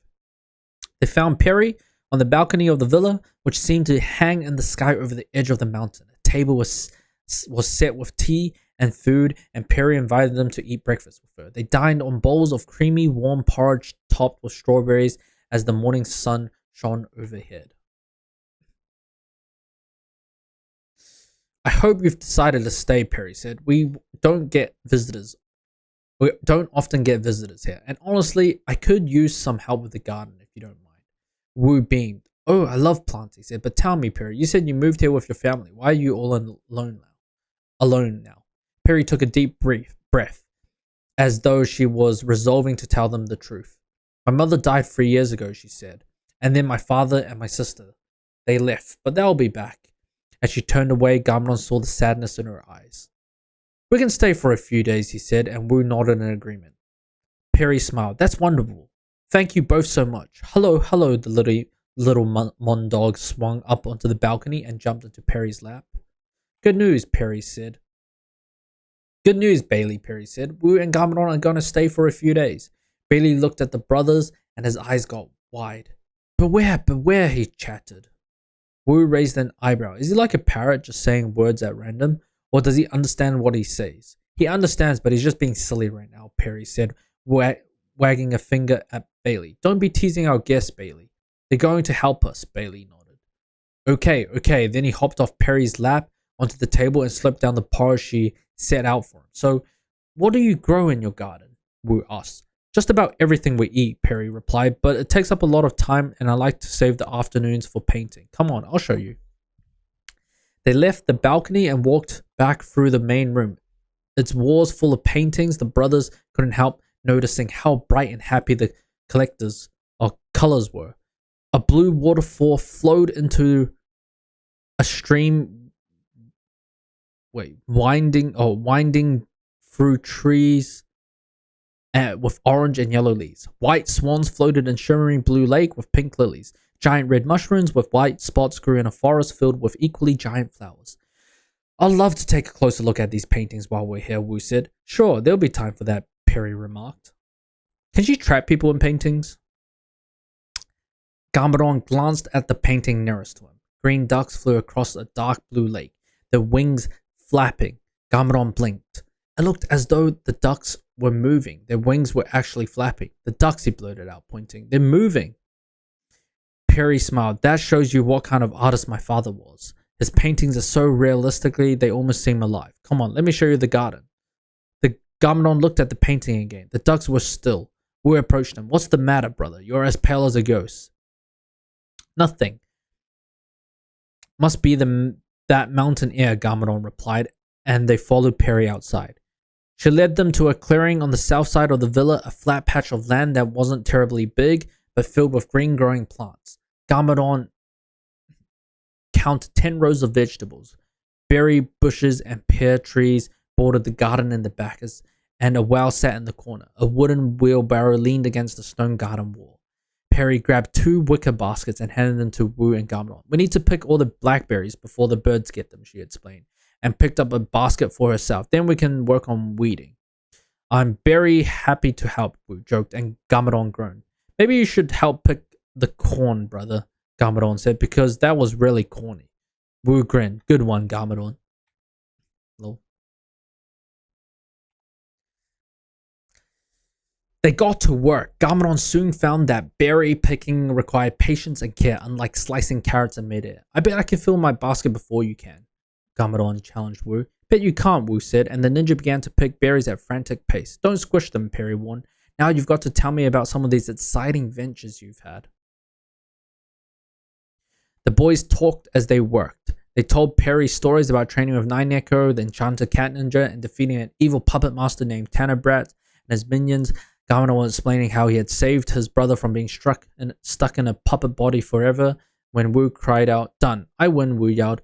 Garmadon looked at his brother's basket, which was filled to the top with berries. His own was almost filled, but not quite. Not fair, Garmadon protested. Bailey's been swiping berries from mine. Swipe, swipe, Bailey laughed, and he grabbed a handful of berries from Garmadon's basket. That was a close one, Perry said. Hey, Garmadon, I bet you can win the weeding contest. That was all Garmadon needed to hear. Ninjago! Now, no, they're not so different from the ninjas, eh? Garmadon launched into Spinjitzu and whirled through the vegetable beds, pulling out the weeds. When he finished, a pile of weeds was stacked high in the wheelbarrow. You didn't even give me a chance, Wu grumbled. So that's Spinjitzu, Perry said. Impressive. This is all a really big help. I wish you both could stay forever. The way she said it sent a chill up Garmadon's spine, and he wasn't sure why. I've got to figure out what's going on with Perry, he thought, and something tells me I better do it soon. Bro, why do I feel like she could, like, is she trying to emulate the Spinjitzu in her paintings or something?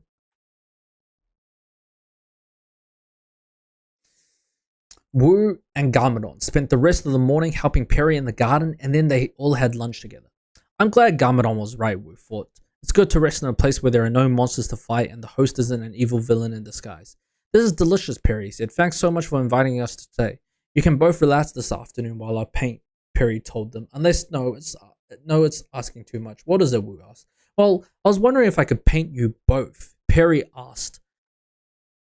I'm running out of things to paint up here, and Bailey doesn't like to sit still. Busy Bailey, the Mon dog agreed. Wu and Garmadon looked at each other. Wu shrugged. I think we can sit still for a while. It would be cool to be in a painting, right, Garmadon? Sure, why not? Garmadon asked. When we're famous ninja someday, you can hang it in a museum. Wu shook his head. Us famous? Like that would ever happen. Outside, Perry set up her easel and paints in front of a small boulder on the edge of the woods. Do you think you could pose in a fighting stance on top of that rock? Perry asked. Maybe using your weapons? That might look awesome. We can give it a try, Wu said. He jumped onto the boulder in one leap and stood with his feet apart. Then he gripped his staff with both hands and held it in front of him in a defensive position. Garmadon jumped up onto a rock next to Wu. He posed with a triumphant smile, raising his sword over his head. Okay, so I feel like she needs to paint them, and then once she paints them, she can trap them. That's what I'm thinking. That seems kind of crazy, no? Perfect. If you can hold it. Perfect if you can hold it, Perry said, and she dipped her paintbrush into the paint and began. Staying here is a good idea, Garmadon, Wu remarked. I kind of feel silly now, being worried. Garmadon lowered his voice to a whisper, and Wu thought he saw a guilty look on his brother's face. Listen, Wu, I think you might have been onto something when you said this place was weird. Last night I heard a strange sound. Garmadon quickly explained his encounter with Perry the night before. Wu's eyes widened. Why didn't you tell me? And what are we still doing here? When Ninja, Garmadon replied, I don't think we're in any danger we can't handle. And I'm really curious to know what's going on with Perry. Aren't you curious? Wu glanced at the purple-haired girl who was concentrating on her canvas. I am, he said, but when we're done here, we should start investigating. I'd like to know what's behind that locked door you saw Perry protecting. Perry painted and painted some more. The boys held their poses, but it grew more and more difficult to stay still. Wu started humming and whistling, and Garmadon stacked at him to stop. Come on, Wu, remember our Spinjitzu training? He said, Father has put us through a lot more than this. Close your eyes, focus on your breath. Wu nodded and closed his eyes. Then the sun got brighter and hotter, and despite their best efforts, the two brothers started to yawn. Wu felt himself drifting off to sleep, and he struggled to stay awake. He fell down on one knee. Garmadon was already curled up on his side, napping. Sorry, he mumbled. Just need to close my eyes for a minute. When he opened his eyes again, he found Garmadon sitting upright, looking around in wonder. Wu gazed from left to right. They were still standing on a rock, but they weren't on the mountain anymore, and Perry and her easel were nowhere in sight. A waterfall flowed behind them into a sparkling blue stream. Bright purple and orange flowers grew along the stream's banks. The scene and the colors reminded Wu of something. Does this look familiar? He asked Garmadon. Where are we? Garmadon turned and gasped. Wu spun around. Perry's face, enormous as the tree, floated in the air in front of them. I'm sorry, she said. I had to be sure you would help me. Then her face disappeared. Wu's mind raced. She's big and we're small. She was painting us, and now we're in a different place with bright colors. Perry has trapped us inside a painting, he cried, and Garmadon said the words at the same time. I was right about this all along, Wu yelled, although he knew anger and fear weren't going to help them right now. I guess we're destined to fall into the clutches of deceitful foes wherever we go. There's nothing we can do now except try to solve this problem. If we're inside a painting, then maybe we can get out, Garmadon suggested. Ninjago! Garmadon launched into Spinjitzu and hurled himself off the boulder in the direction where they had seen Perry's face. Wu watched his brother spin right into some kind of invisible force field and bounced back. Maybe it'll take two of us, Wu thought. Ninjago! He jumped and joined his brother, spinning like a tornado into the force field. Okay. Womp. He felt himself collide. Oh, wait. Womp. He felt himself collide with the field as it pushed him back, but it didn't give up. But he didn't give up, and neither did Garmadon. Womp, womp, womp. They crashed into the force field again and again with no results. Finally, they slowed down and collapsed into soft green glass. Well, this is definitely a problem, Wu said. Definitely, Garmadon agreed, but we'll find a way out. Don't bother, said a voice behind him. There's no way out here. The boys turned to see a large white deer with sparkling blue eyes standing there. Her crystal antlers glittered. Another talking animal, Garmadon asked. I am Jelena, she said. And there's something you must know. Perry has sent you in here to fight a monster. Wait, a monster? Oh, damn. That was pretty sick, no? Wu's head was spinning. There was so much to figure out. How had Perry trapped them inside a painting? Who was this magical looking white deer? And what did she mean about a monster? Jelena looked at the brothers with sympathy. She seemed to understand their confusion. This is a lot to explain, she said. Please sit and listen. I have a tale to tell. I hope, a good one, I hope, Garmadon grumbled. Jelena fought for her. Once upon a time, there was a magician whose name was Mindaro, he said. He channeled all his magic into one very special talent. He could create paintings that came to life. Aha, Garmadon blurted out. I thought I saw ducks moving in one of the paintings. Now I know it was real. Jelena nodded. Yes, exactly. Mindaro was a gentle man, and he created paintings to delight and entertain those around him. He worried too much natural beauty was disappearing from the world of Ninjago, and he wanted to preserve it. Mindaro named a woman named Violet, and they had 2 daughters, Periwinkle and Indigo. Perry and Indy for short. Oh, is she the other one? Perry mentioned she had a sister, Wu thought. Seeking a peaceful place to create his magical art, Mindaro moved his family to the top of a mountain in the middle of Ninjago, Jelena continued. He painted scenes of enchanted forests and beautiful landscapes, and populated them with wondrous creatures like myself to delight his wife and daughter. Wait, Mindaro created you? Garmadon asked. Yes, Jelena replied. In many ways, he is like a father to me, and Perry and India are like my sisters. They spent many happy hours in front of this painting, watching me frolic and play. I longed to leave my painting and enter the world with my sisters, and Mindaro listened and tried to create magic that would let me do so. He began with Bailey. Wu gasped. Bailey started out as painting? Jelena nodded. Yes, he is smaller and simpler than I, and Mindaro was able to bring him into the real world. I eagerly waited my turn, but then everything changed. The girl's mother, Violet, became ill and died quite suddenly. Mindaro was overcome with despair. He would not eat or sleep or paint. His daughters urged him to paint again, thinking it might bring him joy.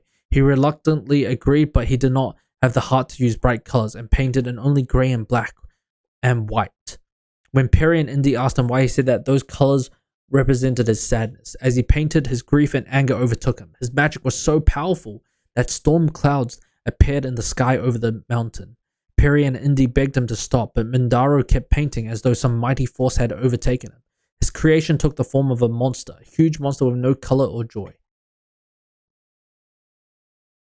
Damn.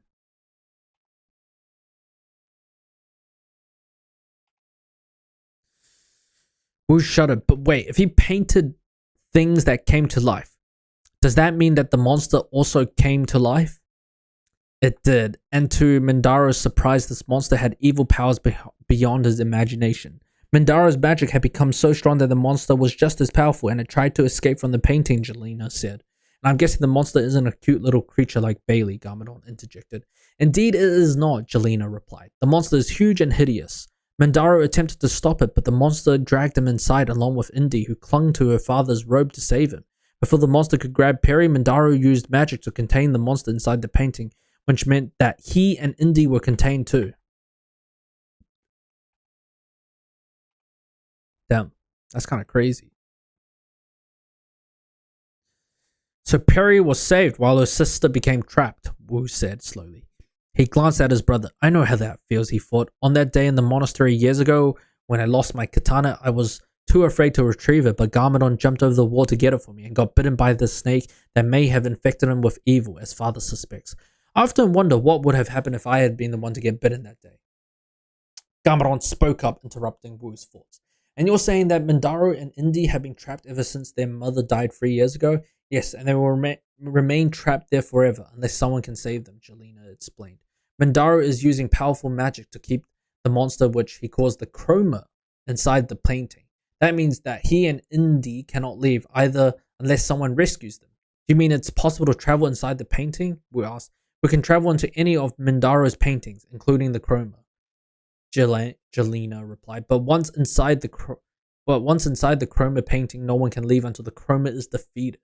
Garmadon's eyes lit up. Wait, is that why Perry painted us inside a painting, he asked, so that we'll go fight the chroma? Why didn't she just ask us? Jelena shook her head sadly. Perry and I still talk every day. Perry is filled with guilt that her sister is trapped and she is free. She has spent the last 3 years trying to learn her father's magic to help free Mindaro and Indy. She has learned to bring the characters to life in her paintings. First she tried painting warriors and sorcerers, but she told me that those painting heroes all failed, swallowed by the chroma. Then Perry became more and more desperate. She discovered how to trap real people and creatures inside paintings, Jelena continued. We should have guessed, Wu said, but she seemed so nice. She's not a bad person, I swear, Jelena replied, but despair has made her do bad things. She resorted to a trickery by inviting anyone who came to the mountain to stay. Then she painted them into a painting so I could explain to them what needs to be done before facing the chroma. A pirate, an explorer, a warrior, a winged lion, and more. She sent them all in here, knowing that they would have to try to defeat the chroma, even if they ever wanted to be free. Jelena looked away sadly. I'm sorry for my part in all of this, but I do not know how to stop Perry, and I have been too frightened to venture into the chroma painting myself. What happened to everyone who Perry sent to fight the chroma? Wu asked, but he felt like he knew the answer. The white deer looked into his eyes. The chroma swallowed those brave enough to fight it, just like the ones Perry had painted herself before, she replied. I know there's no way I can possibly defeat the monster, which is why I stay here. And as for why she didn't just ask you, Garmadon, it's because she is too afraid you would refuse. She is desperate to reunite with her father and sister, and will do anything to make it happen. Wu and Garmadon were silent for a minute, taking it all in.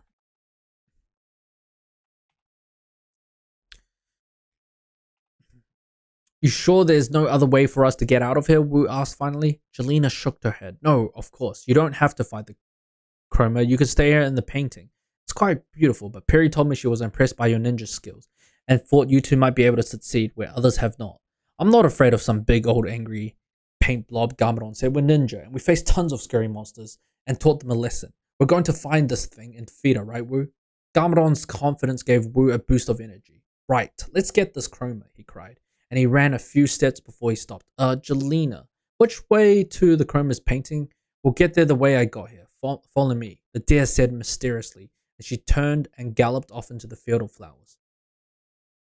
Wu and Garmadon ran after her until she reached the edge of the meadow. Suddenly a portal swirled in the blue sky. Jump, Jelena cried, and she leaped into the portal and disappeared. Garmadon and Wu ran toward the portal and leapt into it, too, side by side.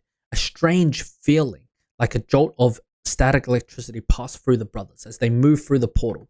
It spit them out on the other side, and they tumbled into a forest. Giant flowers towered over their heads, and nearby a large willow tree's branches danced in the cool breeze.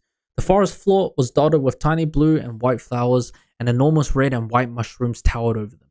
I recognize this painting, Garmadon cried. It's in the main room in the villa. Jelena looked around and brightened. Okay. This is the painting that Mindaro created when he made me, Jelena explained.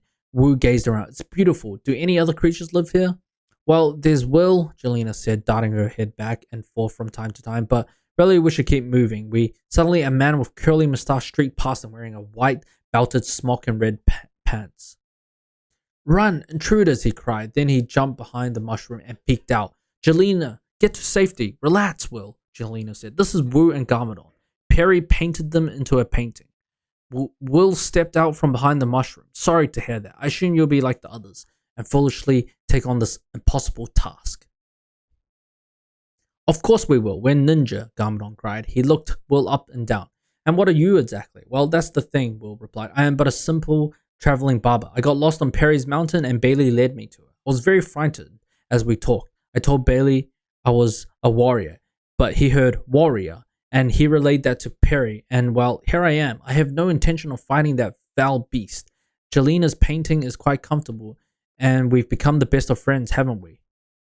Yeah, sure, Jelena replied, but she turned to the brothers and mouthed the word no. Anyway, we've got to get going. See you later, Will. Good luck, Ninja. You're going to need it, Will called out. Then he pulled a pair of scissors from his smock pocket. If you change your minds, I'm happy to take care of those shaggy hairstyles for you. For a discount, of course. Jelena galloped off to the edge of the magical forest, and the brothers followed. As the tree thinned, she came to another portal. Does this lead to the Chroma's painting? Wu asked. No, Jelena replied. We must pass through several different paintings to get there. I know the way, but stay alert. Not all of the paintings are as safe as this one. What do you mean? Wu asked. But Jelena had already jumped through the portal. With a shrug, the brothers followed. The boys landed in the painting and gazed around. Jelena faced them. They were standing in a field of bright green grass with large uneven stalks. A single flower grew in the field. It was very tall, and red petals grew in the field. It was very tall with red petals and a smiling face inside its pink center. It's hot in here, Garmadon remarked. He looked up to see a giant yellow sun hanging low in the sky. Rough lines extended from the main circle of the sun. It looked strangely familiar somehow. Did a child paint this? Wu asked. Perry painted it when she was younger, Jelena said. It was the first time she realized she had the same magic as her father.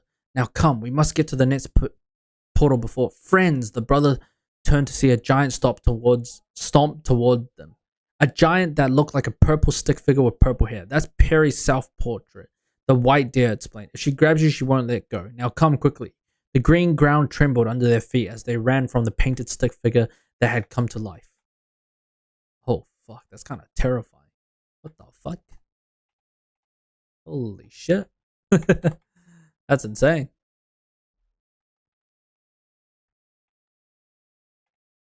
Friends, come play, the stick figure yelled. She reached for them with her purple stick hands. Luckily, they had reached the next portal. This part's tricky, Jelena said. When you go through the portal, grab onto the first one you see. First one what?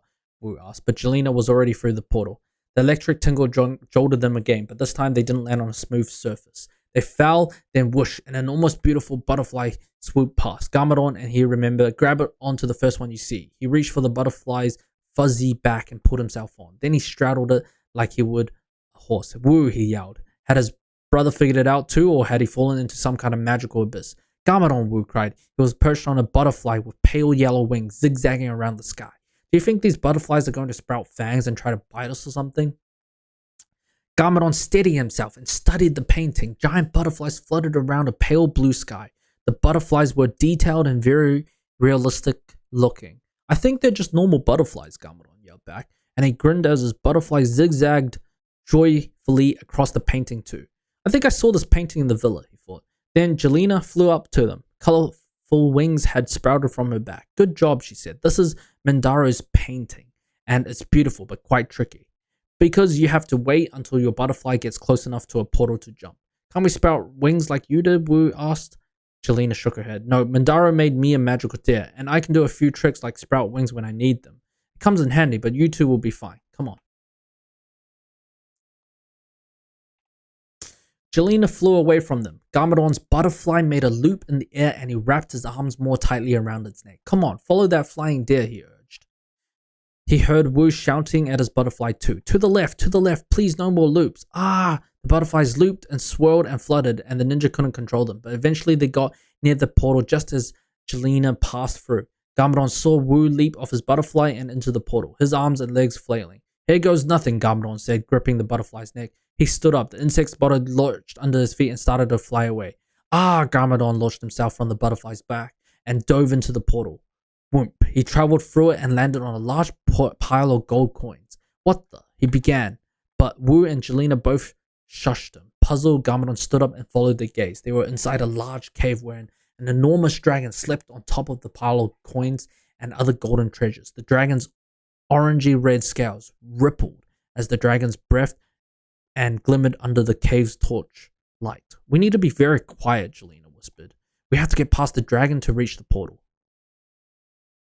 What kind of dragon is this anyway? Wu whispered. Real dragons do not care for gold and treasures. Our father taught us that real dragons are not greedy. They care for something entirely different. Mandaro painted this from an old fairy tale, Jelena explained. It's called Guardian of Your Heart's Treasure. Why don't Why doesn't Perry just sick this dragon on the chroma? Garmadon whispered back. Perry can't control the dragon because her father painted it, Jelena explained. One time I tried to wake it up, and I'm lucky I got away with just a scorched tail. They tiptoed across the heaping mounds of treasure, moving as quietly as they could. Soon they reached the dragon's head. Steam escaped from the dragon's nostrils with every breath. Garmadon saw the portal spinning just beyond the dragon's head. Jelena jumped through. Wu lined up to leap into the portal, but at that moment Garmadon spotted a golden urn half buried in the coins. He could make out the words Northern Coast and Tea. Hey Wu, it's the tea, Garmadon yelled and dove for the urn.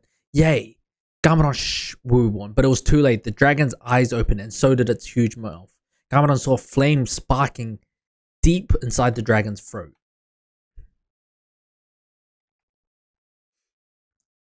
Garmadon, run! Wu yelled. Garmadon quickly grabbed the urn and felt the heat of the dragon's breath as he charged ahead where Wu was waiting for him. Raw, fiery dragon breath licked at their heels as the brothers hurtled through the portal. This time they landed on the wooden deck of a ship in the middle of a rainstorm. Garmadon got to his feet.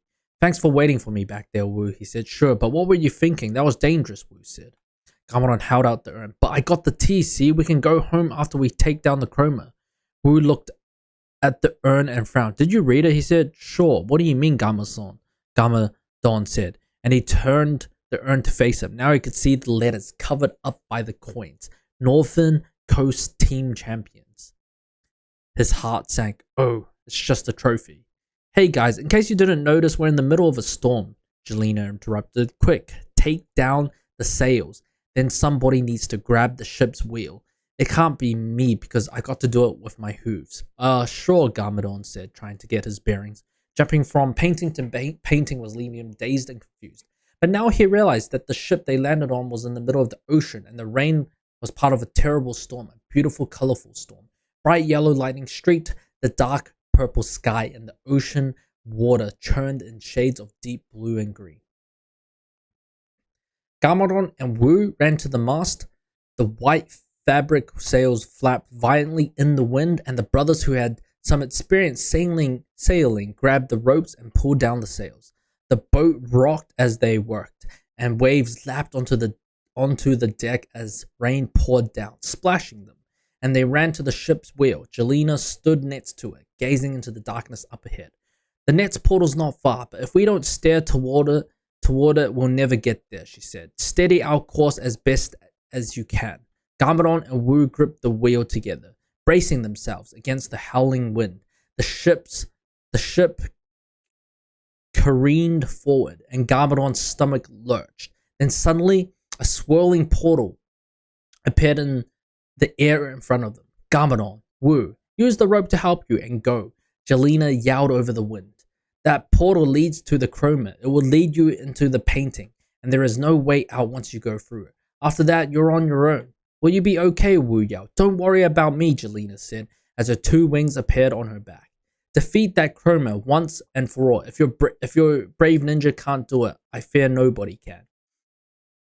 Jelena flew off into the storm, and the brothers stared at the portal. They picked up the long rope attached to the ship's mast. Then they took a deep breath. We can do this, Wu said, trying to stay confident. Yeah, let's get this chroma, Garmadon added.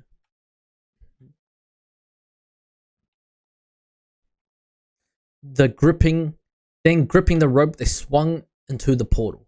What the fuck? Why is there only one line, bro? What the hell? Okay. The brothers landed in a world with a flat grey landscape, with nothing but rocks and caves jutting from the dull ground. In the distance sat a dark, gloomy fog. The force of their jump caused the long rope to snap at its base and pull at their feet. It was eerily quiet after the noise of the ocean storm, and a small shiver of fear crept up Garmadon's spine. This place is creepy, he remarked. Wu agreed. You can say that again, he said, looking around. You know, we don't know much about this painting or where to find the chroma. I have a feeling it won't be hard to find, Garmadon said. We might as well just start walking. Before they could take a step, the ground erupted in a circle around them. Figures rose up, the same color as the grey ground. Each one had a grey human-looking body, with 2 arms, 2 legs, and a head. And none had a nose or a mouth, just 2 empty cracks where their eyes should be. the creepy creatures surrounded Garmadon and Wu. They both jumped into a ninja stance, ready to battle. What are these? Baby chromas? Wu asked. No idea, Garmadon replied. Lena didn't warn us about these, but I'm guessing they're not friendly. Then, without a word, the grey creatures charged forward. Both brothers jumped up and over the attackers, landing outside the circle. Okay.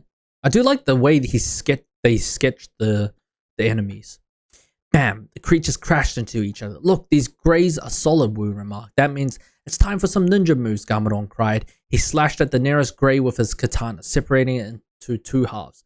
The two-piece seemed to melt back into the grey ground, and then two more greys rose in its place. Oh, it's going to be like that, is it? Garmadon asked as the two new greys launched themselves at him. He jumped over their heads and landed somersaulting. He popped up next to Wu as his brother whacked a grey with his staff. The creature fell back, melting back into the ground, and another two popped up. This could go on forever, Wu remarked, unless, Garmadon said as he picked up the long rope they had brought with them from the painting of the ship. Wu grinned. Ninjago!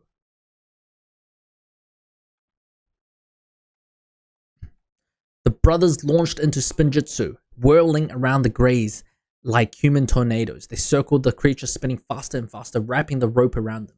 When Wu and Garmadon stopped spinning, the army of greys were stuck into what looked like a giant ball of yarn. Great thinking, Garmadon, he said, and the two ninjas slapped their palms together in victory. Roar! They spun around at the sound of an angry, unearthly howl. Then both boys gasped, but the creature the size of a small mountain moved swiftly across the barren land.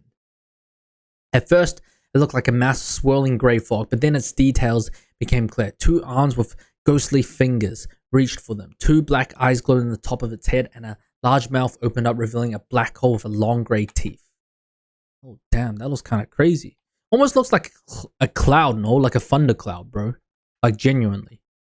What the hell? That looks insane.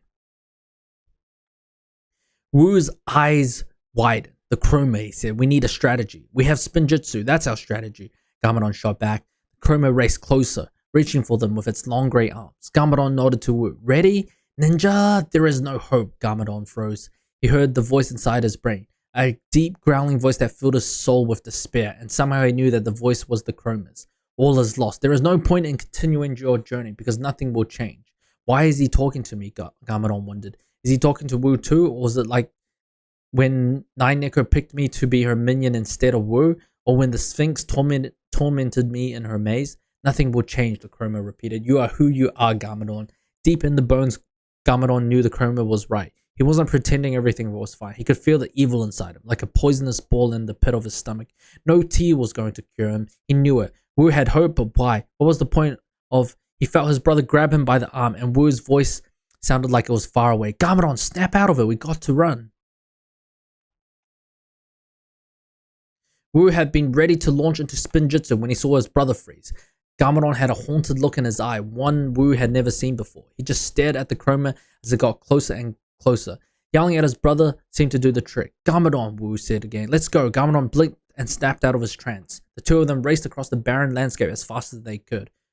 What happened back there, Wu asked. I heard the chroma inside my head, Garmadon yelled back. Didn't you? Roar. If we don't find shelter, we'll have to fight, Wu thought. But what if Garmadon freezes up again? What did he mean about hearing the chroma inside his head? Then Wu spotted something, a dim light glowing through the fog. He ran toward it, and Garmadon followed. Quickly, a woman's voice called to them from the light. Roar. Wu and Garmadon took one last long leap towards the light. They tumbled into a cave flowing with light from torches on the walls. A young woman with pale lavender hair worn in braid looked at them and sighed. Don't worry, the chroma can't come in here, she said. Then she raised her voice. Father, Perry has sent more warriors. A voice grunted in response from a corner of the cave where a man with a bushy beard was painting strange symbols on the cave wall. His face looked tired and he did not respond to his daughter. You must be Indy and Mindara, Wu said. Yes, Perry did send us. I'm Wu and this is my brother Garmadon. Well, technically she sent us. She didn't really ask us, but here we are, Garmadon pointed out. I am so sorry, Indy said. We know that she uses trickery to do this and we are very sorry. Perry feels so much guilt that she escaped the chroma's clutches that she has resorted to dishonesty in her desperation. But that is not the girl she is at heart. I urge you, stay here with us in this cave where it is safe. There is no way for you to defeat the chroma. We will defeat the chroma, Garmadon blurted out. Wu nodded. Indy raised an eyebrow. Oh, really, she asked. Because you were just running away from it right now, weren't you? Garmadon shrugged. That's because we need to strategize. Hey, that's what I said, Wu objected. Indy sighed. Then you are foolish, like all the others, and I will not be able to stop you. What's our choice? Garmadon asked. If we don't fight the Chroma, we'll be stuck here in this cave with you and your father. I mean, you seem nice and everything, but this place is a little, well, dark. Better to be alive and gloomy than swallowed by the Chroma, Indy replied. Wu glanced over at Mindaro, who continued to paint symbols on the cave wall. What's he doing? It is a magic spell, Indy replied. My father must paint these walls every day to keep the Chroma trapped in this world. He is very weak because it takes every ounce of his energy to keep the Chroma here. It is why he rarely speaks. Kinda uses magic to bust us all out of here, Garmadon explained. Indy shook her head. No, that might release the Chroma into the world. It's too risky. So if we defeat the Chroma, your father can use his magic to get us out? Wu asked. Yes, but as I've told you, it's impossible, she said. My sister Perry sent many brave and strong warriors here to help us, and they failed. And to be honest, you don't look much more powerful than any of who have gone before you. Garmadon looked at her. Oh yeah? Were any of them the ninja sons of the first Spinjitzu master? Indy raised an eyebrow. No, she admitted. Wu paced back and forth, thinking, Indy, ninja don't back down from a challenge. We are going to fight the Chroma. Can you tell us anything that might help us? First of all, who are all those little grey guys? The Chroma created them as a first line of defense, she explained, and the Chroma can make new ones whenever it chooses. They always come in large numbers. If we venture outside this cave, they are the first to attack. And what about the Chroma? What happens when you try to fight it? Garmadon asked. Indy frowned. The Chroma is a huge mass of despair and anger. You can't punch it or kick it into submission. When it gets close to you, it swallows you. There is no way to fight it. Every opponent we've ever faced had a weakness, Garmadon told her. We just have to find the Chromas. Right, Wu said. What is the way to defeat despair and anger? Then the brothers looked at one another. Joy, Wu cried. Happiness, answered Garmadon. There is no joy or happiness here, Indy said. Only grey sadness. Grey sadness. Wu thought about the grey landscape of the Chroma painting. Then he remembered the beauty of Jelena's enchanted forest. He thought about soft green grass, purple and orange flowers, and the blue sparkling stream. Color, he cried. We can fight the Chroma with bright, happy colors. Garmadon nodded. Exactly. It's all about balance. Like father says, when something is off, everything falls, he said. But how exactly would bright colors work to defeat the Chroma? Then Madara turned to them, and he spoke in a hoarse, tired voice. There is no hope, Ninja, he said. The only color in this world is what India and I brought with us, and there is precious little left. Garmadon pointed to the torches in the cave, crackling with orange and yellow flame. There's color, he pointed out. How did that get here? I created them with the last splatters of my paint on my clothing, Mindaro replied, looking down at his paint-stained robe, but no more color remains. Wu shook his head. What about Perry? He asked. She added us to Jelena's painting. Can't she add color to this one? Mindaro was silent for a moment. I have thought about it, but there is no way to ask that of Perry. She can watch what happens in this painting, but we cannot speak to her unless we travel to the front of the painting, and we risk being swallowed by the Chroma before we get to it. Then the problem remains. How will we use the color to defeat the monster? Like my brother Garmadon always said, we've got Spinjitzu, we replied. If you use a magic to make Perry's color bigger and stronger, I think we could use Spinjitzu to turn the grey Chroma into a candy-colored cloud. Mindaro sighed. My magic is so weak, I don't know if I have enough to make Perry's colors strong enough to overtake the Chroma. Okay. Indy grabbed her father by the shoulders. You have to try, father, she said. This is the first ray of hope we've had in 3 years. Mindaro shook his head. It is too risky. If the Chroma gets out, you said so yourself. Your magic is weakening, Indy shot back. The Chroma will get out eventually, unless we take action. She grabbed a torch from the wall. Now is the time. Yes, Garmadon cheered. Wu looked at Indy. How far is it to the front of the painting? Not far, she said. If you and Garmadon can keep the Chroma and the Greys at bay, I can talk to Perry. Father just needs to let down the magical shield. I can only do so for a short time, Mindaro said. If there is a chance the Chroma will escape, I must close it. We will not let the Chroma escape, Garmadon promised. Come on, let's go. Indy and Mindaro moved to the front of the cave, but Wu held Garmadon back. Garmadon, you said you heard the Chroma's voice in your head before. He said, are you sure are you going to be okay? We can't have you freezing up again. Garmadon scowled. I'm not going to fail. Alright? You don't need to worry about me. How can he be so sure, Wu wondered. I wish I could figure out what was going on with Garmadon, but there's no time. We just have to try and see what happens. He nodded, okay. They joined Indy and Mindaro at the cave entrance. Father, how fast can you run? Indy asked. As fast as my weak body will allow, Mindaro replied. But I will do my best. The four of them left the cave, jogging quickly. Indy and Mindaro headed toward a pale light in the distance across the grey landscape. Immediately, grey began to pop up. Wu wasn't sure if they were the same ones he and Gamadon had tied up or new ones, but it didn't matter. Okay. Slam. Wu knocked one down with his staff. Bam. Gamadon twirled, taking one down with a swift round kick. Just like before, two more greys popped up when each one fell. Gamadon groaned. Not again. Just keep moving and fighting, Wu yelled. Whack, slam, whack. The brothers knocked the greys back one after another, protecting Indy and Mindaro. Indy held her father's elbow, helping him move towards the front of the painting. Wu glanced behind him and saw a great pale wall at the front of the painting. Almost there, Wu cried. He thrust his staff into the belly of another grey, shoving him backward. Indy and Mindaro reached the wall. Father, now, Indy cried. Mindaro held up his paintbrush and started drawing the same symbols the brother had seen on the cave. The pale wall in front of them began to simmer with magic. Okay. That's pretty cool. It's like creating a crack in the sky or something. I am lifting the barrier so we can communicate with Perry, Mindaro explained. But if Chroma tries to escape, I'll close it. Perry, we need you, Indy called out. The greys tried to stop Indy and Mindaro. Whack. Gamadon sent a grey flying with a shove. Smack. Wu kept the grey at bay with powerful punch. Perry, we need you, Indy yelled again. Perry, please. Perry's giant face appeared in front of them, her eyes wide with surprise. Sister, father, she asked. Oh, it's been so long. It's been so many nights staring at this painting, watching the Chroma howl and roar, and with no sign of you. Does this mean the Chroma has been defeated? No, not yet. We need your help, Indy answered. Whack. Paint some rainbow colors into this painting, fast. Gamadon yelled. What? Perry asked. There's no time to explain, Indy said. We have an idea. Father needs some rainbow colors to help these ninja defeat the Chroma. Oh! The Chroma eerie howl echoed throughout the painting. Wu looked back to see the enormous creature appear on the horizon. Perry, hurry, Wu yelled. Perry nodded and ducked away. She quickly returned holding a paintbrush. Wham! Wham! Wu and Gamadon sent two more greys flying. Now paint, Indy yelled. Perry quickly painted a yellow and orange flower on a green stem. As she painted, the flower came to life in front of them. Ooh! The Chroma glided towards the grey, across the greyed landscape like a coming storm. Now, Mindaro, Wu cried. Give those colors a boost. Mindaro placed both hands, palms up in front of the flower. He closed his eyes and began to chant under his breath. Nothing happened. Mindaro opened his eyes. My magic is too weak. I can't do it. Wham! Wu tripped the grey charging toward him. He glanced at his brother. Gamadon was busy fighting greys as the Chroma raced toward them. Mindaro, meanwhile, knelt back down. It's no use. I must close the barrier. Father, wait, Perry said suddenly. You have the strength to do this. I know you do. She began to paint and a small flower appeared in front of Mindaro. A purple flower with 5 petals. Why would she paint something so small? Wu wondered. But Mindaro's eyes widened. A violet, he cried. Mother always had faith in you, Perry said. It's not your fault you couldn't save her, but you can save us now.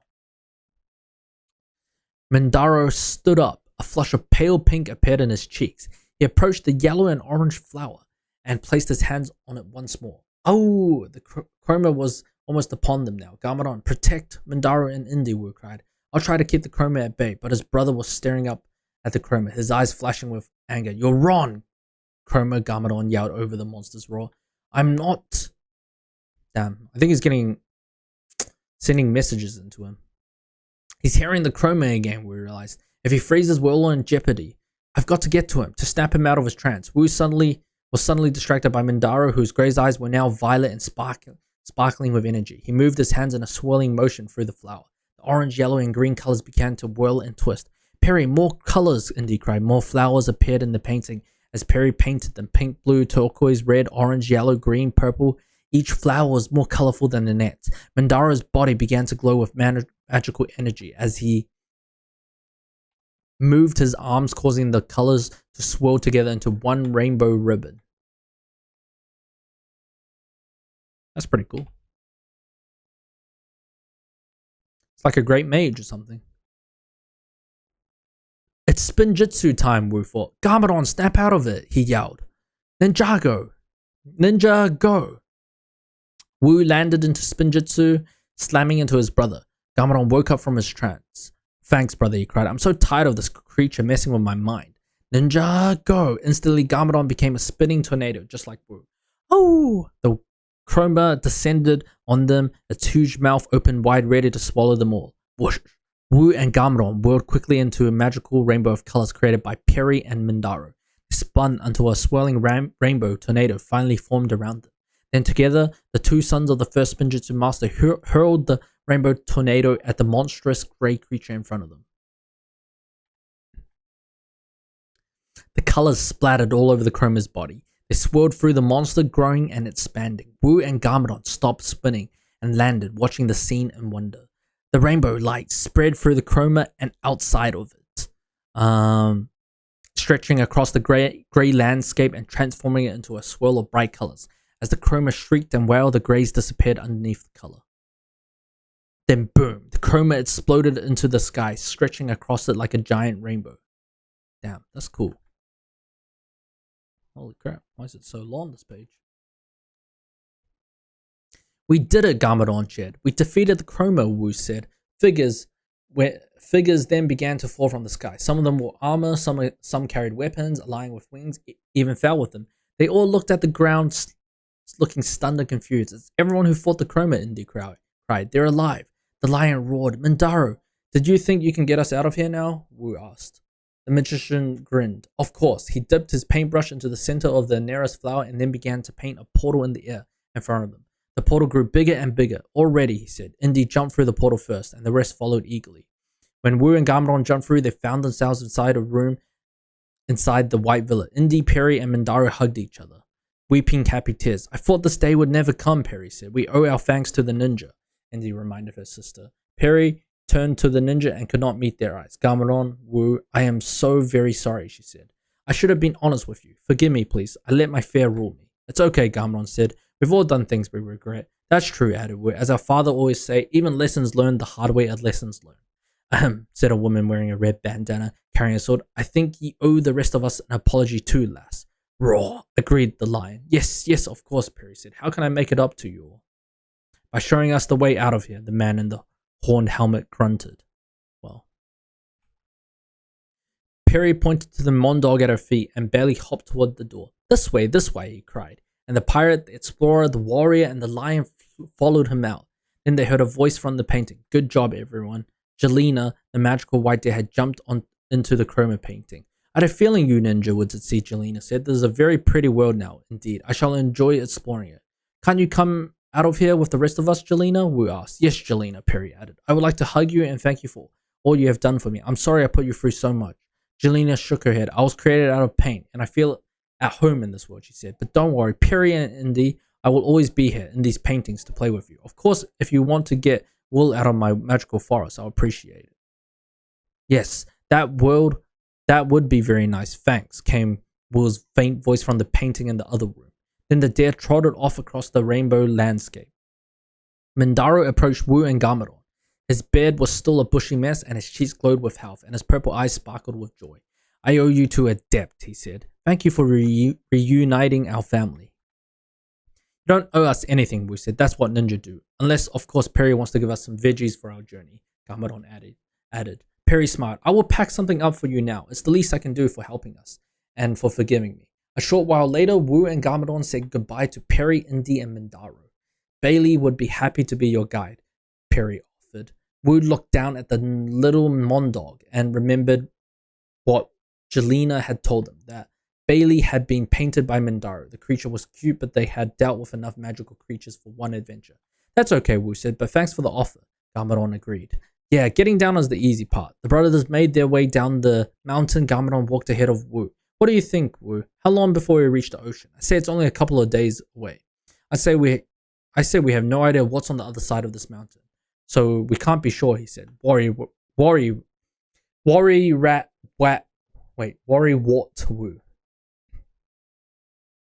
Garmadon teased. And as they walked, Wu studied his brother thinking. He heard the chrome in his head back there.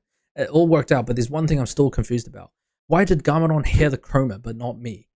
I hope you're right, Garmadon, Wu said as the brothers continued their journey. I'll be happy when we find that tea. I bet I'll find it before you do, Garmadon said with a playful grin. Wu smiled. This journey has had its ups and downs, but every minute I spend with Garmadon, I feel like our bond grows stronger, he thought. Whether we find the tea or not, I'll remember these adventures with my brothers forever. I mean, I think the reason why he heard it was because he's evil. Like, he's turning evil. So, and the chroma is pretty much like evil emotions, right? Or sad emotions.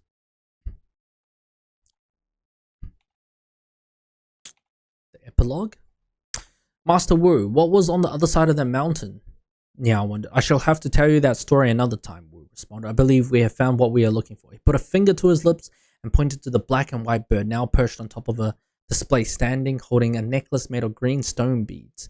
I'll grab it, Kai hissed. Unwise, Kai Zane said. Magpies are clever birds. They are well known for stealing shiny objects and hiding them. We must follow it to its stash. Then we can retrieve the necklace. The bird grabbed the necklace in its beak and flew off. The heavy necklace weighted down and it couldn't outfly the ninja. They followed it to a gallery of paintings where it dropped to the floor. The bird stuffed the necklace into a hole at the bottom of the wall. Now, can I grab it? Kai asked. If you can, Zane replied. Kai dove for the bird with his arms outstretched. The bird flew away. Lloyd jumped up, opened a small window near the top of the ceiling, and the bird flew outside. Lloyd quickly slammed it shut and dropped down. Nya, meanwhile, had investigated the bird's stash. It's stuffed with jewelry, she reported. You were pretty right, Zane. We have found our thief. I guess this was pretty routine after all. Cheer up, Kai, Jay said. We solved the case and at least we heard a good story. Speaking of the story, Cole said, look at this painting. He pointed to the wall and there was a large painting hung that showed a landscape with rolling hills in the background. Colorful flowers dotted the grass. A large rainbow stretched across the bright blue sky, adding a spark of joy to the peaceful scene. Master Wu, that's the painting in your story, Nya cried. Excited, she ran toward it. It's signed by Mindaro. This is it.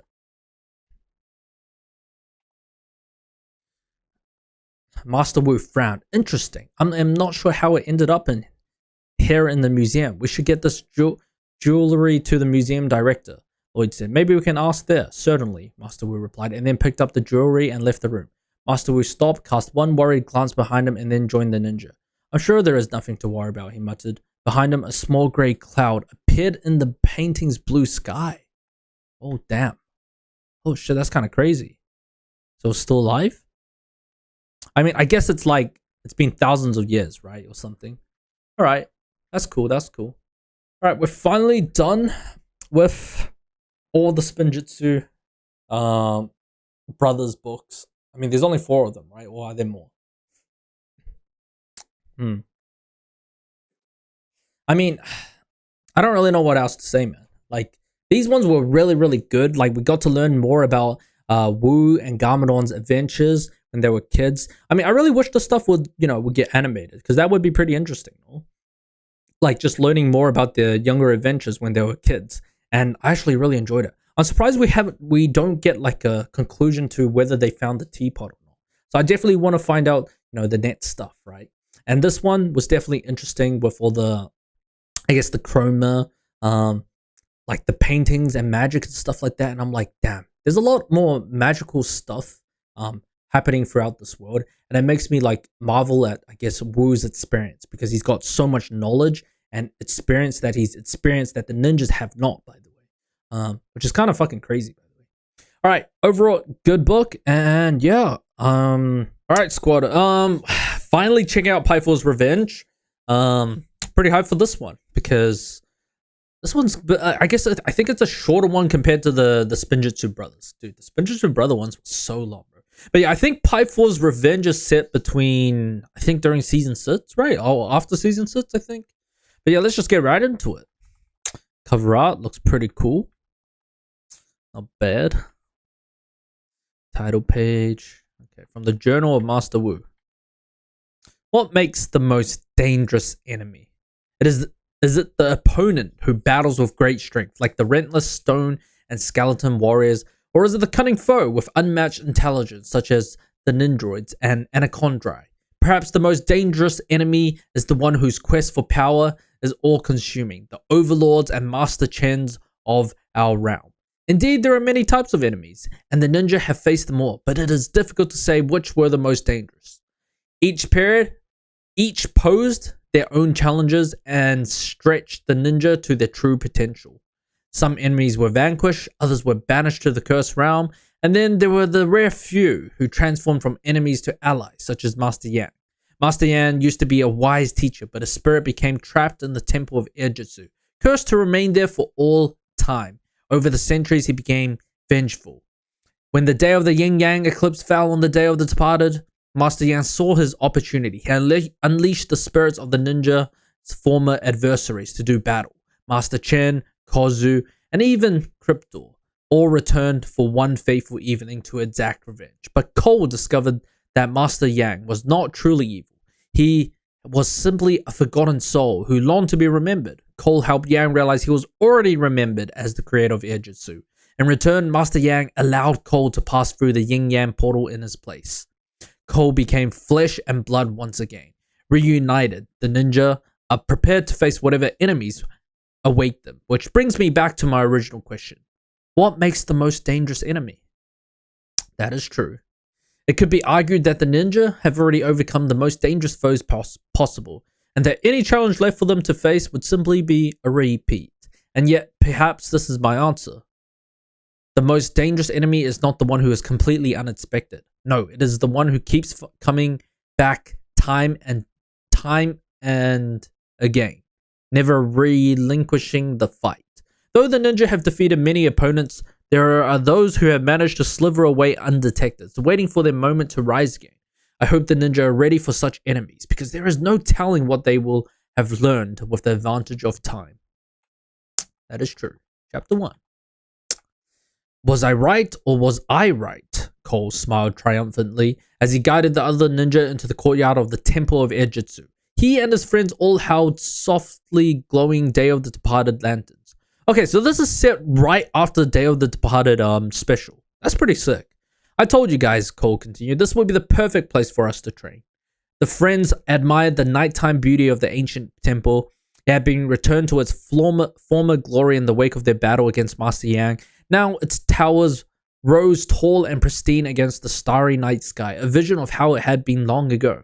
Cole smiled and glanced up to one of the temple towers. He caught a glimpse of Master Yang smiling from a window. Only Cole knew that the Master's spirit remained inside, but Yang was no longer vengeful.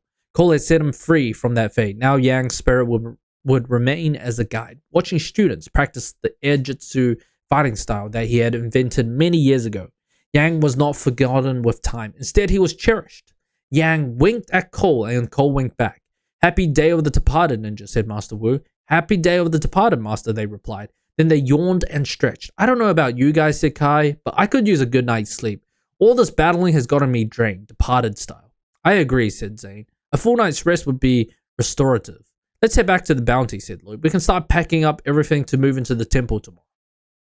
Tomorrow, groaned Jay.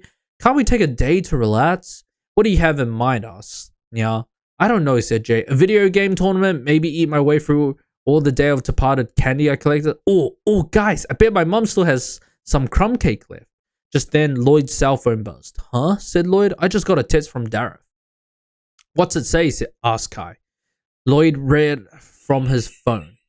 Do you guys please grill have plans for tomorrow? Have something fun in mind. Plus girl. Okay. Okay. See, Jay exclaimed. Even Dareth knows we could use some fun. Lloyd shrugged. I guess one day off couldn't hurt. The others nodded. So Lloyd texted Dareth back. No plans. What's up? 3 dots appeared on Lloyd's phone screen indicating Dareth was typing. Meet me at the Ninjago Museum of History tomorrow morning. Before opening, we'll show you then. Okay. Guys, this does not look like fun, Jay frowned. They arrived at the Ninjago Museum of History the next morning. Scattered all around the front entrance were piles of debris, and leading straight into the museum storage room was a hole in the wall, shaped like Kozu, the stone warrior. My favorite ninja, cried Dareth, stepping through the hole. Right on time as always. Dareth, what happened? Asked Lloyd. Why is there a hole in the museum wall? And why is it shaped like Kozu? Nya added. Crazy story, said Dareth. You know how on the Day of the Departed we honor while departed? Let me guess, sick guy. You encountered an actual departed enemy from the past who wanted to send you to the departed realm in his place? No, that's not. Oh yeah, that is it actually, said Dareth. He looked slightly deflated that Kai had guessed the truth so easily. but he bounced back quickly. Naturally, he was no match for the brown ninja. I outsmarted him with my usual combination of skill and astonishing quick thinking. However, the battle had some side effects. We can see that, Senior. It looks like Dr. Saunders' museum needs major repairs. Jay shook his head. I don't understand. You tested us saying you had something fun in mind. What does this have to do with fun? Well, if there's one thing I know about my ninja, it's that you guys love fixing things, said Dareth. Fixing Ninjago City, fixing the realms. I figured that this sort of laid-back, low-key fixing would be right up your alley. The ninja blinked. Are you serious? Exclaimed Kai. Spinjitzu is fun. Kicking Master Chen's butt is fun, but cleaning up your mess is not fun. Why don't you help Dr. Saunders clean his museum? Asked Cole. Dareth sighed heavily. I would if I could, little ninja, but there's so much to do and so little time. Such as? Asked Kai.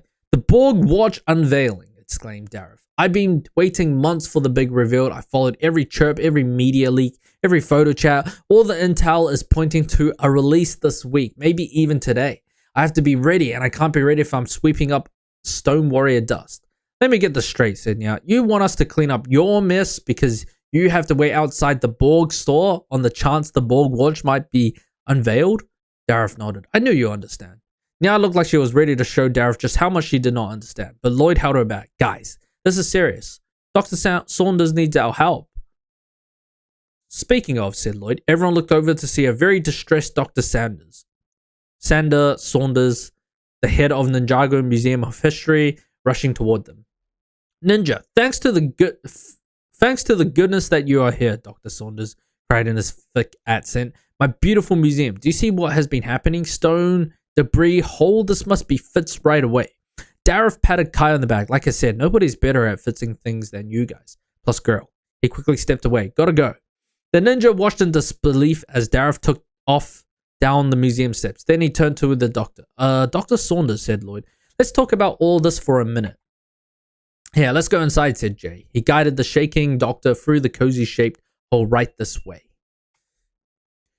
No, Dr. Saunders groaned as he surveyed the damage. My display hall, my storage room, all broken, very bad. But why? What made this all this happen? Well, Jay started. As you know, there was a yin-yang eclipse last night, said Zane, and the spirits of our old enemies kind of inhabited the statues from your Hall of Villainy, said Cole, and came back to battle us for one night, finished now. Dr. Saunders shook his head. You speak, but I do not understand. The statues? What made them move? Why did they move? Well, why is a kind of a long story, said Jay, but they did move, and one of them attacked Dareth in your storage room. The big stone guy, added Kai. The one who left behind his hole in the wall. Dr. Saunders moaned. This is bad. Yes, very, very bad. Everything took a long time to create. You see, all the statues painted by hand, special ordered months in advance. Hey, it's okay, Doc, said Jay. It's just a little messy. Nothing a few moths and buckets can't clean up. As he spoke, he leaned against the statue of a Nindroid. One of its arm fell off and smashed to the ground. Everything you are doing is bad, Dr. Saunders. I want you to know this. Do not worry, Doctor, said Zane. We'll help you to fix your museum so it's back to optimal conditions. Optimal conditions? Dr. Saunders' eyes suddenly went wide. Oh dear, oh dear, oh dear, oh dear, oh dear. The doctor rushed behind several dusty shelves. A moment later, the ninja heard him cry out. Dr. Saunders, are you okay? Cole exclaimed as they all chased after him. And when the ninja turned the corner, they discovered that Dr. Saunders, with his head in his hands, he was standing next to a broken device hanging from the wall. Destroyed, shattered, yes, completely ruined, he cried. What was this? Nya asked, stepping forward. It appears to have been an internal systematic temperature gauge, said Zane, scanning the debris. An internal, was it what? Asked Jay. A thermostat, explained Zane. Ah, said Jay. Then he raised an eyebrow at the weeping museum director. Gee, I would have expected something more dramatic. But Dr. Saunders shook his head. One of a kind. This is a thermostat. This thermostat was very precise, you see. I've been tinkering with it for years to keep the museum at perfect temperature for customer comfort, you understanding? Here, maybe we can fit it, said Kai, reaching for the shattered device. An odd look passed across Dr. Saunders' face. He smacked Kai's hand away. Sorry, said Kai, stunned. I was just trying to help. No, help. It is requiring very specific parts, Dr. Saunders explained. What if we could find replacements for the parts that were broken? Offered Lloyd. We happen to know a guy who might have what you need. Ah, yes, Dr. Cyrus Borg, Zane smiled. He would indeed have everything needed to repair the thermostat, perhaps improve it. Dr. Borg, you are saying? Dr. Saunders suddenly sounded curious. Interesting. Precise temperature control? Very impressive. Yes, it would be the perfect time. Right, said Cole. So we'll go see Dr. Borg then, and ask if he has any part you need to fix your thermostat.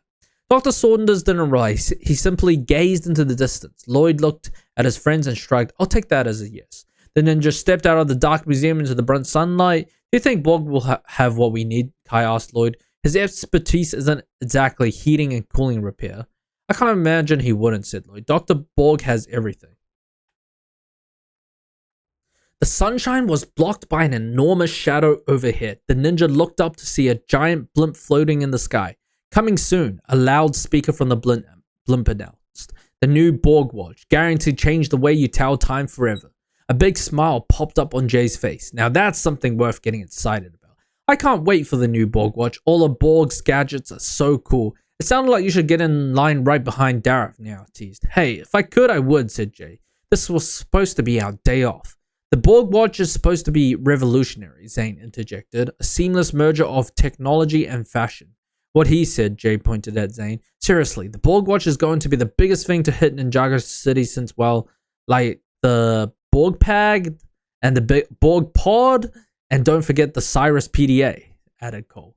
Jay sighed. Dr. Saunders got all weepy over his broken thermostat. That's weird, right? It's just a thermostat. But I have to admit, I may weep with joy when that Borg watch is finally unveiled. Maybe we can get a sneak peek. Lloyd smiled at Jay. You know, have some fun today after all. What do you mean? Jay asked curiously. Well, we're stopping by Cyrus Borg's. It can't hurt to ask if we can take a look at the Borg watch prototype, Lloyd explained. You know, as a favor. Jay's eyes grew wide. Do you really think... Oh my gosh, it's worth a shot, said Lloyd. And if he says no, we still need the parts for Dr. Saunders' thermostat. Then it is settled, said Zane. To the Borg store. The ninja kept chatting as they headed farther down the street, away from the blimp. None of them noticed the lone shadow that remained behind in a nearby alleyway. The shadow's owner watched the ninja intently for a moment, then he silently slithered away. My good friends, what a pleasant surprise. Dr. Cyrus Borg wheeled up to greet the ninja as they entered the Borg store. All around them, workers scurried to and from, setting up the store for the upcoming Borg watch reveal. You are looking as well as ever, Borg said, smiling. Ah, and Cole, I see you have rejoined us in the world of the living. Perhaps an even pleasanter surprise. Thanks, Dr. Borg, Cole replied. I've never felt better. I apologize. The store is in a frenzy, Cyrus Borg gestured to the flurry of the activity around him. I'm sure you have seen the ads. My new Borg watch is causing quite the hubbub. I'll say, Kai peeked through thick curtains shielding the store windows from the outside street. Hordes of people were cramped outside awaiting the big Borg watch reveal. Kai caught a glimpse of Dareth toward the back of the line.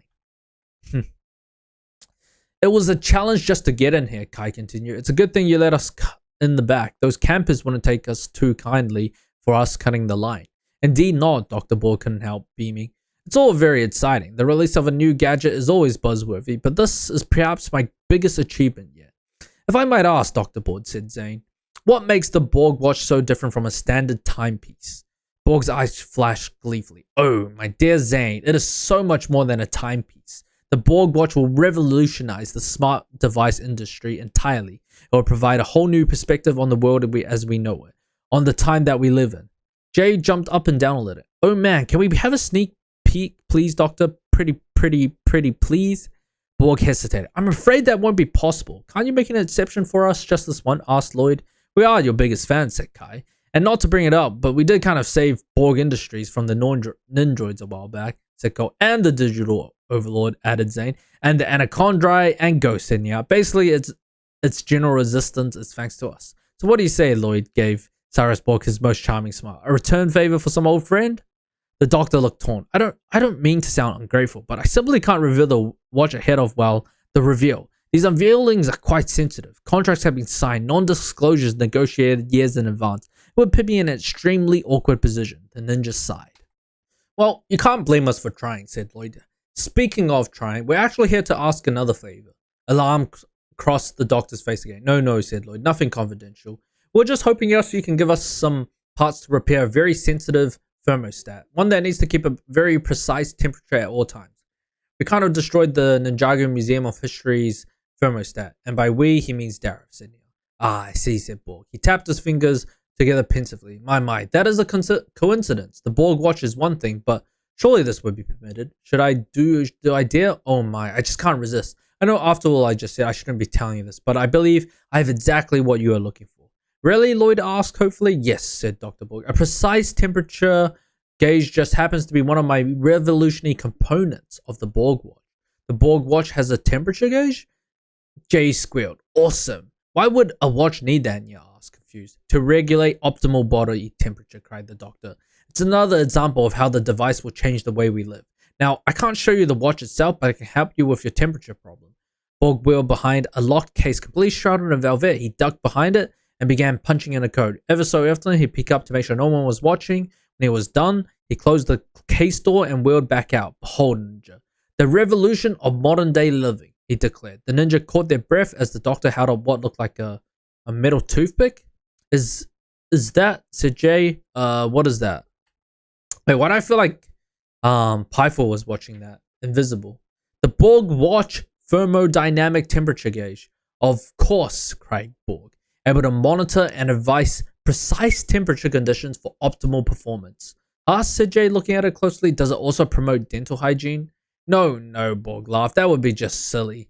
Then his face grew serious. Now, I am bending the rules by giving this to you ahead of time. I do have to thank you for the continued existence of Borg Industries. And while let it never be said that Cyrus Borg doesn't understand the social convention of a return favor. The doctor clapped his hands, and half a dozen assistants appeared behind him, all carrying paperwork. So if you will please just sign these non-disclosure agreements guaranteeing you won't reveal anything to the general public about the Borg watch thermodynamic temperature gauge ahead of the unveiling. Will be all set. You need us to sign contracts, Lloyd asked, flipping through the 60-page document. No, Borg assured them. Just a few short NDA agreements. All for a toothpick, asked Jay. Cyrus Borg adjusted his glasses. Well, it's a pretty life-changing toothpick. I still don't get why we had to sign all those papers, Kai complained as they headed back to the museum. He held the Borg watch thermodynamic temperature gauge up ahead towards the sky, allowing the sun to glint off of it. I mean, it's not like anyone would even know what this was if they saw it. Just then, Kai stumbled on a crack on the sidewalk. The temperature gauge, I think that's an easier way. Yeah, gouge flew from his fingers. Hey, careful with that, cried Jay, catching it. I'm pretty sure I just signed away my family inheritance to protect this thing. Plus, it's cool. What does it do? Kai asked. The Borg watch thermodynamic temperature gauge is actually extraordinarily advanced, said Zane. Scanning the metal toothpick, it is currently calculating all of our internal body temperature and determining adjustments needed for optimal performance. Seriously, asked Kai, what's it say about me? Zane processed the readings. It says you are too hot. That sounds about right. Yeah, I giggled. Whatever, Kai slicked back his hair. I don't need a fancy Borg watch thermo gizmo to tell me if I'm on fire. Come on, let's get this over to Dr. Saunders so we can take the rest of the day off. Suddenly, his path was blocked by a cloaked figure. Ninja, the figure hissed. Guys, said Jay, did any of you order a super creepy escort to walk us back to the museum? Who are you? Demanded Lloyd. The figure laughed. Please, Lloyd, don't say you've already forgotten me. The figure lowered his hood to reveal Pythor. Pythor, the ninja all cried together. You want to fight us again? Asked Lloyd. Pythor was the only true surviving anaconda and a long-time enemy of the ninja. They had already defeated him at least 3 occasions. Like father, like son, hissed Pythor. Don't you ever learn, boy? A true enemy grows from his mistakes and changes his tactics. No, I don't have any intention of fighting you. Then what is your intention? Asked Zane. Pythor smiled an impossibly large, toothy smile. I simply want the recognition that is mine, that I deserve. By taking over the world, Lloyd challenged. We're not going to let you do that. But that's what I've learned, said Pythor. I need to take over the world in order to command its attention. Pythor lashed out with his staff at an unsuspecting Jay. Startled, Jay stumbled back, dropping the Borg watch temperature gauge. Pythor whipped his long snake tail out to catch the device before it hit the pavement. Why battle for recognition when I can simply steal it, he said triumphantly. Hey, yelled Jay, give that back. We promised Cyrus Borg we wouldn't let anyone see that. Pythor laughed. Well, that's the icing on the cake. Of course, when I overheard your discussion outside the museum, I was hoping for an actual Borg watch. But I suppose this little gem of technology will have to do. Soon, I will have the whole world's attention, as the snake who revealed the first Borg watch secret to the masses. And then I will have the influence throughout the realms. Pythor, I do not believe you have thought this through, said Zane, matter-of-factly. If your intention is to gain fame from the temperature gauge, there is a 97.8% chance of failure, based on my mathematical calculations. What do you mean, said Kai? It's that no one cares about a metal toothpick. Pythor sneered, then you won't try and stop me. Quickly, the anaconda slithered into a side alley and out of sight. Guys, we have to stop him, exclaimed Jay. Is it really that big of a deal, asked Cole. I mean, sure, we can't fit Dr. Saunders' thermostat now, but what harm can Pythor do with that? We made a promise to Cyrus Borg, said Lloyd. We can't let him down. Lloyd's right, said Nya. Zane nodded solemnly. Yes, we must keep our promise. And there is something else too. If the temperature gauge is revealed to the public before the unveiling, we could face fines, punishment, and even jail time. You're telling me we could go to jail if a metal toothpick got revealed to the public? Cole exclaimed. Zane nodded yes. The ninja all looked at one another. We have to stop him, they cried at the same time. Ninja, go! Alright, halfway. The ninja raced after Pythor, but the sneaky snake had a good head start. Pythor slithered down a narrow alleyway and around a corner. He may have the advantage in tight spaces, said Kai, but he can't do this. Ninja, go! In a red whirlwind, Kai used air jutsu to fly up and over the buildings lining the alleyway. He landed on the other side right in front of Pythor. Sorry to burst your bubble, Kai said to Pythor, but your 15 minutes of fame are already up. That's what you think, Pythor sneered. He lashed out with his tail, knocking over a nearby stack of water barrels. The tower teetered and fell straight toward Kai. Kai, look out, cried Nya. Fortunately for Kai, his friends had followed him. Using her elemental powers, Nya made the water inside the barrel surge, shattering the barrels before they could crush Kai. Instead of being smashed, Kai just got drenched in a wave of water. Thanks, said Kai, but next time maybe wave the water away from me instead of over me. Nya shrugged. Zane said you needed to cool down. Enough chit-chat, Lloyd interrupted. Where did Pythor go? Ninja looked around. Pythor had vanished. How did he sneak away without us seeing? Cole asked in disbelief. Look there, cried Jay. He pointed to a barrel, still intact, rolling away. The ninja caught a glimpse of Pythor's tail poking out through the lid before it rolled around another corner. That snake's not getting away so easily, Cole said. Come on. The ninja used air jutsu to spin up and over the building again, but this time when they landed, they had a new problem. Whoa, hey, watch it, Jay cried as several people shoved him away from the spot where he landed. No cutting, the people yelled back. If you're here for the Borg watch, you have to get in line like everyone else, a woman yelled at them.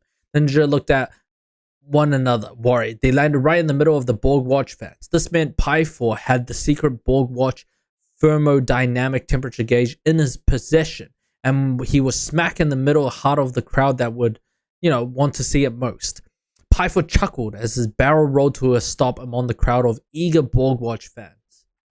That was too easy, he said to himself. Why have I been fighting the ninja all this time when all I needed to do was steal the spotlight from some hotshot tech guru with low-grade security standards?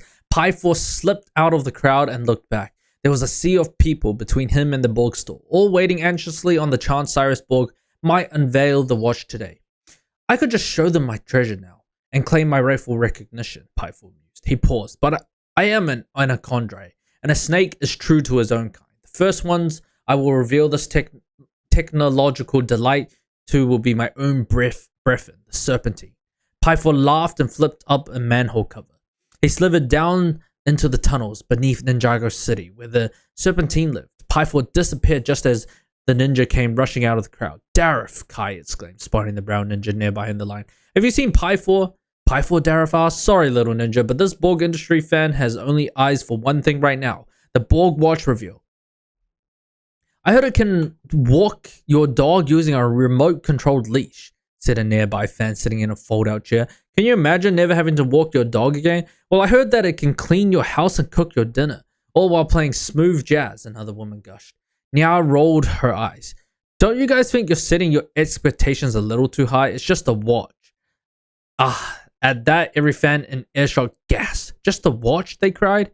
A man glared at her. If by just to watch you mean the greatest thing to happen ever in the history of the realms, then yeah, I suppose it's just a watch.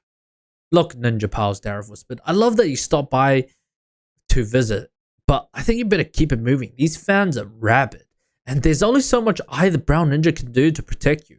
Then he turned back to the crowd. She's just kidding. She's a newbie to the Borg tech world. He lowered his voice. I don't think she even knows what a Cyrus PDA is. Oh, the crowd sighed sympathetically. Yeah, I was about to retort when Jay quickly took her up. Come on, he said. For once, I think Dareth is right. We should keep moving. As soon as they were safely away from the crowd, Zane got his friend's attention. I'm afraid these recent developments are concerning, he said. Based on the fans' enthusiasm, I now calculate a 77% chance that revealing the Borg Watch thermodynamic temperature gauge would bring Pythor unrivaled attention and popularity. We've got to find him, said Lloyd. If he didn't show it to the fans outside the store, who was he planning to show it to? Cole eyed a nearby manhole cover that had shifted slightly out of place. Maybe he wanted to start a little closer to home. The doors to the Serpentine village opened slowly. Scales, my long-lost friend, crooned Pythor. How good to see you. Pythor stood at the entrance to the underground tunnel home of the Serpentine. After the battle with the Stone Warriors, all the snakes lived a peaceful life down here, far away from the surface dwellers. What do you want, Pythor? Scales hissed. We're not accustomed to visitors. My, is that any way to treat a guest? Pythor slid past them and into the village, especially one who comes bearing gifts.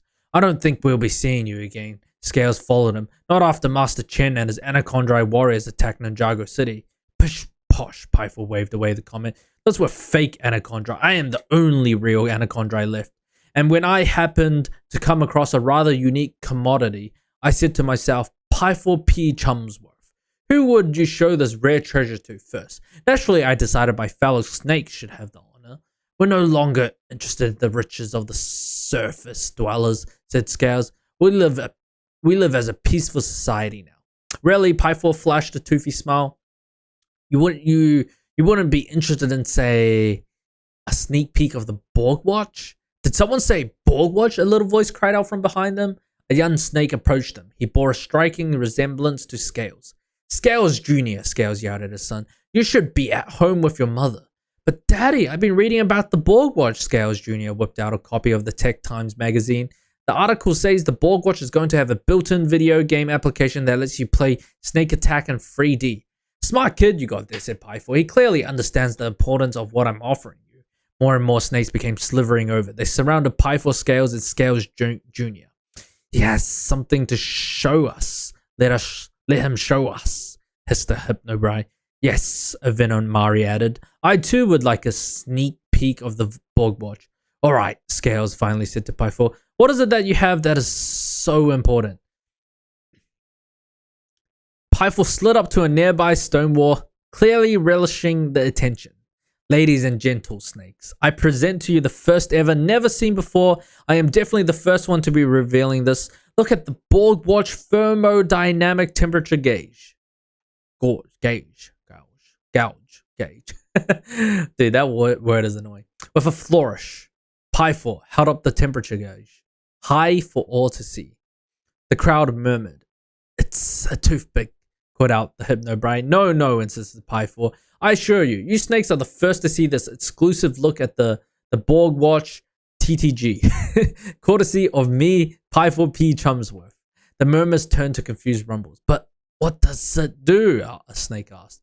An astute question, Pythor said. Allow me to demonstrate the power of this amazing body temperature control system. Observe.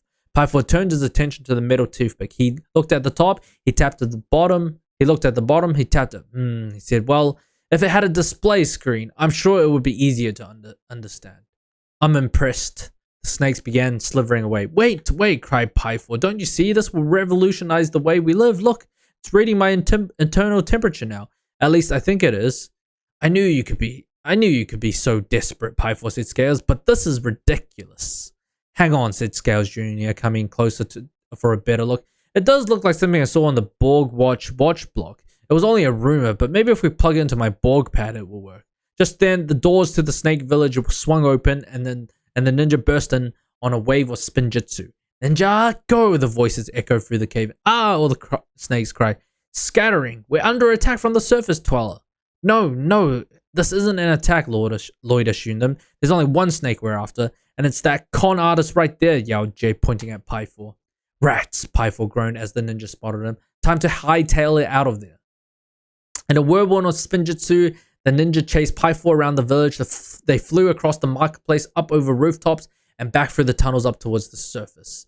Scales shook his head as he watched them go. Daddy, asked Scales Jr., can I go up to the surface now to wait for the Borg watch reveal? No, son, Scales said. Trust me, they're crazy up there. Okay. Give it up, Pythor, yelled Lloyd as they chased him up the ladder to the surface. Never, cried Pythor. I will reveal this to the masses. Lloyd looked over at Zane. Let's put him on ice. Zane nodded, agreed. He quickly targeted the manhole cover and shot an ice blast around the rim. The manhole was sealed shut. Ha, that'll cool him off, cheered Jay. Pythor scowled, but suddenly the toothpack in his hand began to glow. Adjusting thermodynamic range for optimal conditions, it announced from a microscopic speaker. Heating in 3, 2, 1. Pythor yelled as the toothpick glowed red hot and let out a heat blast that melted Zane's ice. Wait, what the fuck? Everyone blinked. It can do that? Asked Cole. Apparently, said Zane. Pythor scowled, turned to a triumphant sneer. Nifty little gadget. If you'll excuse me, I have a crowd to share this with. No, cried the ninja as Pythor zipped up and out of that manhole into the streets above. Come on, guys, yelled Lloyd. We can't let him reach the fans. One by one, the ninja leaped out the manhole into the streets of Ninjago City. The crowd outside the Borg store had grown even larger during the time they'd been underground. Where did Pythor go? Kai asked, scanning the crowd. There, Jay pointed to the snake, who was scaling a lamppost. Come on, as the ninja scrambled to catch up. Pythor reached the top of the lamppost and yelled as loudly as he could.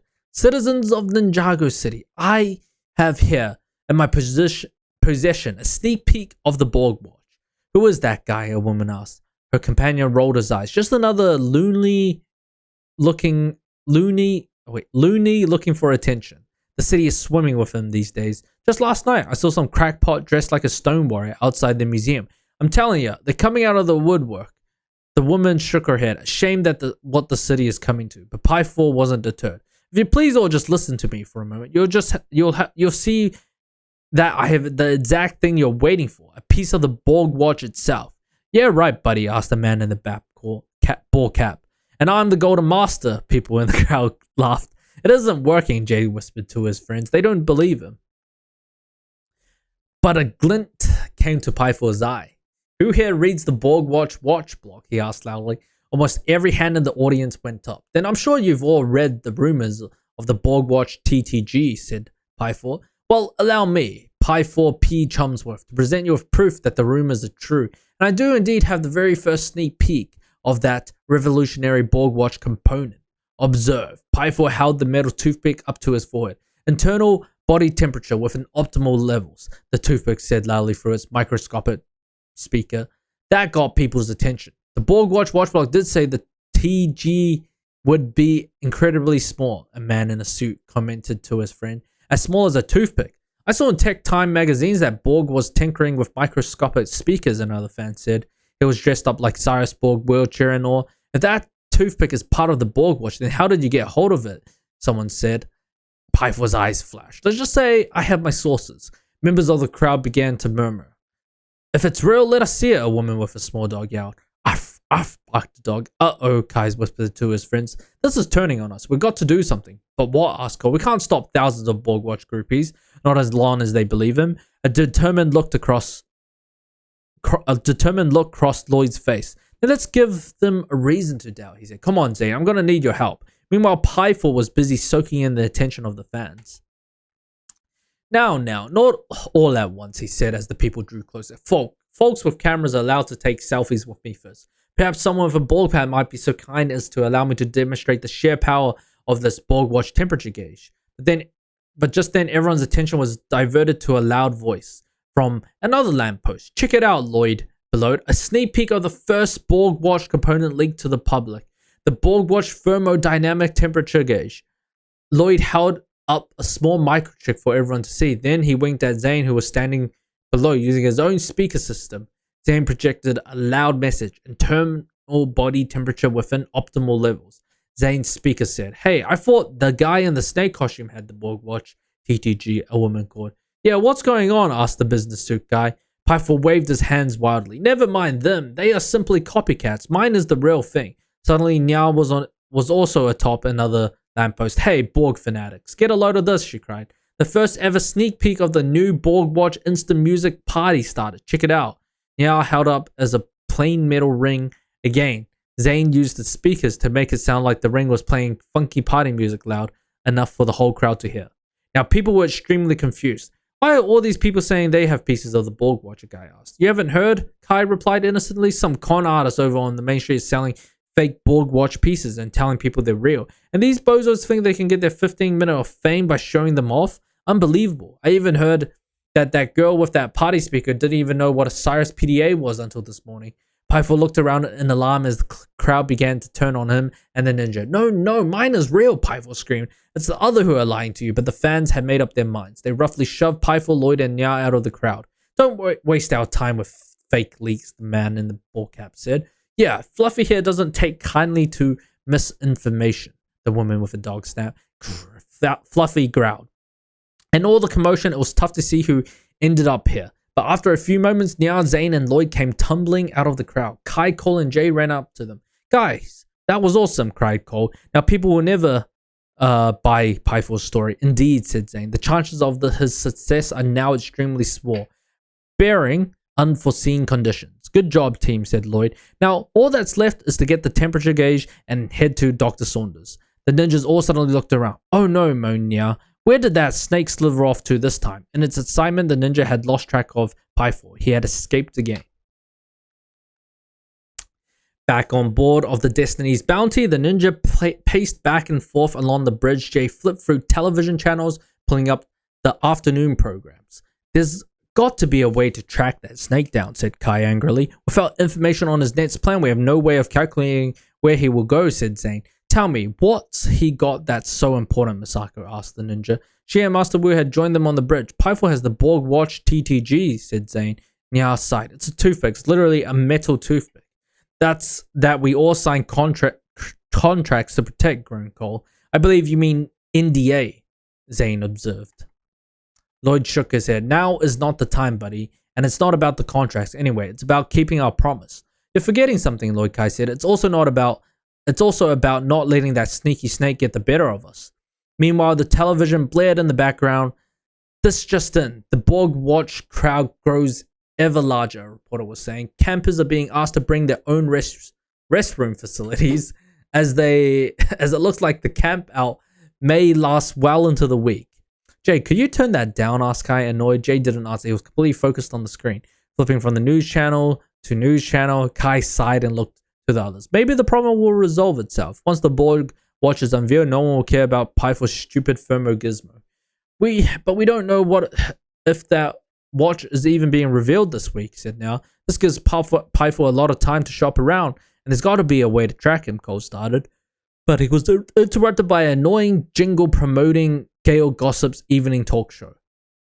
"For the gossip that's the juiciest you'll ever find, watch the Gail Gossip show every weekday night at 9. "Jay, seriously, shut it off," yelled Cole. But Jay jumped to his feet. "There," he cried. "Got him." Sure enough, Gail Gossip came on the screen, and beside her was Pythor.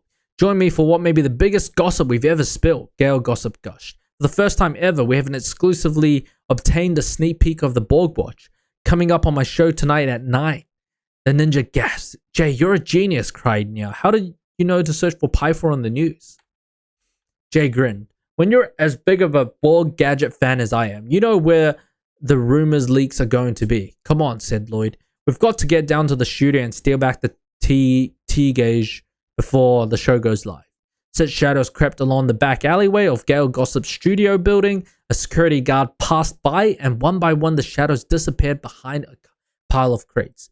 "There it is," Kai whispered, lowering his mask. "The backstage doors." The ninja eyed the security guard as he stood watch over the entrance. "We need to get in there unseen," said Jay. "Shouldn't be too hard for such trained ninja." Suddenly, Cole's cell phone buzzed loudly. Cole scrambled to silence it. "Cole, can you please shut that off?" Kai snapped. It's not my fault, Cole complained. I keep getting automated calls from Borg's legal team asking about the TG leak. Listen. Cole played the message quietly for his friends to hear. This is an automated message from Cyrus Borg's legal advantage team. Please be advised that you have signed a binding NDA pertaining to sensitive Borg industry materials. Recent reports indicate a potential breach in agreement. Any breach will result in fines, penalties, and jail time. Press 1 to confirm receipt of this message. Press 2 if you're actively ignoring our attempt to contact you. See, Colhus? They've left me 7 messages already. Well, turn it off, then, said Lloyd.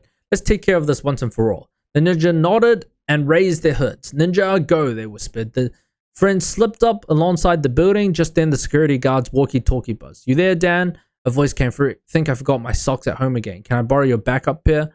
Jay quietly zapped a tiny jolt of electricity at the walkie-talkie. Dan, the security guard, went to respond. Yeah, sure, they're in my locker. Over it, but the walkie-talkie buzz was static. Your aunt? The speakers gargled. Really, socks? Dan sighed. Alright, I'm on my way. The ninja watched as Dan headed through the double doors to backstage. Quickly, Kai used a small burst of fire to mount the door's lock before it closed. The ninja slipped into the studio unseen. Inside, television crew members were hurrying him this way and that preparing for the evening show. Beyond the stage curtains, the ninjas could see the studio audience already seated, eagerly awaiting the Borg watch. Sneak peek. Now, you're sure what you're telling me is legit? The voice belonged to Gale Gossip. The ninja watched her walk by with Pythor. Trust me, Pythor said smoothly. I proved it to your producers myself. The Borg industry seal its capabilities obviously once it's plugged into a Borg pad, it's all there. There's no denying the Borg watch TTG is authentic. Gale nodded. Normally I check these things out myself, but there's no time. Not with the unveiling happening any day now. And Fred Finley is absolutely killing me in the ratings. We need this promotional boost if we're going to stay in the game. Pythor smiled charmingly. Not to worry. Tonight's reveal will put you back in the spotlight. Just then, assistant rushed up to apply fresh powder to Gale's face. Tell the team I want the TTG on my desk in 5. Gale instructed her. Right, chirped the assistant. I'll have them bring it from the safe. The 6 ninjas watched Gale's assistant scamper off. That's our cue, said Lloyd. It's showtime. The ninja followed Gale's assistants down the hall. Quick, put these on now, whispered, snatching several stagehand uniforms from a rack. Dressed like the crew, the ninja had no problem blending in. In fact, no one seemed to notice them at all. Everyone was too busy getting ready for the show. Outside the storage room, Gale's assistant spoke to a prop guard. Gale wants the thermo thing go, she said. I need it from the safe. The guard nodded and went back into the storage room. In a flash, now zipped up alongside the assistant. There you are, she said in a haughty voice. We've been looking everywhere. Gale needs you now. The assistant looked flustered. But I just saw her. She told me to get the... Do you really think that's what she wants you to get right now? Nya huffed. That's the prop guy's job. Your job is to make sure she has what she needs. But the assistant stammered. Go, go, go, Nya shouted, propelling her down the hallway. Confused, the assistant hurried off. Just then, the prop guard returned, holding a small box. Where did Gale's assistant go? He asked. She needed this. There was an emergency, said Nya. She asked us to take it for her. Without waiting for a reply, Nya snagged the box from the guard. Thanks, she said brightly. Then she joined the others around the corner. That was awesome, Jay said proudly. Nya winked and carefully opened the box. The TTG was inside. I don't believe it, Kai whispered. That was easy. Lloyd took the TG from the box and examined it quickly. Let's just be glad it was that easy and get out of here, he said. Before you, the ninja whipped around to find an enraged Pythor staring them down. I knew I couldn't trust you to stay away, Pythor hissed angrily. Never send an assistant to do a snake's job. Yeah, well, this time the show's over, said Lloyd, snapping the bot shut. Indeed, hissed Pythor. It's curtains for you. Pythor lashed out with his staff and whacked the bots from Lloyd's hand, but this time Jay was ready. He used a well-aimed jolt of electricity to zap the bots back toward him. Jay grabbed it. Let's Spinjitzu out of here, exclaimed Kai. Negative, said Zane. There are too many bystanders. Someone could get hurt. Plus, they'll know it's us, and we'll get arrested for stealing back that stupid thing, and we'll get arrested for losing in the first place, exclaimed Cole. Then, it looks like we're escaping the old-fashioned way, said Lloyd. Run. The ninja turned and hightailed it down the hallway. Pythor slithered after them. They sped past startled assistants, sending refreshment trays flying. Excuse us, coming through, Cole yelled. Pardon us, sorry about that. Oh, donut. They gave him an idea. We might not be able to use Spinjitzu, but we can have a food fight. Cole nabbed a plate of fruit and chucked it back behind him. Apples, peaches, and bananas were flying. Pythor was moving too quickly to avoid it, slipped on the banana peels and went sailing through the air. Good thinking, Cole, said Lloyd. We've almost... Whoa! At that moment, an oversized prop gurney crossed the hall right in front of the ninja. They careened headlong into it. Heavy props scattered everywhere. Ugh, groaned Jay, pushing a planter box off his legs. He shook his head and held up the temperature gauge box. It was undamaged. That was close, he said. Is everyone okay? Heh, came a voice from behind the ninja. They turned to discover that Pythor holding the rope to a heavy bunch of sandbags hanging from the ceiling. He had them poised to fall right on top of Zane, who was pinned under a heavy prop. Hand over the goods, Pythor sneered, or the titanium ninja goes crunch. Lloyd, quick, yelled Jay. Use your power to stop the sandbags. Lloyd shook his head. I can't. It's not safe. We have no choice. Give him the TG. What are you talking about? Cried Jay. Desperate times call for just use your power. But Lloyd shook his head vehemently. The sound of footsteps echoed from around the corner. The entire crew of the show was bearing down on them. There's no time, Jay. Just give it to them. Torn Jay chucked the bots to Pythor. The snake laughed as he caught off his tail and released the sandbags anyway. No, cried Jay. He lunged forward and grabbed Zane. Amazingly, the heavy prop pinning him down seemed to grow lighter, and Jay was able to pull his friend away easily. Jay and Zane both rolled out of the way a moment before the bag smashed to the ground. Sand exploded everywhere, filling the air. Quick! Lloyd called through the cloud. We have to escape now. Following Lloyd's lead, the ninja dashed out the backstage double doors before Gale Gossip's crew could spot them leaving through the cloud of dust. Kai melted the lock on the door behind them. Everyone coughed. I don't believe it, Jay groaned. We had the TG in our hands and now it's about to go live on national television. What a catastrophe. Yeah, I groaned. Okay, everyone, what do we do now? Anyone have a brilliant idea? Lloyd winked and pulled out the TTG from under his sleeve. Because it had to look convincing, he said. Is that... started Jay. The temperature gauge, cried Kai. I've never been so happy to see a metal toothpick. When Pythor spotted, I swapped it out for an ordinary piece of metal I bought back from the bounty, Lloyd explained. I had a feeling we'll never get that snake to give up on his 15 minutes of fame, so I took a package from his playbook and changed tactics. Do you mean Pythor's about to go on television and reveal a normal metal toothpick and can't do anything? Asked Kai. Lloyd shrugged. Well, I guess it can clean his teeth.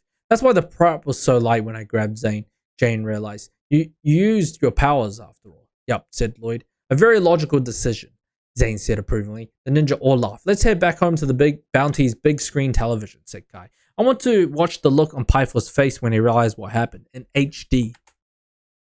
Sounds good to me.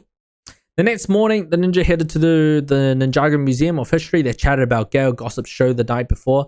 Pythor was livid when he realized he'd been duped. Luckily, Gale Gossip made it look like revealing a fake piece of the Borg watch was planned all along. Some fans were angry, others thought it was hysterical. But after all was said and done, Pythor's 15 minutes of fame ended up turning into nothing more than a blip on page 15 of the Daily Dish tabloid. I'll never forget the look on his face when Gale pretended to clean her teeth with the toothpick. Jay cracked up. Priceless. The ninja stepped through the kozu-shaped hole in the wall to find Dr. Saunders, busting around the museum storage room, gathering space heaters and blankets. Ah, Ninja, the doctor exclaimed. I was wondering where you were being. You said you would have the parts to fix my thermostat yesterday, yes? The temperature is all wrong. It must be fixed immediately. Do not worry, Dr. Zane Stefford. We have come with the replacement part as promised. Using his Nindroid expertise, Zane quickly fused the TTG into Dr. Sanders' broken thermostat.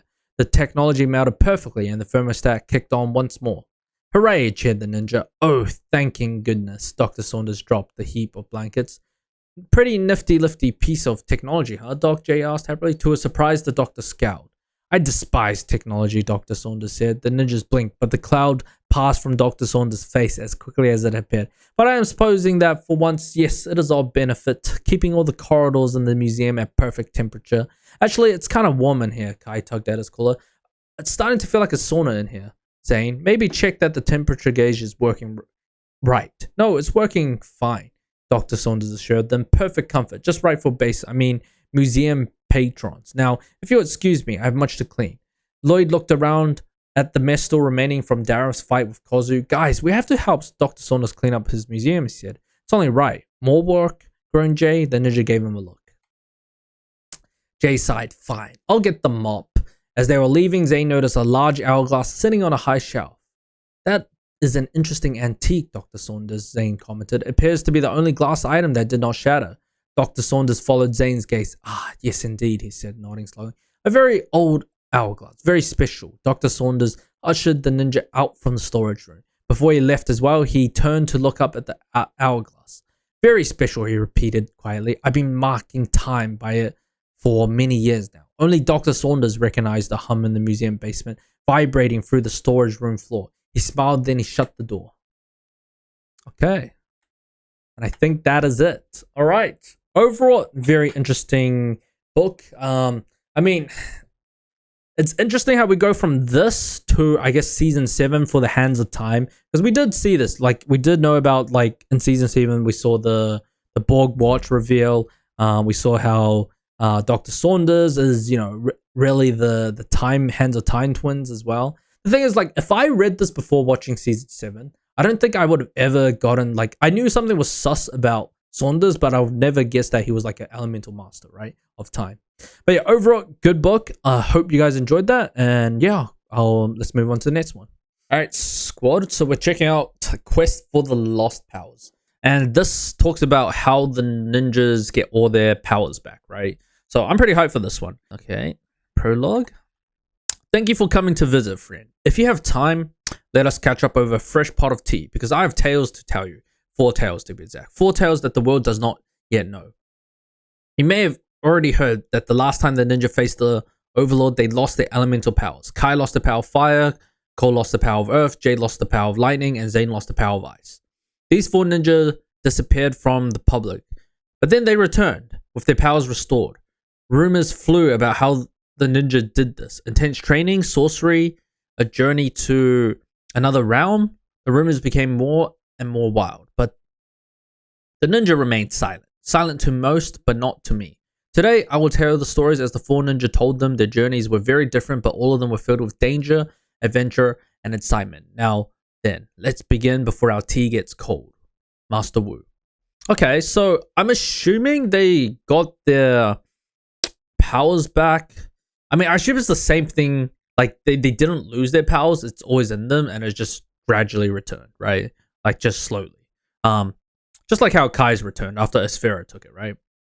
Alright, so the first one is Kai. What the heck? Why are the pages like this? Kind of weird. Why is it so, like, you know? It was another busy night at Mr. Chen's Noodle House in Ninjago City. Customers filled every seat in the colorful restaurant, gobbling down bowls of fried rice, puffy pop stickers, and the best noodles in the world of Ninjago. Look how many people I can slurp all at once. Kai, the fire ninja, leaned over his piping hot bowl of food and dug in with a pair of chopsticks. That was pretty good. A few of the customers looked up from their meals to stare at Kai. Meanwhile, on the other side of the counter, the owner of the restaurant, Skylar Chen, sighed. It looks like the same amount of noodles you slurped 5 minutes ago, Kai, Skylar said, brushing a stray lock of dark red hair behind her ear. Don't you have anything better, something more important to do? Kai wiped his mouth with the sleeve of his sweatshirt and frowned. No more fire powers, remember? There's nothing important for me to do anymore. Above her, a TV screen was turned to NGTV News.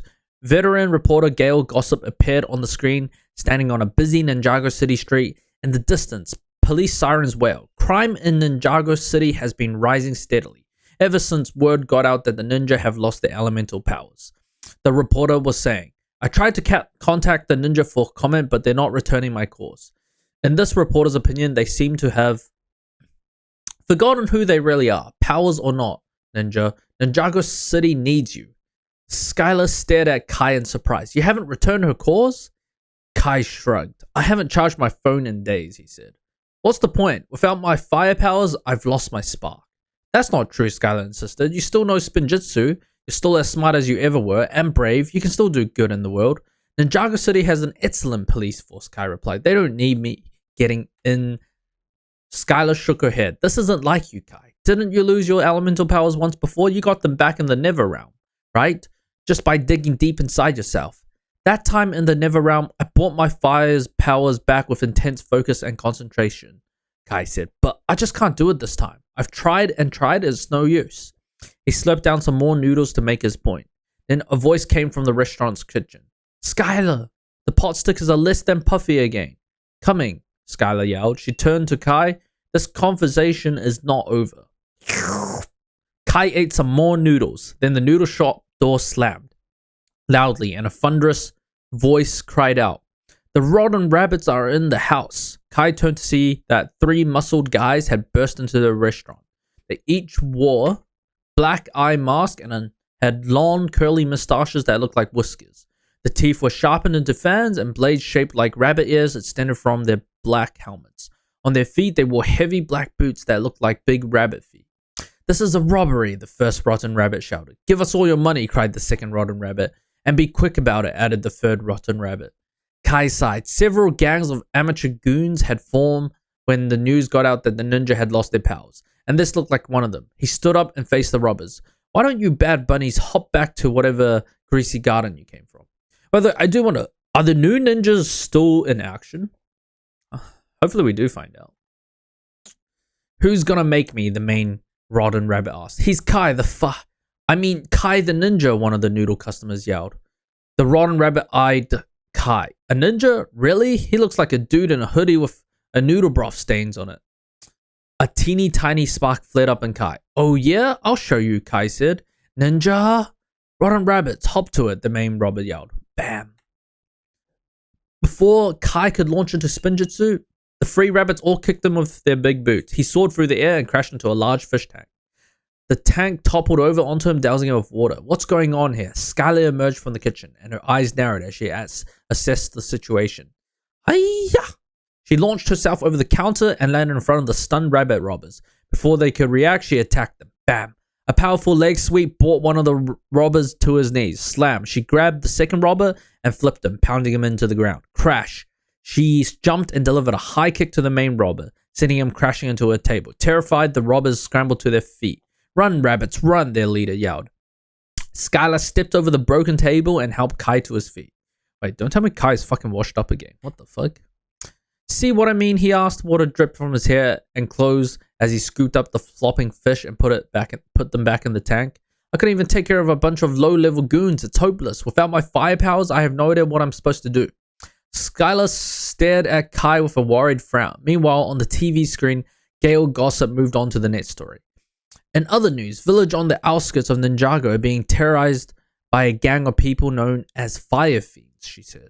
The scene cuts to an interview with one of the villagers, a terrified looking man. These fire fiends, they worship a giant flaming serpent, the man said. I've seen it with my own eyes. Kai's mouth dropped open. Firefang, he cried. Of course, why didn't I think of it before? Firefang, Skylar asked. You mean that enormous snake created by Asphera? Asphera created Firefang after she stole my elemental powers, Kai reminded her. Wait, so is he gonna absorb it back from Firefang? Firefang's powers all come from me. All I have to do is find Firefang and I can get my powers back. Wait, really? That's kind of crazy. Kai raced for the door. Skylar pulled him back. Whoa, slow down, Kai, she said. I mean, it's good to see you got some pep back in your step, but are you seriously going to run to the outskirts of Ninjago wearing a stained sweatshirt in the middle of the night? Kai frowned. Well, I hadn't exactly thought it out. I'll stay here and clean this up. You go home get a good night's rest. Or good night's sleep, Skylar instructed. Get your ninja gear out of the closet. I'll pick you up tomorrow with some supplies. This could be a dangerous journey. You don't need to come with me, Kai shot back. This is a personal quest, and I've got to do it on my own. I can handle this. I can plop. A flopping fish from the fish tank slid out of his sleeve and fell to the floor. Skylar gently picked it up, put it back in the tank with the others. I won't get in your way, she promised. I know you got it. It's just maybe a road trip would be good for us. I mean, we haven't even been out on a real date yet. I visit you every night at the noodle shop, Kai protested. That does not count as a date, Skylar replied. Kai couldn't argue. All right, you can come with me. Gee, thanks, Skylar replied, rolling her eyes. See you at sunrise. Skylar tripped from his clash with the fish... Oh, wait, what? Still dripping from his clash with the fish tank, Kai walked down the streets of Ninjago. What the hell? What was I looking at? City to the small basement apartment he moved into after he lost his fire powers. Wait, what about the monastery? He hadn't been the first to leave. Zane, the ice ninja, had retreated to the Samurai X cave with the android Pythor, who had created some experimental software that she thought would help Zane regain his highest powers. Then Cole, the Earth Ninja, had left the city for a simple life on a farm. And Jay, well, the Lightning Ninja didn't tell anyone where he was going. Nya, the Water Ninja, was busy saving the world in her revamped Samurai Itzmech. That had left Kai with Master Wu and Lloyd when he wasn't busy helping to rebuild the monastery. Okay. The Green Ninja continued to train, and Lloyd had tried to get Kai to train with him every day, but Kai's heart just hadn't been in it. I want to try living an ordinary life, he said, and he packed a bag of clothes and ventured into Ninjago City. He found a place near the noodle shop where he spent most of his free time. During the day, he worked odd jobs around the city, and at 5 o'clock, he headed to the restaurant and lingered there, talking to Skylar, eating noodles, and watching the giant TV. There wasn't much to his apartment except a bed, a table, a bathroom, and a small kitchen area with sink, mini fridge, and electric stovetop. The only time he spent there was to sleep. If he lingered too long, he would be alone with his thoughts, and he hated that. Kai changed out of his wet clothes and into some dry sweats. Then he pulled a duffel bag from under his bed, unzipped it. Inside, neatly folded, were his red ninja jacket, pants, and belt. I'm not sure if I'm ready for this, Kai thought, but tonight I'll let a bunch of inexperienced goons with a ridiculous name kick my butt, and Skylar had to save it. I need to be the fire ninja, and the only way I'm going to do that is to put on this uniform, defeat Firefang, and get my powers back. The next morning, Skylar pulled up in front of the building in a small three-wheeled delivery van, is what I'm assuming, or vehicle. But the thing is, like, Kai should be able to defeat these goons, like, with just his martial arts. I don't even think he needs Spinjitzu, to be honest. With, alright, vehicle with Mr. Chen's noodle house and bright letters on the side. This is what we're driving on our adventure, Kai asked, wearing his uniform. It's got all it takes for out-of-the-way delivery, Skylar replied. Don't be fussy. Hop in. Kai climbed into the passenger seat. Skylar grinned at him. Looking good, Kai. Red is your color, she said. And your hair is styling. Thanks, you look nice too, Kai replied. Skylar had donned her fighting uniform. Her hair was pulled back into a ponytail. She was an elemental master too, just like Kai had been. As the master of Amber, she could temporarily use the power of any elemental master she touched. That meant that most of the time she had to rely on her combat training in battle. Dude, it's crazy that we read the Amber Spiral and we actually learned that her powers come from, from Chronosteel in a way. It's an artificial element, which is insane. Alright, Skylar had inherited her Amber powers from her mother and had been trained in the martial arts by her father. Master Chen had tried to take advantage of his daughter's powers by luring all the elemental masters to an island so he could steal them. And that was how Skylar and Kai had met. Skylar had helped her dad at first, but decided in the end to help the ninja. She's been an ally to them and a good friend to Kai ever since. Good friend? So where exactly are we going, Kai asked, as Skylar drove through the city streets. I called the NGTV station and got the coordinates for the village from the news story last night, Skylar replied. It'll take us most of the day to get there, but I bought snacks. She held up a bag from the noodle shop. Not so puffy pot stickers. Not good enough for my customers, but just fine for a road trip. They drove for hours listening to music, snacking and talking. Their journey took them out to the city over rolling hills and through farmland. By the afternoon, the terrain had changed to more open, flat land. Kai could see what looked like desert sands in the distance, bordered by low reddish mountains. The village should be just over this ridge, Skylar said, and Kai looked at her with gratitude. As much as he thought he needed to make this journey alone, it was good to have company, especially Skylar's. But he felt his palms sweat as they crossed the ridge. Can I really beat Firefang without my elemental powers? He wondered to himself. As they drove over the sprawling land, they soon spotted an oasis of green and activity nearby. A stream flowed down from one of the mountains and snaked through a small village. Modest homes and shops were clustered on either side of the stream, and crops grew on the western side of the settlement. Skylar drove the delivery vehicle into the center of the village and parked. A curious crowd quickly approached. Noodle delivery. All the way out here? A woman asked, as Skylar emerged from the vehicle. We're not selling food, Skylar replied. We're here because... It's Kai, the famous ninja. He's come to save us from the fire fiends. Someone yelled, and the village began to swarm Kai. Okay, everyone, please back off. You're messing up my hair, Kai said, and the villagers quieted down and obeyed as the ninja patted his hair back into place. A cute little girl gazed at Kai with admiring eyes. Is it true? Are you here to save us from the fire fiends? Well, sure, Kai said. I mean, we're looking for that big snake they hang around with, Firefang. A man stepped forward and pointed north. You'll find Firefang there in the lake of fire, he said. The snake came to the crater many months ago. A white-haired woman chimed in. Those who live around the crater have always worshipped fire. They keep to themselves. But when Firefang arrived, they worshipped him. And that's when the trouble started. A teenage boy spoke up. They began to attack the villagers in this region, burning down houses and bringing the plunder back to Firefang. They have attacked us once already, and we're trying to rebuild, a man added.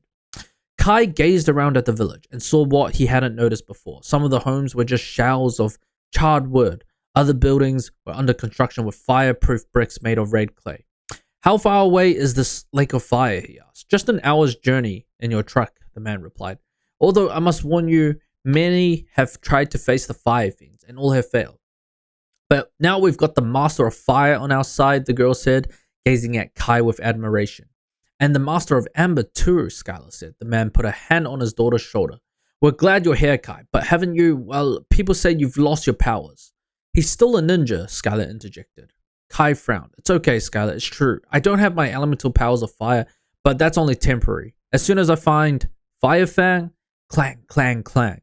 A loud bell rang through the village. The fire fiends are attacking, someone yelled.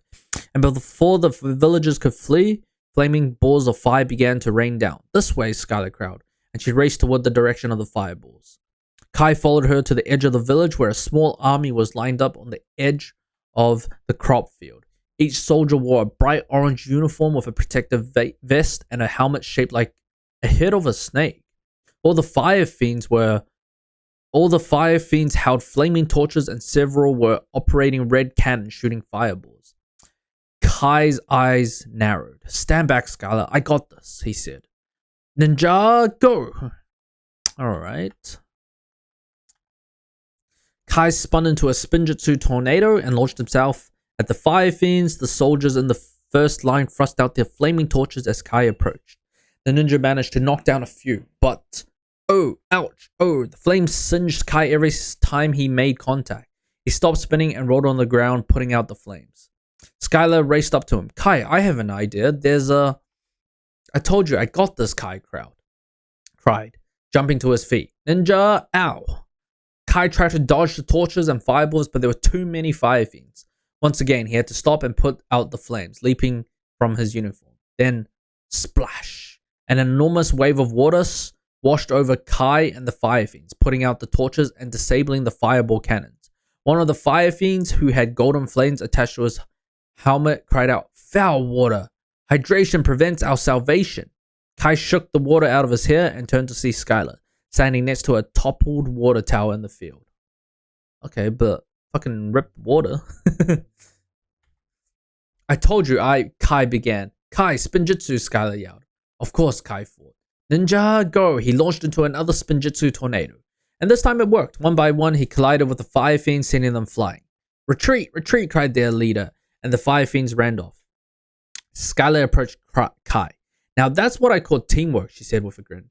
Yeah, well, thanks for your help, but I could have done it on my own, Kai muttered. He looked down and turned away from her. She knows I'm lying. Without my powers, I'm nothing, he thought bitterly. I need to find Firefang and get my powers back. Skylar frowned. You know, Kai, I know you're going through something. So I'm being pretty patient with you. But I don't know how long that's going to last.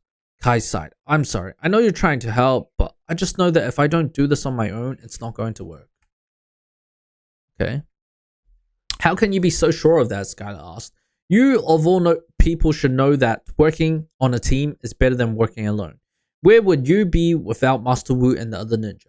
I don't know. Maybe I'd still have my powers, Kai grumbled. Kyla shook her head. This is not the Kai I know, she said. I'm not the Kai I know, he replied. Fine, Skylar said. Let's get you to Firefang and see if your plan works. Let's jump in our freewheeler and maybe you should stay here and protect the village, Kai said. Skylar shook her head. Those hot heads retreated as soon as they got a little wet. I don't think they'll be back anytime soon. This is the perfect time to get to Firefang. Alright, Kai reluctantly agreed, but don't get in my way, he thought. They made their way back to the delivery vehicle and got directions to the Lake of Fire from the villagers. Kai and Skylar made the hour trip in silence. Skylar slowed down when the crater came into view and pulled behind a rock formation. We should probably walk the rest of the way so the fire fiends don't see us coming, she suggested. Sounds good, Kai agreed. And they exited the vehicle. The Lake of Fire was a huge circle of flames. At the base of one of the mountains, jagged red rocks surrounded the lake's perimeter. There was no sign of the fire fiends or Firefang, except for a giant stone statue of Firefang, overlooking one side of the fiery lake. Okay. Damn, this is kind of crazy. This must be the place, Skylar quipped. How can a lake of fire exist anyway? Kai wondered out loud. Is it some kind of magic? It looks like a crater to me, Skylar replied. There must be a natural gas escaping from fissures in the crater, and all it would take is one spark, and the crater would burn and keep burning until the natural gas runs out. Kai realized. That's pretty cool, actually. Hot is more like it, Skylar said, breaking into a grin. I'm starting to sweat. Let's take a quick break and come up with a plan. She ducked behind another large rock and Kai followed. Skylar peered out from behind it. It looks deserted, she said. But see, on the opposite side of the crater, that looks like an entrance into the mountain. Maybe that's where they all live. Kai spied the cave-like entrance and his eyes lit up. Firefang's got to be in there. Time to get my powers back. Kai darted out from behind the rock and raced towards the crater. Kai, no, wait, Skylar cried out. I'm not going to let her stop me from doing what I have to, Kai thought. And he launched into Spinjitzu and whirled across the sand towards the Lake of Fire. Seconds later, he came to a stop. The heat from the crater assaulted him, but he didn't turn back. He climbed to the rim of the crater, where a pathway around the perimeter led to the mountain entrance. Firefang's gotta be in there, Kai thought. And he sprinted along the edge of the fiery crater, until the surface beneath his feet dropped, and he plummeted towards the leaping flames below. Alright. Kai felt a hand grab his wrist and pull him up. Skylar had saved him. Oh boy, you're tough to keep up with, Skylar said, panting. What? I don't understand. I didn't slip, did I? Kai asked. Skylar shook her head. Nope, I think it was a booby trap, she said. You must have stepped on a stone that gave way under your weight. She motioned to a square-shaped hole in the pathway that she had pulled him from. She's right, he thought. But instead of gratitude, confusion, and anger bubbled up inside him. You don't have to try to catch up to me, he yelled. You don't even need to be here. Oh no, I just saved you from an extra crispy fate, Skylar shot back. Just stop saving me, okay? I'll never get my powers back if I don't do this myself, Kai replied. I don't need you, Skylar. The glare in her eyes faded and was replaced by a flicker of hurt. Okay, things are not looking good. Sure, Kai, Skylar said. Good luck trying to defeat Firefang on your own. She hopped over the hole in the path and jogged back to the delivery vehicle. Kai felt a quick pang of regret as he watched her go, and then brushed it aside. Skylar's the best, he thought, but this is my quest, not hers. I need to do this alone, remembering her warning about booby traps. Kai slowly made his way to the cave entrance, jumping over any cracks he saw in the path. When he reached the cave entrance, he paused. Looks too easy, he said, and as a precaution, he picked up a rock and threw it through the opening. Whoosh! Flames shot up from the bottom of the entranceway. If Kai had walked through it, he would have been toast. The flames receded and Kai frowned. There has to be a way to beat this, he thought. He tossed another rock. Whoosh! The flames leapt up again and then started to recede. Gotta get the timing right, Kai thought. And he tossed a third rock through the opening. Here goes nothing, and he jumped over the flames just as they died down, spinning into a somersault when he hit the ground. The flames leapt up behind him and he had safely avoided them. Kai grinned. See, Skylar, I don't need help, he announced into the darkness of the cave. In the distance, Kai heard what sounded like rhythmic chanting. He moved forward slowly. Are they doing like some kind of tribal dance? And carefully traveling through a cramped tunnel-like passageway through the mountain. The path opened up into a large bowl-shaped room. 5 fiends in their orange armor marched in a circle around a serpent half as tall as Ninjago City skyscraper. Black scales rippled down the creature's body, yellow eyes glowed inside his face, and 2 long sharp fangs grew from its wide mouth. Horns grew from the serpent's head, and a cobra's hood fanged out from behind them. The fire inside the creature burned hot, glowing orange-red between his scales and flickering throughout his hood. Fire Fang, Kai thought, and that's my fire running through those veins. Kai heard the chant of the Fire Fiends more clearly now.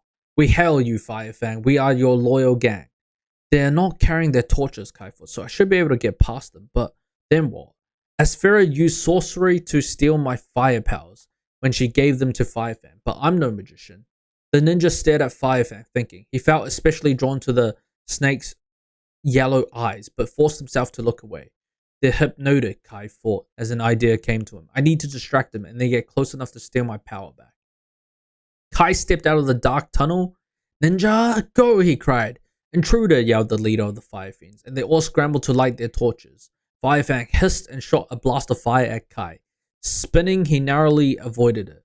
Then he launched himself into the air. Still spinning, Kai soared up to the Fire Fang's eyes. He twirled back and forth, and the giant beast began to sway. The fiery glow beneath his scales and hood subsided. The hypnotic spin of Kai's Spinjitzu tornado had both confused and calmed the creature. Seeing his chance, Kai stopped spinning and leapt onto the back of Fire Fang's head. He wasn't sure what he was supposed to do, but he knew he had to try. He placed both hands on Fire Fang's hot scales. Okay, Fire Fang, give it back to me. Give me back my fire. Fire Fang stirred, and Kai heard the creature hiss. The serpent's scales became hotter to touch, and Kai could spot the fiery glow grow under them. Come on, it's mine. Give me my fire back, Kai yelled.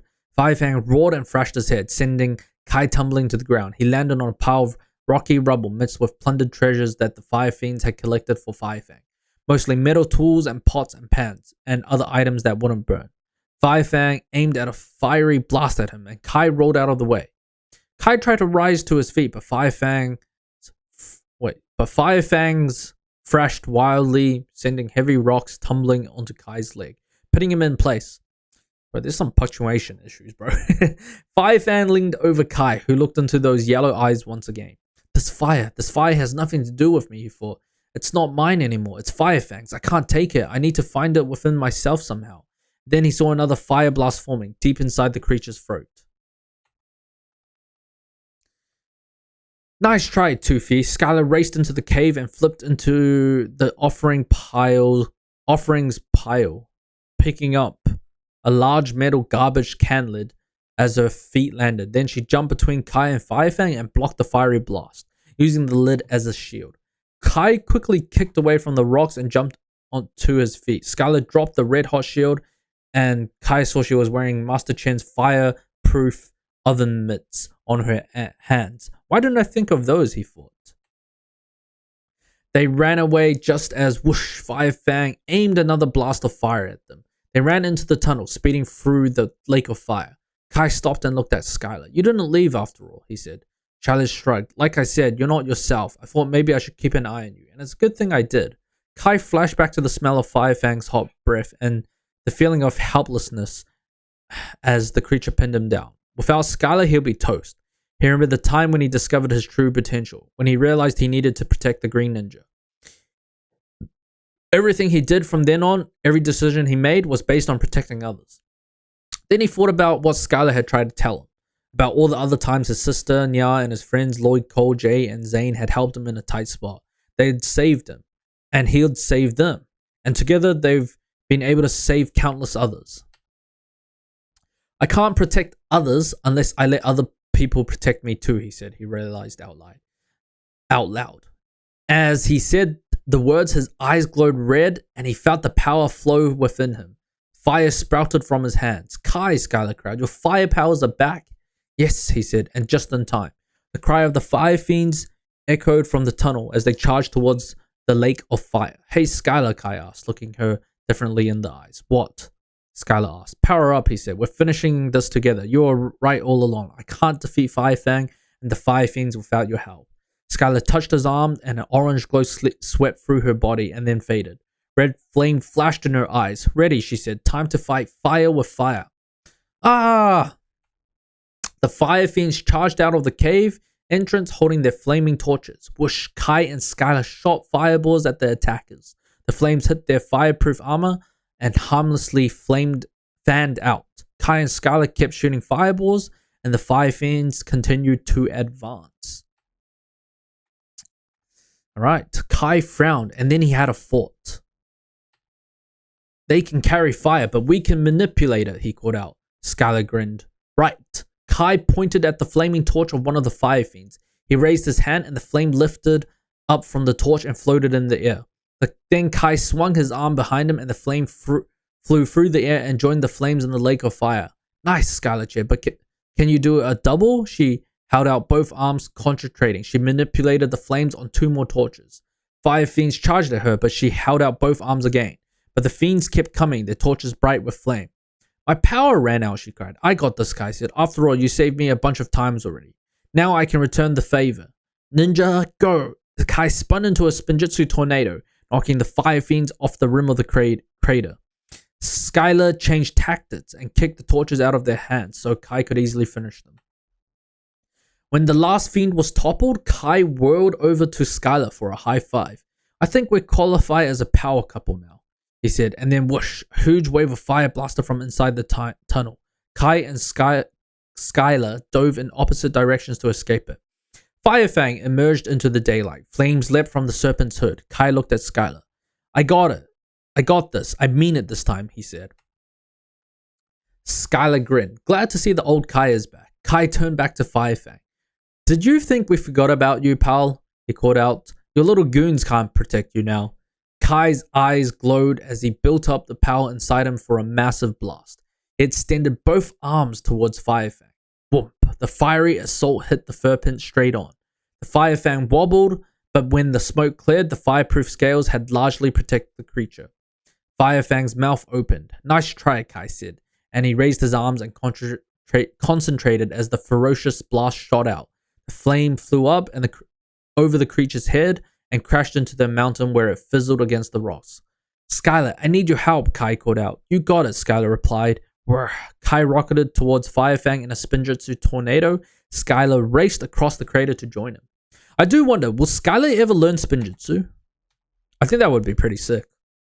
Bam! Kai and Skylar made contact, sending this creature flying off the crater. Stunned, the giant serpent lay motionless on the sand. He won't be down for long, Kai remarked.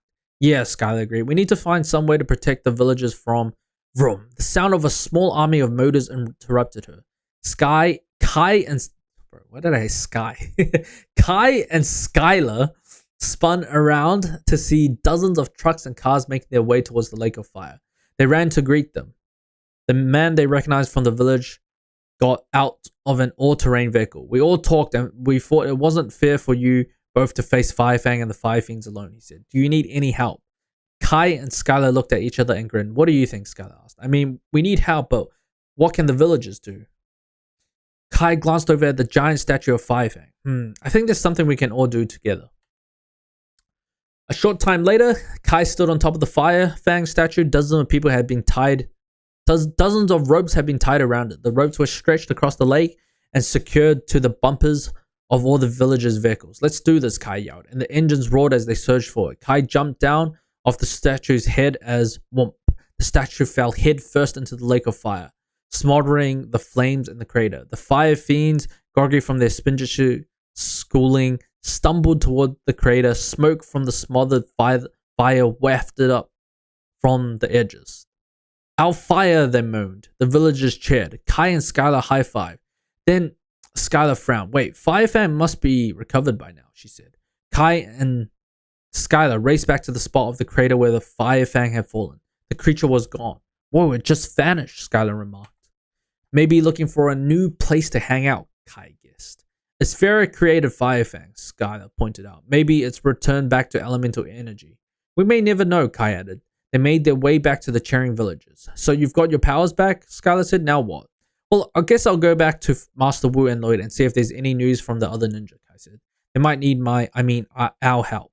Skylar nodded. But first, you and I need to celebrate, Kai added. What do you have in mind? Skylar asked. I was thinking, Kai said as he hopped into the passenger seat of the noodle vehicle. Maybe it's time to find out what this new red-hot team of Kai and Skylar can do together. I mean, the city is a real mess right now. Skylar grinned. I'm in, she said, starting the engine. No sleep till Ninjago City. All right, that was Kai's story. I mean, that's definitely interesting. The fact that pretty much it played out the same way as the Never round, right? Like literally him just protecting someone for him to bring out the power of fire again, and it's kind of just the same situation. In this case, it was just Skylar. So I feel like it's going to be a similar plot line, or a similar condition for the others to awaken their powers, right? And then it's kind of cool that we get Fire Fang. Like I think some of you guys did tell me that Fire Fang was gonna. I think it was a long time back, right? Back in like season 11, some of you guys were telling me Fire Fang will come back in the novel or some shit like that. I only just remembered that now. But I do wonder what did happen to Fire Fang. Are we gonna see him again or not? All right, let's move on to Zane. But I'm just gonna take a quick break. Let's start. Okay, Zane. All right, Zane, please hold still, Pitzel said in a patient voice. I am holding still, Zane protested. No, you are not, Pitzel countered. Now, I just have one more sensor to attach to your circuits. Pitzel and Zane were busy in the Samurai's cave, located deep beneath the Sea of Sand. They had retreated to Nia's old hideout after their underground hangar bay became buried in the rubble of the monastery of Spinjitzu during the assault of the Crystal King. Filled with computers, vehicles, and parts to build mechs, Pitzel had found the alternate space to be very useful. In the weeks since the ninja lost their elemental powers, the android had dedicated herself to finding a way to help Zane restore his power of ice. Zane's journey to become the titanium ninja contained many twists and turns. This extraordinary ninjoid was created by the brilliant Dr. Julian and then given the power of ice from the elemental ice master. Yet before he passed away, Dr. Julian had turned off Zane's memory switch, believing he was just an ordinary boy. Master Wu took in the ninjoid and trained him to be a ninja along with Kai, Cole, and Jay. Zane regained the memory of who he was, but as the ninja faced ever-growing challenges, his memory came and went. He was nearly destroyed during a battle with the Overlord and then reborn again as the Titanium Ninja. Pitzel helped him regain his memories then. Later, when Zane used the scroll of forbidden Spinjitzu to try to stop Esphera, he became stranded in the Never Realm. The evil General Vets have found him and erased his memories, manipulating him so that he became the cruel Ice Emperor. Then Lloyd had helped Zane remember his true identity.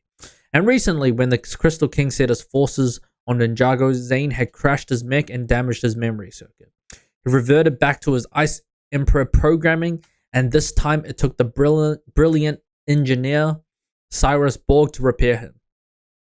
Pitzel believed that the key to Zane's recovering his power of ice was connected to exploring these fractured memories.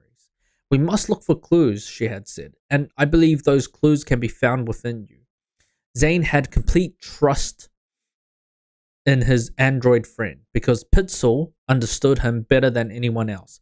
But the idea of exploring his memories made him uneasy. Some lost memories felt like an ache deep inside him, and he would rather not think about some of the things he could remember. He twitched nervously in his chair as Pitzel inserted a sensor into a port in the back of his head. These sensors are critical to your journey, she explained in her calm, steady voice.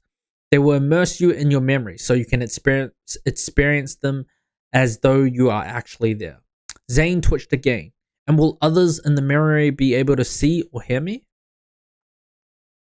No, Pitzel replied. You will be an observer only. Now keep still. She stepped away from him and moved to the large bank of computer screens. They cast a blue glow on her silver hair and the purple conduit lines on her face. It will be interesting to see if this technology can restore your elemental powers, she remarked as she entered a code into the system. I am working on a way to adapt the tech to work with biological memory banks, perhaps helping the other ninja regain their powers. I am sure they are also searching for a way to unlock their true potential again, Zane replied. Although it is rather odd that I have not heard from any of them. Pitzel spun around in her chair and fixed her green eyes on Zane. For the first session, I will bring you out of the program in 4 minutes and 30 seconds, she said. If something goes wrong or you want to leave the memory, just say something. If something goes wrong, he thought. An image of the Ice Emperor's face, cold and fierce, flashed through his mind. Understood, Zane replied. Are you ready? Pitzel asked. Ready. Pitzel turned back to the computer, initiating memory exploration in 3, 2, 1. Zane felt like he was falling and falling and falling. Then his feet suddenly touched the ground. His senses immediately detected a change in temperature. It was freezing. Is this an Ice Emperor memory, he wondered, and his fierce circuits quickened. Roar! The memory appeared in front of his eyes, and an enormous blue ice dragon thrashed its head. Its body glowed with frost-like energy waves. Bright white lights glowed behind its narrow eyes. Sharp teeth that looked like silver icicles gnashed in the creature's mouth. The ice dragon was in a large dark cave, cowering against the wall. He saw himself right after he had become the titanium ninja. So this was that dream, eh? He wore a simple white uniform, and his face and arms gleamed with the brightness of the new, super strong metal that formed his body. I look so afraid, Zane thought. The details of how I transformed from the white ninja to the titanium ninja are very sketchy. My memory banks were damaged when it happened, but I do remember this. Master Chen imprisoned me in this cave. I experienced strange, terrifying visions and dreams. I did not accept that I had become the titanium ninja. Inside this memory, he watched himself struggle with fear and doubt. I am not the white ninja. I am just a replica, Memory Zane said. I'm afraid. My powers can't stop him. Memory Zane cowered as the dragon roared again. Alright, give me a minute. Alright, I'm back. But yeah, it is kind of crazy that he did go from the white ninja to the titanium ninja. It's kind of insane. Watching the memory unfold before him, Zane remembered that Pitzel had communicated with him through this whole event. Close your eyes, Pitzel had said. Close your eyes and see there is nothing to fear. Memory Zane closed his eyes. I am not the white ninja. I am not the white ninja, he said. Who are you then? Pitzel had asked. Memory Zane stood up. He gazed down at his shining metal body, and then his eyes flashed. He understood. I am the titanium ninja, he said slowly. Then he raised his voice. I am the titanium ninja. Memory Zane went to the dragon, smiled, and placed a hand on the creature's neck. Then the image of the memory blurred and cackled with static. Zane felt like he was falling again. A scene became clear, and he found himself in a new memory. He was standing in front of Master Chen's palace, looking out over the island. The ninja and the elemental masters stared at the sky as Master Chen and his goons took off in jets, stranding everyone there. I'll go alone, Lloyd was saying. And take on his whole army? Nia asked. Lloyd threw up his arms. I'm the only one of us who can summon an elemental dragon. Not anymore, Zane looked up. The ice dragon swooped down from the sky, ridden by Memory Zane. The ninja and the elemental masters cheered. Zane, you gotta tell us how you did that, Jay said. I faced my fear, Memory Zane replied. I realized that it wasn't something in front of me holding me back. It was something inside me. Zane watched as the memory ended happily, as Kai, Cole, and Jay all created their elemental ninjas, or elemental dragons too. To truly become the titanium ninja, I had to overcome my fears. Zane realized, is fear what is holding me back now? Zane tried to think what he might be afraid of. Then a thought echoed in his circuits. I am just a replica. That's what Memory Zane had said before. But what did he mean? I had been many things, Zane thought. I had been the son of Dr. Julian. I had been the white ninja, the titanium ninja, the ice ninja, the ice emperor. I have been all of those things. But who am I really? Then the memory went blank. Well, you're all of those things, pretty much. That's just part of who you are. Zane's eyes fluttered. He was back in the cave underneath the monastery. Pitzel's green eyes were staring at him. I monitored your systems while you were exploring your memories, she said. There was a marked fluctuation in your stress levels. Were you able to figure out how to recover your elemental powers? Negative, Zane said. However, the experience was helpful. In the past, I learned that I needed to face my fears, but I do not believe that is what I need to do now. Would you like to try again? Pitzel asked. I would like to try something different, Zane replied, rising from his chairs. Your program was very successful in implanting me inside a memory. I remembered learning how to manifest my ice dragon. Perhaps to connect with my power of ice, I must return to ice. I would like to return to the frozen lake. I hope you succeed, Pitzel replied. Thank you, Pitzel, Zane said. Does he mean his hometown? He climbed onto one of the cycles in the hangar bay and sped through the tunnel leading out of the Samurai's cave. As he sped through the winding roads of Ninjago, his mind drifted back to Pythor's experiment. I am not afraid of anything, or am I? He thought. Perhaps meditation can reveal what my memories could not. He finally stopped in front of a lake capped with a thin layer of ice. The frozen lake. He smiled as a young man before he knew he was a ninja. He had impressed people with his ability to hold his breath underwater. That was where Master Wu had found him and invited him to become a ninja, meditating at the bottom of the lake. Zane climbed off the cycle and dove through the ice. He swam down into freezing water, his circuits protected by his titanium frame. Where he reached the bottom, he sat cross-legged and closed his eyes. At first, he just enjoyed the ice-cold water as it hit his temperature sensors. His childhood memories were sketchy, but he did remember that cold always made him feel calm. His mind began to drift. What is cold doing right now? Do I have enough fuel to get back to the monastery? Why does Master Wu love tea so much? Then he tried to bring his thought back to his purpose. What is it I need to learn to recover my elemental powers? He tried to clear his mind of all thoughts and concentrate on the feeling of being cold. Cold like the ice skimming the top of the lake. Cold like the wind coming down from the mountains. Cold like the ground after a fresh snow. Suddenly, the ice water began to spin and whirl, and once again, Zane felt like he was falling. The scene around him changed, and instead of the bottom of the lake, he found himself in a snowy forest, surrounded by tall birch trees. Birchwood forest, Zane said, but how did I get here? Then he heard Pythor's concerned voice inside his head. Zane, something has happened to launch the memory program remotely, she informed him. The memory sensors have all been activated. I have a theory that your meditative state might have triggered it somehow. Would you like me to end the program?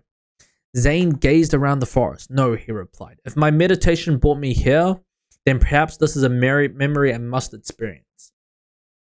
He walked down the path, hearing the snow crunch underneath his feet. He stopped at a very large birch tree with a round door carved into the trunk. He opened the door and stepped inside Dr. Julian's hidden workshop. It was a simple space with a creaky wood floor, a pot-bellied stove to keep his father warm, and a large work table. Dr. Julian's tools hung from hooks on the walls. The workshop had been his home for years, and now here he was, reliving a memory that his father had tried to bury. Then, there on the cot lay Dr. Julian, old and taking his last breaths. Zane's younger self, in a body that looked more human than ninja, held his father's hand. You were always the son I never had, Dr. Julian said in a weak voice. It's time you began your next stage in life, and the only reason I'm about to do this is because I love you. Dr. Julian took off his eyeglasses and smiled at Memory Zane, who smiled back. A tear fell down Zane's cheek as he watched the memory unfold before his eyes. Dr. Julian opened Memory Zane's control panel. Zane knew what was about to happen. No, don't do it, he yelled. But Dr. Julian could not hear him. He shut down the young android's memory banks. A blank look came across Memory Zane's face, with no memory of his father or his past. He walked out of the workshop and into the snow. Complicated feelings bubbled up in Zane as he watched his younger self leave. The first time he had relived that memory was when he, Cole, Jay, and Kai had traveled to the Birchwood Forest together. Zane had discovered his memory switch and learned the truth about his past. He now remembered that he had been built to protect those who cannot protect themselves. His father had empowered him to unlock his true potential by recognizing the obstacles holding him back. That allowed him to tap into all of his elemental powers, to become the strongest ninja he could be. Unlocking true potential was a goal of every elemental master, and that moment in his past had filled him with confidence. But now he felt defeated. What would have happened if Dr. Julian had not turned off my memory switch, he wondered. Would my life truly have turned out differently? Zane waited for the memory in Dr. Julian's workshop to end, but nothing happened. Curious, he left the hideout. He spotted the footprints of his younger self in the snow and followed them. The blank expression on the young ninjoid's face was gone, replaced by one of peace. The boy was happily building a snowman. I don't remember this at all, Zane thought. In fact, I have never explored the memories of the time between when Dr. Julian erased my memories and Master Wu asked me to train with him. The scene in front of him swirled, and Zane felt himself falling into a new memory. This time, young memory Zane was sitting on a rock next to a frozen pond. affixing a blade to a pair of ice skates that looked handmade. He slipped the skates on his feet and then glided onto the ice gracefully, circling the pond as though he had been skating for years. Then the scene blurred and Zane fell through space as the memory changed again. Zane was still in Birchwood Forest, standing in front of a small house made of block of ice. He approached and looked through the window. There, on a bed made of ice blocks, his young self was sleeping peacefully. Zane smiled. I was alone back then, but I appeared to be happy, Zane said out loud. Then the scene began to swirl. Help, help. In this new memory, Zane watched as a father and daughter ran across the snow, pursued by a treehorn. The dangerous creatures were the worst thing about Birchwood Forest. They looked almost like a giant, lanky, four-legged spiders with long necks, droopy heads, and sharp tails. Black markings dotted their pale blue skin, and red eyes stared blankly from their faces. They were creepy, fast, and hungry. Help, the father cried. The treehorn was catching up on them quickly. Zane charged towards the treehorn, crying, Ninja, go. He tried to slam into the creature with a Spinjitzu tornado, but instead passed right through it. He had totally forgotten he was just an observer to the memory. What is this, he thought. Am I to watch this poor family be attacked? Hey, treehorn, you can't catch me, shouted a familiar voice. Memory Zane, still young, sped down a snowy hill, riding a handmade snowboard. He zipped past the treehorn. The creature's head snapped in Memory Zane's direction, and it gave chase. Alright. Wee, Memory Zane cried, as he expertly led the treehorn on a chase up and down the snowy hills. Zane ran after them, curious to see what would happen. I was fearless, Zane thought. Memory Zane slid down another hill on a snowboard and sped toward a cliff. Zane gasped. What was his younger self thinking? Then Memory Zane did a backflip on a snowboard right at the edge of the cliff. He landed safely a few yards back and the giant treehorn tumbled over the edge. Yes, Memory Zane cheered. It is pretty interesting that he doesn't remember any of these events. He made sure the beast was not coming back. Then he tucked the snowboard under his arm and ran back to check up on the father and daughter. Thank you so much, young man, the father said. You saved us from that treehorn. Well, happy to offer my assistance, Memory Zane replied. Zane watched his younger self, stunned. This boy has no memory of his past, he thought, but he loves the cold and the ice. He protects those who need protection. Even without my memories, I was still Zane. The scene began to swirl again, and Zane felt a pang of sadness as he watched his smiling younger self disappear. Then he tensed. What new memory would he be visiting now? The scene came together before his eyes. A throne room in a sinister palace made of cold grey stone. A tall stone staircase led to a platform. Holding the throne, seating in it was a man with armor with ice-cold gleaming eyes, a hideous mask over his mouth, and holding a staff covered with ice crystals that glowed with the power of the scroll of forbidden Spinjitzu. The Ice Emperor. Pitzel, get me out of this memory, Zane yelled. Damn, he really doesn't want to know, except his Ice Emperor self, huh? The static sounded like a buzzing of 1,000 bees at Pitzel. Pulled Zane from the memory and the Ice Emperor's throne room disappeared. Zane's body lurched as he found himself back at the bottom of the frozen lake. He quickly swam up and broke through the ice. Then he hurried back to the ninja cave. Welcome back, Zane, Pitzel said. I am quite surprised that the memory program launched remotely. The activation module's sensory circuit has showed no errors. I will have to double check the sub-beta algorithms again. I am glad, however, they were still able to communicate. Tell me, what happened in the last memory that made you want to leave? I must confess something. Zane began. I am reluctant to face myself as the Ice Emperor. The Ice Emperor can't hurt you inside a memory, she reminded him. No, that is not it, he said. I am not worried that the Ice Emperor will hurt me. It's difficult to describe, but I think it has something to do with the terrible things I did when I was the Ice Emperor. That is not something I allow myself to think about often. Pitzel's eyes flashed with sympathy. Oh, Zane. The Ice Emperor was cruel and merciless, Zane said. I would never do any of the things he did. How could the Ice Emperor be so unlike me? I should have been able to stop myself. How can I ever forgive myself? I never know what happened to you in the Never. I know that what happened to you in the Never Realm was not your fault, Pitzel told him. But I also know that you must figure this out on your own. Zane gazed over at the computer screen. I cannot. I am too afraid. You have faced your fears before, Zane, Pitzel reminded him. And I believe that is what you must do now. Zane nodded and slowly sat back in the chair. Pitzel returned to the computer. I should be able to send you directly to a memory in the Nether Realm, she said. Are you ready? Initiating memory exploration in 3, 2, 1. Zane felt himself falling again. Suddenly, he was back in the throne room of the Ice Emperor. A menacing figure entered the room next to him. Cold eyes glared beneath his grey armored helmet. Blue ice crystals hung to his long moustache, and an armored vest clanked as he moved. He stopped at the bottom of the stairs. General Vetz, Zane remembered. My Emperor, General Vetz said. How dare you disturb my thoughts, the Ice Emperor growled. I bring a warning, my Emperor, Vetz said. Strangers from a distant realm come to challenge you. They may be here for the prisoner and to defy your rule. Zane heard the crackling of ice as the Ice Emperor rose from his throne. They must be punished, the Ice Emperor ordered. General Vetz leaned in. They must be destroyed. Show them your might. Show them what happens to those who defy the Emperor. Send my blizzard samurai, the Ice Emperor said. Command them to destroy the strangers, and all who aid them, Vetz added. And all who aid them, the Ice Emperor repeated. Vetz chuckled and left the throne room. The Ice Emperor sat back down. Rage filled Zane. He marched up the stairs to the throne. Why do you listen to him? Zane yelled. These are lives you are destroying. Innocent lives. How can you do this? The Ice Emperor's eyes flashed. Who dares to disturb my thoughts now? It's me. Wait, you can hear me? Zane asked. Intruder, the Ice Emperor yelled. And he stood up once more. He pointed his staff right at Zane. He can see and hear me? Zane thought. How is this even possible? The Ice Emperor shot a powerful beam of white light at Zane. Zane jumped off the staircase and the beam left a sting of sharp ice shards where he had just been standing. Zane heard Pythor's voice in his head. Zane, there is some kind of glitch happening, she said, and her voice sounded worried. You have left your memory banks and it appears that you have entered your subconscious circuits because these are your thoughts. You can interact them. Do you want me to try to extract you? No, Pythor, Zane replied. I must see this through.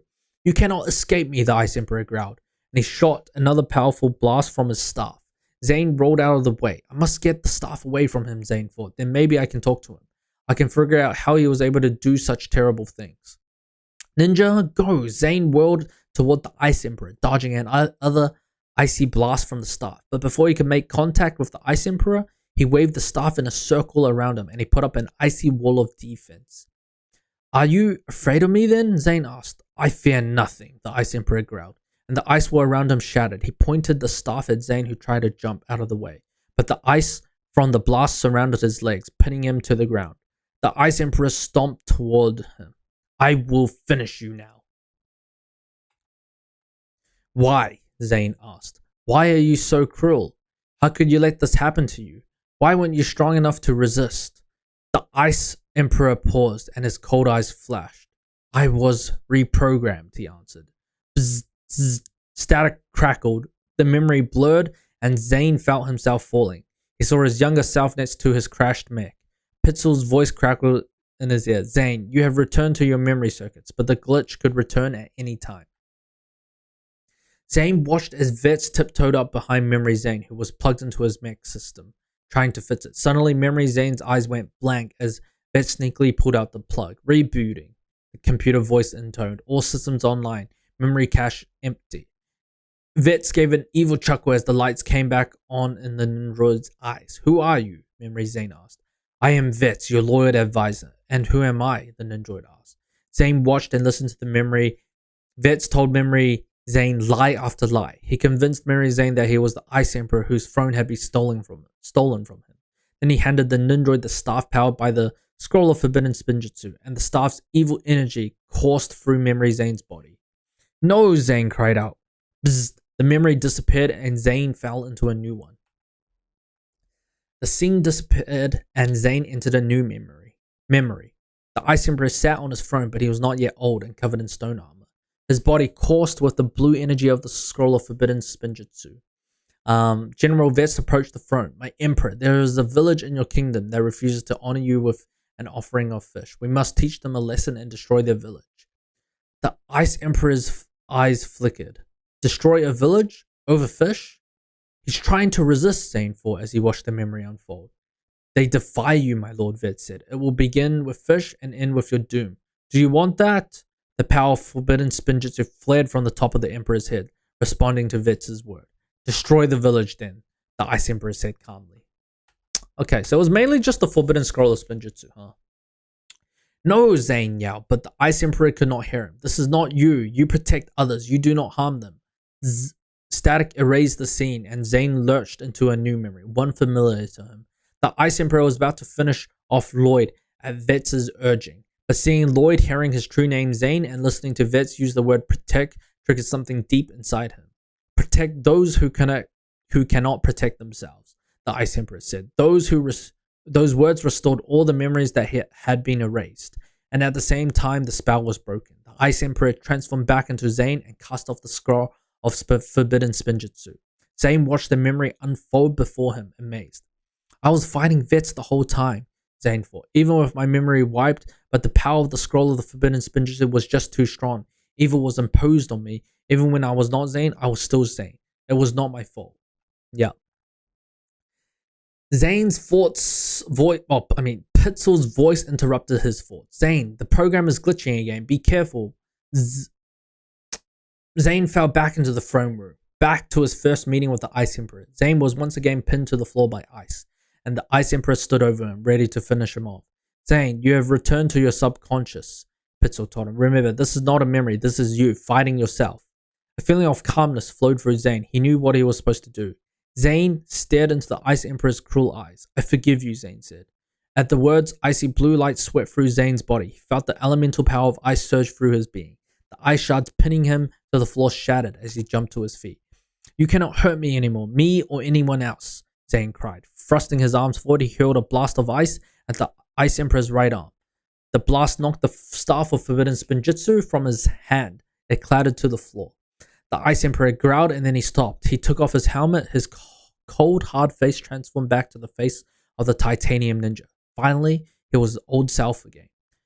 I think we are done here, he told Zane. I think so too, Zane said. Pitzel, I am ready to return. A blinding white light filled the throne room, and in the next instant, Zane's eyes flooded open in the Samurai's cave. Zane, Pitzel cried. She hurried to him and began to detach the sensors. That glitch was very helpful, Zane said. I found the answer I was looking for in my subconsciousness when I was forced to battle myself. Look, he held out his hands, and in seconds, an ice sculpture of Pitzel appeared on the floor in front of her. She smiled. I take it the experiment was a success then. It was, Zane replied. My elemental power of ice has returned. I discovered that I needed to forgive myself. I could not move forward without accepting my past. I am glad it worked, Pitzel said, but I am afraid that it will be too dangerous to share this program with the others. I am sure that Cole, Jay, and Kai will find their own ways to regain their powers, Zane replied. We may all have different lessons to learn, but one thing that we all know is that a ninja never quits. Alright, that was done with Zane. Alright, overall, Zane's one, pretty good. Obviously, his approach was different, but at the end of the day, the core was pretty much the same, right? To protect others who cannot protect themselves, right? And it was kind of the same thing with Kai, but his one, he also needed to face his fear. He needs to accept the fact that Ice Emperor was him, and even while being Ice Emperor, he was still trying to resist the effects of the evil of the Forbidden Scroll of Spinjitzu. So overall, I think that was pretty good. And I do wonder how the other ninjas are going to do. Down on the farm. Okay. Carrying a suitcase, a dark-haired man with a neatly trimmed mustache walked across the rural road to the gate of a small farm. An older woman in overalls and a straw hat was using a hoe to break up soil. Excuse me, the young man said. I was wondering if you've seen my son Cole. Bushy eyebrows, great head of hair. Yup, the woman drawled. He's over yonder trying to get the Henry to plow the big field. I'm surprised he's not going back to his lumberjack job, by the way. She turned and pointed past the rice paddies that ran along the side of the farm to the large field behind the farmhouse. The man could see Cole straining to coax a fat yak into pulling a metal plow. You got yourself a good boy, the woman said. But we ain't sure who's more stubborn, Cole or Henry. The man smiled. That sounds like Cole. As she walked the man over, she noticed his suitcase was covered with stickers bearing city names. You're one of them traveling performers? Yes, he replied, smiling proudly. I'm part of a song and dance group called the Royal Blacksmiths. You may have heard of us. We've won the Blade Cup several times. Nope, never heard of ya, she answered. We don't have time for the performers out here. Crops don't take a night off, so we don't either. My name's Sally Bob, by the way. Sally Bob? What the hell? Sally the singer? I'm Lo. Pleased to meet you, the man said. As they grew closer, Lo watched Cole plant his hand on the yak's rear end and pushed as hard as he could. His feet slipping in mud. Henry seemed happy where he was. Lo also saw that Cole had a bandage around his head and bruises on his arms, like he'd been in a fight. But Lo didn't know how that would be possible, since losing his power as Master of Earth in the battle against the Crystal King, Cole hadn't been in any fights that Lo knew of. Cole's feet finally slid out from under him completely, and he plopped face first into the mud. Henry grunted. Looking good, son, Lo said cheerily. Cole looked up, wiping mud from his eyes, and broke into a huge smile. Dad, he cried, leaping up to hug his father and getting mud all over Lo's suit. How did you find me? Lo squeezed his son back. You wrote Master Wu a letter, remember? Lo said, to tell him where you'd been in case he ever needed you. It's been a while since we last saw each other, so I took a break between tour stops to come and see if you're alright. Losing your powers as the Master of Earth can't have been easy. Sally Bob turned to amble back to her field. I'll leave you to your hugging, she said. Crops don't hug, and neither do we. You're welcome to stay in our barn with your boy as long as you like, she told Lo. Thank you, Lo called back, waving. Then he noticed the mud all over his suit. He chuckled and started to wipe it off. Sorry about that, Cole muttered. It's great to see you, Dad, but I'm fine. After I left the monastery, I was pretty down, wondering what I was going to do with the rest of my life. All my friends had moved on. I was just wondering. I didn't feel anchored to anything. Then I found the farm, and I thought, Master of Earth, farming the land. It sort of made sense, so I thought I'll give it a try and see what not fighting all the time would be like. But enough about that. Come on, let's get you settled, Henry. You take a break. The yak grunted again. Cole took his father's suitcase and led him past some small houses and towards a large barn. And I kind of like it here. The people have treated me great, like one of their own, he said. He waved at a farmer walking in the other direction carrying a sack of seeds. Hi, Bob. Heading out to plant that north field, the man smiled and nodded. Continue on, and when he was past, Cole saw that his father was confused. That's Bob, he explained to Lo. He's Sally Bob's brother. That's one of the best things about this place. Only some of the farmers are related to each other, but they all treat each other like one big family. And they're super peaceful. I think they worship the land. Lo gently touched one of the bruises on Cole's arm. Looks like peaceful farming can get pretty dangerous, he said. Oh, that, Cole replied with a frown. Sally Bob's bunch have been having trouble with her neighbor, Takanagi. He's a big-time farmer who owns all the land around Sally Bob's, and Sally Bob won't sell. Takanagi wants all the land, though. So he sends his thugs over here every so often to try to convince her. And you've been defending the land for the farmers, Lo guessed, trying to at least. I promise, Mum, I'll always stand up for others. And that means whether I have powers or not, he sighed. I thought being here would be a simpler life, one where I wouldn't need to be a ninja. So far, that hasn't happened, but I think it will work out somehow eventually. Lo nodded, then he looked at Cole closely. I know you say you like it here, but do you feel, what was the word you used?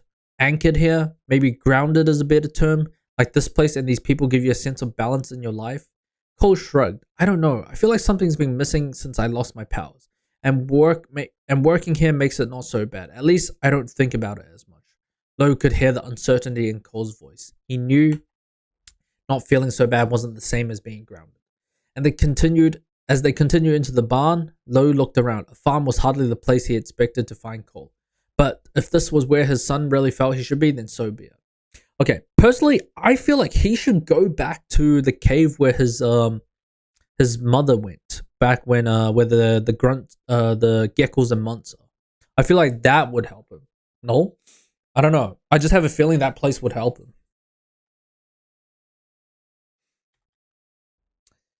Lo woke with a start, sitting up in Sally Bob's barn, hearing a groaning sound, like a heavy door opening for the first time in hundreds of years. What's that? He cried. Across the barn, Cole woke and wiped sleep from his eyes. Huh? Oh, that's the farm rooster. It must be sunrise. That doesn't sound like any rooster I've ever heard. Lo replied, hurrying to the barn door and sliding it open. Instead of a rooster, he was startled to see the yak standing before him. It licked him from chin to hairline with its sandpapery tongue. Lo yelped in surprise, jumping back. Henry likes to pretend he's a rooster, Cole explained, patting Henry's nose.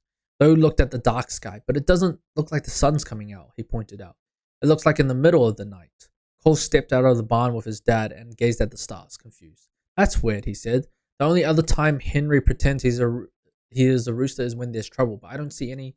Before he could finish, he heard the rumbling of engines, and moments later, 5 pairs of headlights crested a hill in the distance. The lights grew bigger and the rumbling louder as they approached the farm. Takanagi, Lo asked. Yeah, stay here, Dad, Cole implored. You'll be safe. Cole ran towards the headlights. Whatever Takanagi was sending their way, there were more of them than there were of Cole. Lo admired his son's bravery, but he wished he had someone or someone else on his side. The other farmers stood outside their homes, watching, not making any move to go to his aid, and Cole was trying to protect them. Maybe the farmers were peaceful, but surely they could do something to help. Since it appeared they wouldn't, Lo decided he would. He ran after Cole, quickly becoming winded. I'm in shape for soft shoe dancing, not sprinting, he thought. As he got closer, he saw that the approaching vehicles were tractors, which made sense. They weren't like normal tractors. They had been heavily modified with metal plating along their sides. The drivers too wore metal plating on their overalls. They wore helmets and carried long pitchforks like bizarre armored knights from some medieval tale. Lo ran up beside his son, who had stopped to make a stand before the war tractors. Dad, I told you to wait in the barn. You're not a fighter, Cole exclaimed. I'll do whatever I can to protect my family, Lo replied firmly. Family is the most important thing. The drivers stopped their war tractors. The lead driver pointed his pitchfork handle at Cole. Save yourself a lot more pain, kid, and convince Sally Bob to sell to Takanagi. I told you, this is their land. If they don't want to sell, they don't have to. The lead driver turned to his partners and waved them ahead. Do you have a plan, son? Lo asked worriedly. Since I don't have my powers, I'll just keep doing what I've been doing, using my Spinjitzu and hoping the best, Cole told him.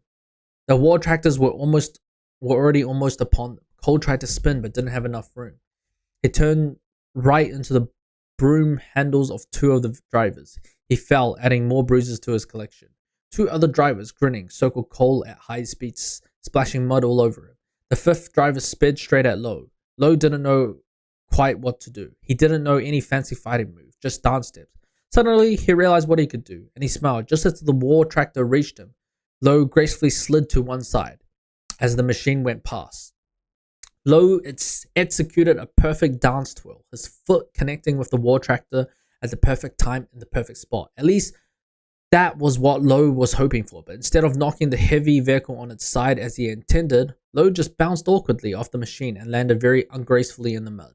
The driver was speechless, absolutely baffled by what he had witnessed, and he couldn't take his eyes off the unfortunate dancer. He was so preoccupied with Lo's blunder, he didn't notice he was driving his vehicle off the path and straight into a ditch until it was too late. The war tractor suddenly fell over on its side, sending its driver into the mud too. Cole, however, was having a lot more trouble. 3 of the other drivers wouldn't allow him a moment so he could use his Spinjitzu. He concentrated on deflecting their blows instead. But the 4th driver swooped his pitchfork handle behind Cole's knees, and he fell once more. The 3 drivers broke away, rampaging their war tractors up and down the field, ruining the farmer's crop. The farmers still just watched. Cole tried to stand, but the leader pinned him to the ground with his pitchfork handle. Bro, I don't think Cole should be losing to farmers, bro. These guys have no training whatsoever, even if they're thugs, bro. I'm actually kind of surprised. This was your last chance, kid. Next time, we'll get mean. The goons all turned and drove back the way they come, having done enough damage for now. Lo looked at his dazed son with concern. Cole, are you alright? No broken bones, Cole replied, rising unsteadily with Lo's help. He watched the thugs go, his eyes distant. Lo worried for him. What is it, Cole? He said. Cole didn't look back at him. It's just, I don't know how I'm going to do it this time, he told his father. I don't know how I can keep my promise to Mom. Lo stayed up all night with Cole outside the barn, listening to his son trying to come up with a plan for defeating Takanagi and his thugs, then throwing away his ideas almost as soon as he thought of them. When morning arrived, Cole was no closer to a solution. The more I fight back against him for the farmers, the more violent he's going to get. And with the farmers not being fighters, they could get really hurt, he said. But if I leave, they'll lose their land and I'll be breaking my promise to Mom. Suddenly, Lo had a thought. What if we put on a show to distract Takanagi and his henchmen? Okay, Cole said, slowly asking a question he already knew the answer to. What happens when the show's over? Lo thought about it and slumped. The farmers would be right back where they started. I feel powerless, Cole said through clenched teeth, frustrated. I mean, I know I don't have powers, but I hate feeling powerless. He looked down. I bet Mom never felt this way. It'll be a run, Lo told him. Cole looked up, surprised. It wasn't long after your mother and I met that she unlocked her true potential. She had some amazing adventures. We were young and in love, and soon we decided to have the biggest adventure together, becoming parents. Lily was so excited knowing she'll pass her powers on to her child, you. Cole smiled. He never heard the story about his mother before. Other farmers, including Sally Bob, started wondering over to listen to. After you were born, Lo went on, your mum kept going out on missions. She loved helping others, but those missions became bigger and she'll be far away more and more time. She'll be away for more and more time. I felt guilty because I wasn't helping her. I questioned why she had me in her life at all. How could she need a powerless man like me? So what did you do? Sally Bob asked, thoroughly engrossed in the story. Well, I knew Cole needed me, Lo said, then turned back to her son. I took some time off from the Royal Blacksmith so I could always be around, even when your mum couldn't, and you and I had a wonderful time playing together, singing together, dancing in the living room. One day, your mother just came home from a long adventure. She had just saved all of Ninjago and she was crying. Why? Cole asked, leaning forward. Because you've grown so much, and she felt like she hadn't been part of any of it. She had spent time with you, but not as much as she wanted. She said she was feeling very out of balance. It was starting to affect her during missions. She was thinking about us when she was out fighting. And when she was with us, she was thinking about how to be a better hero. She didn't feel grounded in either place. She felt powerless, Cole said quietly. Exactly, Lo said. But you and I looked at each other and it was amazing. We took her hand and started dancing with her right there in the living room. And we laughed and we cried happily. We cried happy tears because we were together. Your mom knew we were okay and that we were always thinking of her and loving her, and that she could draw strength from family. And I finally knew that I was helping her. I knew she needed me because we kept her grounded. Family was the foundation for everything. She carried that with her the rest of her days. That's pretty nice. Lo smiled at his son. We all feel powerless sometimes, so it's good to know we can draw strength from our families if we need to. Wow, thanks for telling me that, Dad. I wish she was here right now. It's awesome that you're here, but I could really use all the strength I can get against Takanagi, especially since Sally Bob and her friends aren't fighters. Says Hugh, Sally Bob asked, indignantly. Indignantly. Is that how you say it? Dude. Sometimes I don't use these words in a long time. I know what they mean, but I don't use them in a long time, so it's like weird for me to pronounce them. Huh? Cole said, surprised and confused. I just assumed, because you never try to help me when Takanagi's thugs come. Sally Bob scowled at him. You never asked. You just came in here and told us to stay back and you'll handle it, so we did. Cole squeezed his eyes shut, embarrassed. You're kidding, he exclaimed. Crops don't kid, so we don't eat either, Sally Bob informed him. But we will learn how to fight to defend our land if you show us how. W. Alright. Optimism and excitement surged through Cole. Let's get started, he shouted. Not just yet, Sally Bob said, leaning down and squinting at him. One more thing you need to know, fella. The minute you planted your first seed here, you became part of our family too. Cole smiled gratefully, and so did his father. Yes, ma'am, Cole replied. The rest of that day and the early part of the evening were spent on training. Cole gave the farmers a crash course in farm defense, using whatever was at hand for makeshift weapons.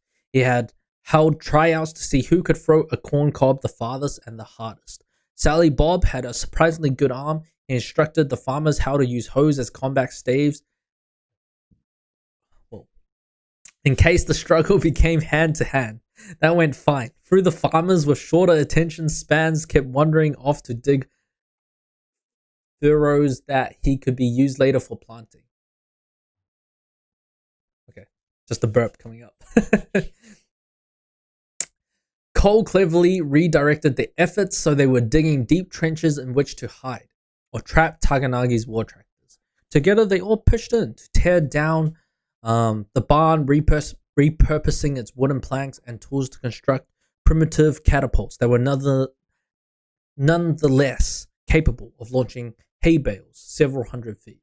Wow, we're launching hay bales? What the hell? Lowe participated in the training as well, hoping maybe he could learn a little something that, if not useful for fighting, maybe might come in handy as perhaps a dance move. When training was over, Cole knew it wouldn't be enough to stop Takanagi and his men. The farmer simply didn't have enough firepower to hold out against the invaders. But he hoped desperately that if Sally, Bob, and the others could stand strong enough, maybe get in a few licks on Takanagi, he, like most bullies, might decide they were too much trouble and leave them alone. Are you ready? Lowe asked quietly, after all the preparations had been made. He and Cole crouched behind Sally Bob's house in the last light of the day. The other farmers hid behind their own homes or crouched in newly dug trenches. Sally Bob was with her neighbor behind his house. I think so, Cole answered finally. But can I tell you something strange? You can tell me anything, Lowe replied. I feel more like the way I was more like myself than I have since I lost my powers. You know how you were talking about feeling grounded? I think that's kind of how I feel. Maybe not by the specific place, but by these people. Does that make sense? Absolutely, Lowe told him. Cole sighed. I just hope all this work today wasn't for nothing. I mean, we don't even know if Takanagi is coming tonight. Lowe looked behind the farm's property line and pointed. I don't think you have to worry about that, he said. The headlights were back at the top of the hill, and Cole could make out the war tractor's silhouettes. One man stepped in between two of the war tractors. His armor was different from the others. He spoke into a megaphone. This is Takanagi. I do not appreciate having to be here, but I wanted you to see the face of the man who will seize your land. With my control over this whole region, everyone will come to me for their vegetables, and I will make them pay whatever I want. Do not resist my forces. I have another weapon besides these. I do not wish to use it. It is even more horrible and destructive, he paused, running through a mental checklist. Okay, I think that is everything. Here we come. The war tractors began moving down the hills, just the way you thought they would do this, Lowe said to Cole, who nodded. Takanagi's forces approached a seemingly flat patch of land leading into Sally Bob's farm, but when they tried to cross it, the planks dusted with cut grass disguising the empty trenches beneath gave way. Very smart. With a loud whoomph, the war tractors fell nose first, throwing their drivers forward to land on the trench's bottom. Very, very smart. There was a cheer from behind the other houses as the farmer realized that their defense strategy worked, but the drivers clumsily scaled the trench in their heavy armor, leaving behind their war tractors and lumbering forward on foot. Cole waved his hand to signal the farmers, who stepped out of hiding and began hurling their projectiles. Corn cobs, heads of bok choy. Is it bok choy or bok choy? Pretty sure it's bok choy, but okay, bok choy and potatoes they had grown. Many missed their mark, but thanks to their armor, thugs were too heavy to dodge others, most of which were thrown by Sally Bob. None did any real damage, but several of the goons overbalanced and fell on impact. They would get up only to be knocked down again. Cole could see them looking at each other with confusion and even fear. What else could the farmers have back there to use against them? And their fifth failed attempt to advance, the exhausted goons chose to turn and run back the way they've come. But before the farmers could celebrate, there was another louder roar from the top of the hill. Everyone turned, and to their horror, they saw an even larger armored vehicle. This time, a massive harvester, rumbling towards them. Suddenly, it belched a plume of flame.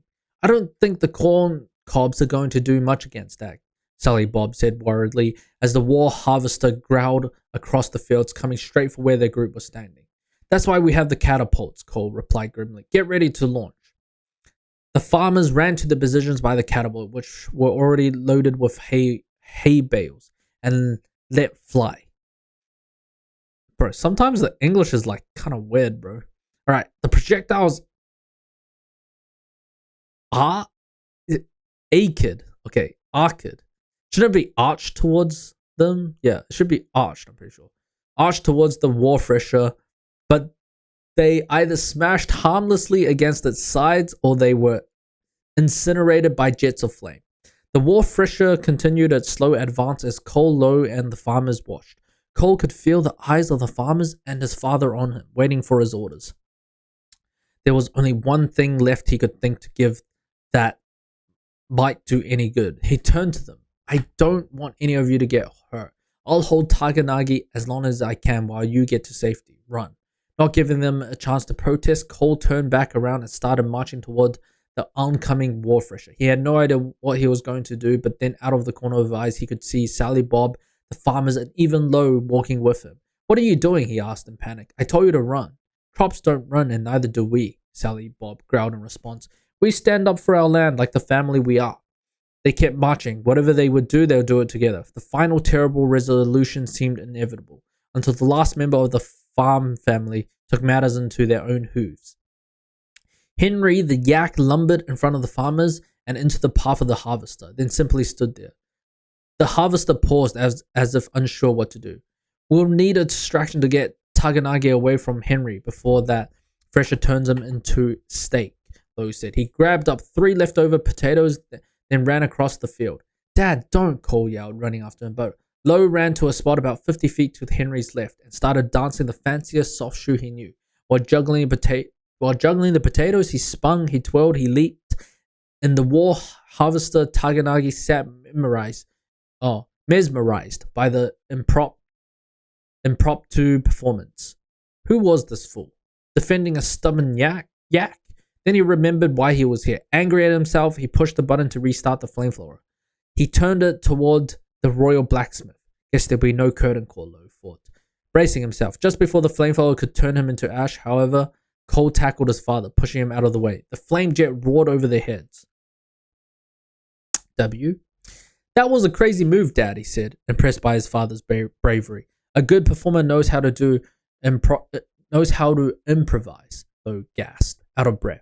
They heard the war fresher rumble past them and past Henry, and again trundling toward the farm and the farmers, who stood fearlessly as the very last line of defense. Move, Cole yelled desperately, waving his arms in hopes of getting the farmers' attention. Get away from there, people. Come on, you're going to get hurt.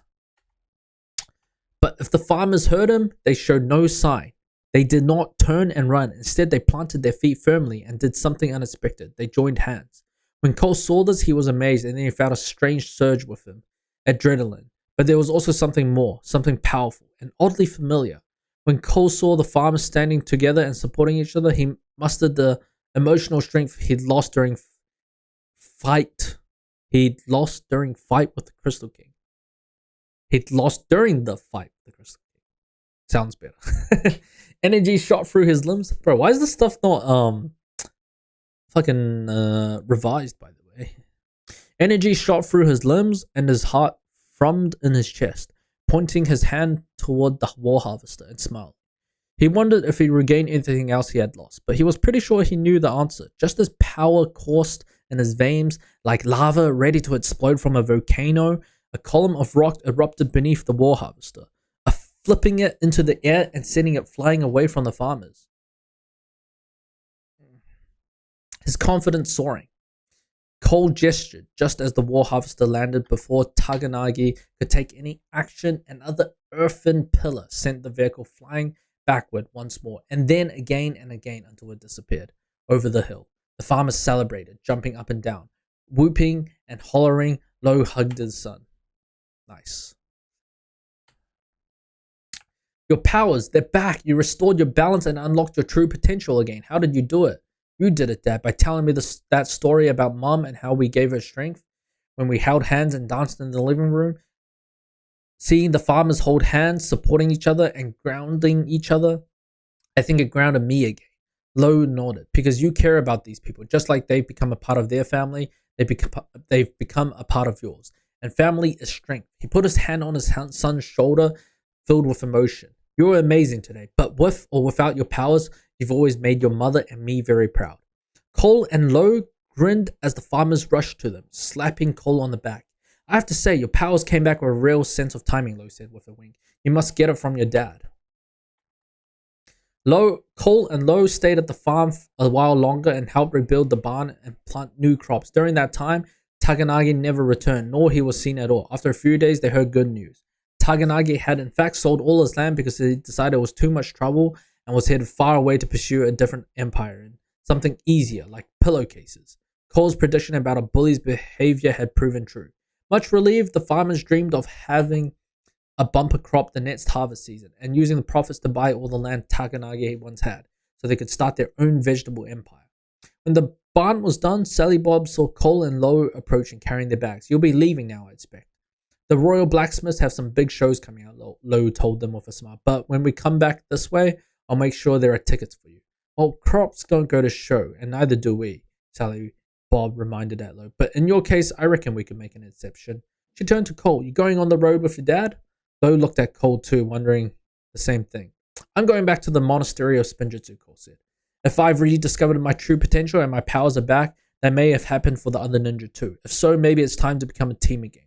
But I'll never forget my time here, Sally Bob, and how you helped me feel balanced and grounded again. If Takanagi or anyone else ever threatens you, send word to the monastery and I'll come help. I reckon we won't need you for that, Sally Bob said. Now that you've taught us how to stick up for ourselves, but if you're free around harvest time, Cole laughed. I'll be here. They all shook hands and Cole and Lo walked towards the gate. I'm glad we got to spend some time together, son, Lo said. Cole put an arm around his dad's shoulder. Me too, Dad. You know, you're as much of a hero as Mum was. Oh no, I'm just a song and dance man who can juggle a little, Lo said modestly. I'm serious. By keeping Mum grounded, you brought her balance and strength so she could be the hero she needed to be. In part because of you, she was able to help a lot of people she wouldn't have been able to otherwise. That means you helped them too. I guess I never thought about it like that, Lo said, embarrassed. Thank you, Cole. But is it okay if I leave the fighting part of being a hero to people like you? They walked a few more steps laughing. Then Cole noticed something ahead. Looks like we forgot to say goodbye to somebody. Henry the yak stood between them at the gate chewing some grass. He was acting as if he wasn't looking at them. But Cole had a feeling the yak was intentionally blocking them. Cole walked up and patted Henry on his flank. Henry, old buddy, I'm going to miss you, Cole told the animal, but I'll see you soon for harvest. Henry moved a few steps to the side, allowing them access to the gate. Now he was looking Lo straight in the eye. I think he wants to say goodbye too, Dad, said Cole. Really? Well, okay. He walked up to Henry's snout, unsure of what to say. Well, Henry, I guess. But before he could get another word out, Henry licked his face again with his slobbery tongue, covering him in yak drool. Cole laughed as Lo wiped his face with his sleeve. Lo was laughing too. You're a funny yak, Henry, said Lo. You ever think about going on the road and performing? Lo and Cole walked out the gate and down the road together. Henry grunted and moved over to another batch of grass and went on with his day. Alright, that was pretty fucking good. Okay. Like, I guess I think that was a cool story to learn a little bit more about Lily and I guess how she dealt with her, I guess her balance of life as well. I think that's pretty sick. And then Cole kind of took inspiration from that, right? Like, obviously, it's the power of other people that comes together is the way that the ninjas will get their powers back. And now that we're moving on to Jay, I do wonder what are we going to get for Jay? Because like these later seasons, his parents don't appear as much. And then also, we haven't really dove into his like real parents either. So the former elemental master of lightning and his father, the space actor guy, right? And I'm surprised he's never really gone to, you know, explore that side. Like, I'm genuinely surprised by that. All right.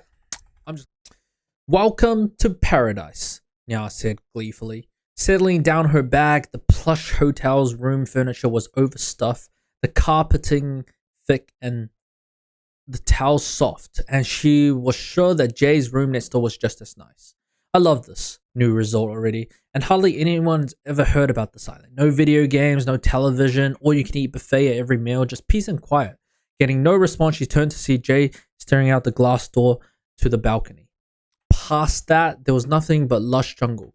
He hadn't even dropped his backpack. Jay, she said. He still didn't turn around. Jay, he jumped, startled, and smiled weakly. Sorry, Nya, he said. I was somewhere else. Well, hurry up and get here, Nya replied. She sat on the bed and bounced on it a little to see how comfortable it was. Jay walked over, stiffly, and sat. Come on, Jay. We thought this would be an amazing vacation for us after the fight with the Crystal King. Aside from other guests, we're literally as far as we possibly could get from everything. I know, Jay said, sounding a little guilty. And it really is beautiful. So it should be perfect for us to relax. Rest up and adjust, right? You're right. I'm sorry, Nya, he said again. I just feel like I'm missing a piece of myself. Nya stood up, nodding with understanding. Well, yeah, you're missing the powers you had as a Master of Lightning. The thing is, like, one thing I don't understand is that all of them have lost their powers before, by the way. You know, back when, and then we had, what was it? Lloyd give back their powers at the Temple of Light. Like, they've experienced it before, so yeah. Jay stood too and walked back to the balcony doors. The way I'm feeling is like when I think about my birth mom giving me up to the Walkers for adoption. I love Ed and Edna. They are my parents, but I'm always going to have this hole inside where my real mother should be. Okay, I'm glad we're getting this because I definitely do want to know more about this, right? About his birth mother. Hey, getting used to the changes in your life will take a while, and that's okay, Nya said. I just want to get back to being you, you know? You haven't crackled a single bad joke since we left the monastery. He turned around and exaggerated look of hurt on his face. Wait, my jokes are bad? Nya smiled and gave him a playful punch on the arm. That's more like it. Why don't you try to walk around, explore, and try not to think about your birth mom or your pals, or anything? When you come back, we'll hit that buffet. Jay looked dubious. Walk around. He gestured to the dense foliage outside their room. Outside? You don't have to walk into the jungle, city boy. The beach is on the opposite side of the resort. Stay on the hotel grounds and you'll be fine. Nya reassured him. As he walked towards the door, she added, but come back, alright? Don't run off to some lighthouse, paint really bad paintings, and become a hermit again. Don't worry, been there, done that, Jay answered, smiling. Then his face took on that comically hurt expression again. Wait, my paintings were bad? Nya laughed, relieved that Jay's sense of humor at least seemed to be coming back. However, slowly, get lost, she told him with mock sternness. Jay smiled and walked out. I am hopelessly lost, Jay said 5 minutes later, standing in the jungle. He'd been walking the path around the resort swimming pool where kids frolicked and a man played steel drums. The next thing Jay knew, the pool was nowhere to be seen and the jungle had surrounded him. It was Jay's own fault. The walk hadn't cleared his mind at all. He couldn't stop thinking about how similar it felt to not have his powers and to not know the reason his mother, from whom he inherited those powers, gave him up. I guess they're both about loss, he thought. I'll never get either one back. Jay paused and strained his ears, trying to hear some sound that could lead him back to the hotel, but there was nothing. No children splashing in the pool, no tropical music from the steel drum player. There's no way he could contact Nya or the hotel. Jay turned in a circle. All these plants look alike, he moaned. Then he gulped. I wonder if venomous frogs are hiding under them, just waiting to pounce on me and make me part of their all-they-can-eat buffet. How embarrassing would that be? Surviving the Crystal King, only be taken out by a toad with a rumbly tummy. He took a deep breath. It's okay, Jay, he told himself. Your imagination is just running away with you. You can't be that far from the hotel. Oh, you haven't been walking that long. It only seems like forever. You'll just look up, see where the sun is, and you'll know what time it is and what direction you're heading in. Jay looked up through the canopy of leaves overhead, but the leaves were all he could see. He groaned and then realized, you know, you're on an island if you walk in a straight line. If you walk in a straight line, sooner or later, you come to a coastline and you'll just follow it around the island until you reach the hotel. And you won't think about hungry ninja eating frogs. Jay nodded confidently to himself and started walking. Nothing bad was going to happen.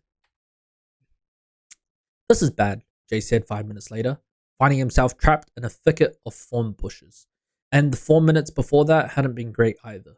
Jay had stepped on a pile of fallen leaves and found they covered a deep hole with slick, muddy slides that proved tricky to crawl out of. He walked through a cloud of gnats who stung him approximately 4 million times, and he had surprised 2 wild boars with very sharp tusks who had then chased him into the thorn bushes. Okay, he mused, at least the boars are gone. Now the key is to stay calm. Jay stayed calm for about 3 seconds, then thrashed like mad, only to become more and more entangled. Finally, he stopped breathing hard. I think I'll take a nice walk, he sneered, exaggerating his own voice. Maybe it'll help me clear my head. That's the last time I'll listen to myself. But then he heard something approaching. Are those footsteps? He wondered aloud, then frowned. I hope they're not boar hoof steps. Then he heard the sound again. Definitely footsteps. Help, he cried out. Over here.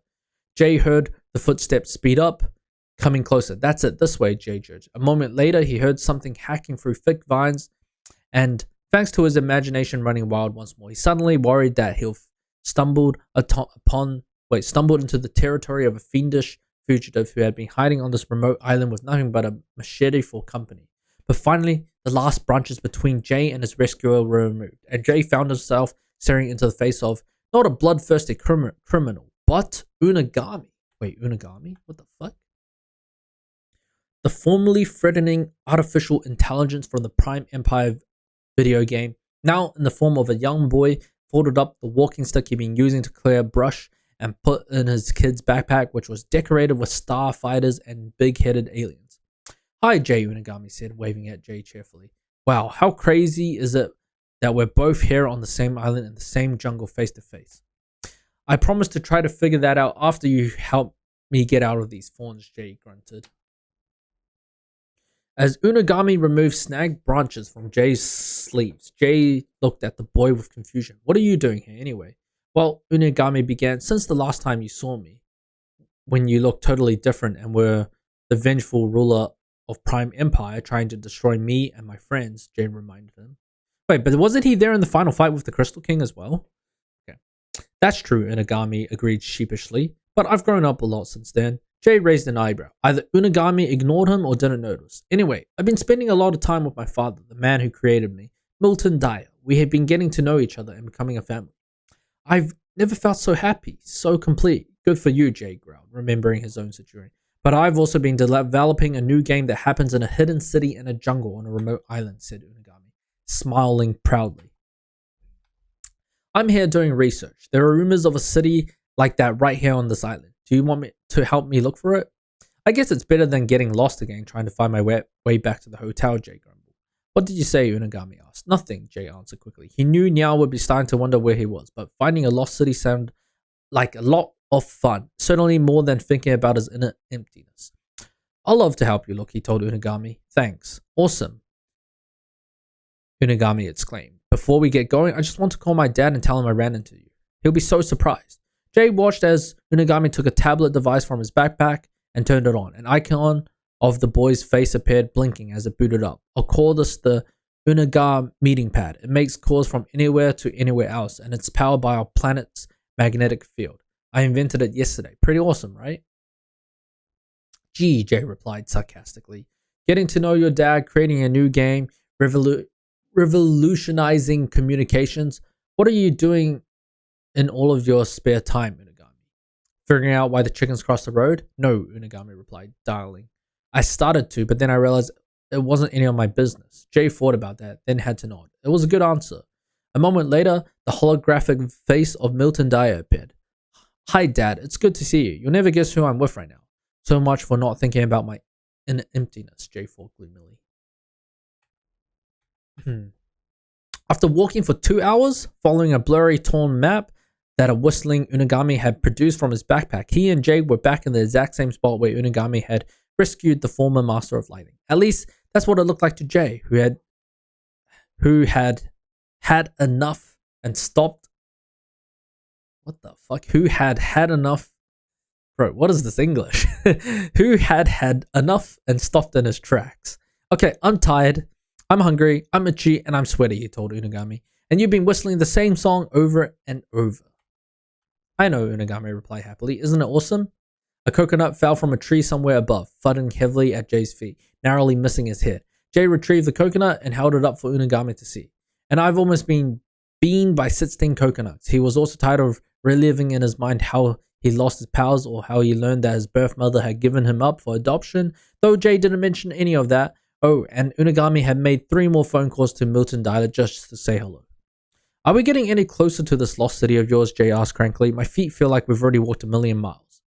The coconut might help with your hunger issues, and we've actually traveled 1.5 miles from where we started, Unagami informed him, looking at his digital watch. And the journey can be as fun as the discovery. Ah, you're just a kid, Jay muttered. What did you know? I'm a kid with an IQ in the tens of thousands, Unagami pointed out. That is true. Then he asked out of genuine curiosity, do you know what yours is? Jay, who did know his IQ, which was several tens of thousands lower than Unagami's, changed the subject quickly. Let's keep going, he said, and see if this journey gets any more fun. Unagami startled Jay by leaping toward him and bouncing his chest against Jay's. Yes, that's the spirit. Well, I'm sure having an awesome time hanging out with you. Yeah, awesome, Jay said in response, but he couldn't help but smile as they started walking again. Unagami was a pesky and annoying know-it-all, but Jay found himself starting to like the kid nonetheless. It was hard to think of him as the terrible enemy he'd been not long before. Then Unagami had been terribly unhappy and was taking the unhappiness out on everyone and everything around him. But now he seemed positive and optimistic. Something inside him really had changed, and apparently for good. Unagami turned the map in his hand and peered at it. According to our map, the last landmark we need to see before finding the lost city is an unusual rock formation. He showed Jay the map and the sketch on it of a stone shaped like a lightning bolt. Wait, what? A sharp diagonal interrupted by a horizontal middle. It appeared covered with greenery. Jay had never seen anything like it before. Well, something like that shouldn't be too hard to spot, he said, looking up, trying to see a break in the trees above. There's got to be some big mountain on this island with huge boulders, right? Where we can get a better view. Keeping his eyes trained on the jungle canopy, Jay started to walk back into the overgrowth. Be careful, Unagami urged, hurrying to keep up with him. The jungle can be dangerous. Wait, don't tell me there's a lightning temple, by the way. Ah, what do you know? You're just a kid, Jay repeated, and then tripped over a vine and fell hard on his face. Jay, are you alright? I'm fine, he muttered. Just wondering why lost cities are always in jungles and not in places I'm familiar with. Like city parks. Unagami tapped his shin thinking, I guess it would be because the lost city would likely be discovered if it were in a developed area. Like a lightning bolt, Jay exclaimed suddenly. No, lightning bolts aren't developed, Jay. Unagami said patiently. I think that's a pretty obvious lightning bolt. Look. Unagami looked down and saw Jay staring at a rock the size of a shoe. It was a diagonal rock jammed into the dirt at its narrowest point, but a horizontal plane interrupted it halfway down, just like in the sketch on Unagami's map. Alright. Yes, you found it, Jay, Unagami infused. Oh. Okay. That's kind of not what I was expecting, by the way. I was expecting it to be like vertical, not horizontal. Okay. Unagami infused, slapping him on the back and sending him sprawling face first into the dirt once more. Unagami looked the rock over and noticed that the half of it that caught any sunlight at all was greenish in hue. Unagami gasped, and look, it's covered in moss. Huh? Jay said as he sat up, rubbing his chin. Well, now that we found it, what's next? Unagami turned the map over, but it was blank on the other side. I don't know. This was the last of my reference material on the hidden city's location. Maybe we could walk in the direction it's pointing? The boys started walking in the way the top of the rock was indicating. But Jay stopped him. Hang on. I bet you're going to want this as a souvenir, he said, yanking the rock out of the ground. As soon as he did, there was a loud rumbling noise, and the ground began to shake. What is it? He shrieked. A tidal wave? A tsunami? No, Unagami shouted in response. And those are the same thing. Look, he pointed at the ground. At the precise spot where the point of the rock had been, a long straight crack formed in the earth, and then the ground pulled back just wide enough that they could see stone stairs descending into darkness. When it was fully opened, the rumbling and shaking ceased.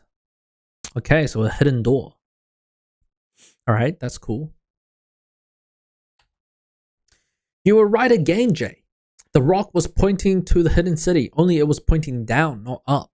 Jay smiled and wondered. That's twice I've been looking at the sky when I should have been paying attention to what was right in front of me, he said. I think there's probably a lesson in that, but he was talking to empty air. Unagami was already headed down the stairs, still clutching the lightning bolt rock. Jay followed him. Using a flashlight from his backpack, Unagami illuminated the long stairway as they walked, passing ancient, unused mounts for the torches on the walls. Jay, when I found you trapped in those thorns, Unagami asked, why hadn't you used your lightning powers to free yourself? I don't have those powers anymore, he admitted. And while I'm not sure how much I miss them, I do know that I don't feel complete without them. Yeah, Unagami replied. I felt the same way until my dad and I figured some things out and started communicating better. Well, I can't communicate with powers, so it's kind of different, Jay pointed out. Maybe it's not so different. Unagami countered. The chances of my father and I rebuilding our relationship were pretty slim. Just like you and I meeting on this island wasn't very likely. But both things happen, and nothing is truly lost forever. For example, the city we are searching for. The tribe that lived there was long thought gone forever, and yet we are about to find them, in a way. My father always say, you should never give in to the darkness of despair when there's still a flicker of possibility. Jay had to smile again. The kid had some good points, but he wasn't about to admit it. "Ah, what do you know? You're just a kid," he said jokingly. The stairs ended in a large flat cave that Jay figured was some kind of meeting room, maybe to prepare for visits to the surface. A storage space had been carved into one wall, and it held wooden staffs that could be lit and used as torches. In another storage space, they found longer staff spears. A clear blue stream of water ran like a tiny river through the chamber from the slightest crack under one wall, branching into all the exits ahead of him. Cool, Unagami noted. They had their own water source, so all they had to gather was food. Okay. I'm just trying to read that again. Alright. They explored the many caves that led away from this largest one and found that they thought must be... They explored the many caves that led away from this largest one and found what they thought must be living quarters, a community dining area, and even some kind of temple. But one long tunnel halted at a dead end, a stone wall covered top to bottom with etchings and carved spaces into which properly fitted pieces had been placed. I can't make heads or tails of this, Jay said. Early Ninjago language, Unagami answered, studying them closely. I think this is a kind of welcome mat. It was written just before the tribe left the island for whatever reason. They didn't leave much behind, Jay said, looking around. That doesn't help your game idea much. Unagami frowned. It seems like there should be more to read about the tribe, but I don't see where. Then he noticed something at the bottom of the wall and waved Jay over. Jay, do you still have that rock that led us to the entrance? Jay handed the rock to Unagami and watched him slide it into a carved out space in the wall that was shaped just like a lightning bolt. The wall trembled as the entrance had done on the surface, and the entire wall swung 90 degrees from its middle. There was a hiss of escaping old air as Jay and Unagami looked into an even larger chamber. In this one, there were recesses that had been carved into all the walls. They were filled with neatly rolled scrolls. Oh damn, it's like a library. Why is it so tiny though? Alright, the tribe's library, Unagami's voice was almost a whisper. Way to go, Unagami, Jay shouted, and the two of them, grinning, executed another chest bump. This time, they both participated. This treasure hunting stuff is cool. I can see why people make movies about it. I'm glad you're having fun, Unagami said, almost shyly. I'm glad we're doing this together. Me too, buddy, Jay admitted. Buddy, Unagami repeated. I like that. No one's ever called me that before. I like it. It feels like something an older brother might say to a little brother. Jay smiled in response, and he and Unagami practically tiptoed into the chamber as if overly concerned with damaging or disturbing anything. Jay watched as Unagami delicately plucked out a scroll, unrolled it, and read it. When he was finished, he rolled it back up and replaced it and took another. He nodded, reading, and gestured around the room. It looks like these scrolls are grouped by subject, Unagami said. They have to do with food, how they found it, how they cooked it, and stuff like that. Some of the species they hunted for food have been extinct for a long time. These scrolls are thousands of years old. Amazing, Jay said before. Unagami hurried to another collection of scrolls and opened one. These explained how the tribe raised children, he said. This is really interesting. How so? Every child born into the tribe was raised by the whole tribe, not just their mum and dad. Everyone shared equally in teaching the child and giving them all the things any parent could.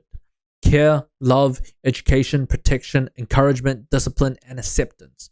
Unagami looked up sadly. I never had anyone teach me those things or show them to me when I first became self-aware, he continued. No wonder I was so unhappy, his expression brightened. It's a good thing that now my dad gives me all those things. Jay frowned when he felt himself realizing something. Wait, I had all those things when I was growing up. The parents who adopted me, Master Wu, the other ninja, all the friends I've made over the years. They've done all the things that for me that my biological parents would have. He felt something in his chest loosening, a weight coming off his shoulders. And it is logical to believe that you have given back to them the same things, Unagami said gently, because ninja sharpens ninja. Jay went on, starting to smile. My real mum must have known when she and my dad gave me to the walkers that they'll make sure I'll always have people around me who would help me, guide me, and teach me. Powerless or not, they'll make sure I'll never be alone if I needed help. Even as he said it, he could feel warmth bloom in his chest and spread throughout his body. Then he felt a powerful jolt of energy spring from his chest and out to his hands. He looked at them in wonder. They were sparking. He could feel the hair on his back, on his neck, and on his arms stand up. It was a familiar feeling, and his heart began to race. He felt stronger and more alive than he felt in weeks. Jay felt himself smiling, and Unagami was looking at him and smiling too. Jay, is something happening? I think so, Jay answered with a hint of laughter in his voice. I think. Suddenly, Unagami's flashlight went out, plunging the cave-in into darkness. It's just the batteries here, assured Jay. I'll find some more in my backpack. Don't worry about it, buddy, Unagami heard Jay said. Then the cave-in was brilliantly lit by crackling, sizzling energy from Jay's hand. Like I was about to say, I think my elemental power is back. I'm the master of lightning again, in full force. But before they could celebrate, a loud rumbling cut him off, and the entire cavern started to shake violently. And that sounds like an earthquake, Unagami shouted above the noise, and it's building to its full force. I don't think this is a natural earthquake, Unagami answered, trying to keep his balance. I think the tribe may have put in some kind of trap to deal with ruin robbers. But we're not robbing the tribe, Jay protested. Then he realized, of course they don't know that. We're better off, Unagami said as he section of the cave ceiling came loose and struck him on the head. He fell to the ground limp. More rocks continued to rain down around them. Hang on, buddy, Jay said, shutting off the power in one of his hands and scooping up Unagami with it. Then he ran with his friend back to the main chamber, using his powered up hand to blast away falling debris. Jay saw the stones were getting larger. It wouldn't be long before the cavern was filled, and hopefully not while Jay and Unagami were in it. Jay started up the stairs, and as he did, he remembered just how many stairs there were. But all he could do was run up the step toward distant daylight, firing lightning bolts that smashed large rocks into smaller rocks, then quickly blasting those rocks before they could injure him or Unagami. It wasn't easy. Jay had to keep track of all the falling stones while also maintaining his balance on the stairway, since there was no railing to keep him from falling off the side and taking the long drop back into the rock-choked caverns of the tribe. He slipped once or twice, coming perilously close to falling, and small rocks, some slightly bigger than small. Then he hadn't been able to blast. Rocks that he hadn't been able to blast pelted him.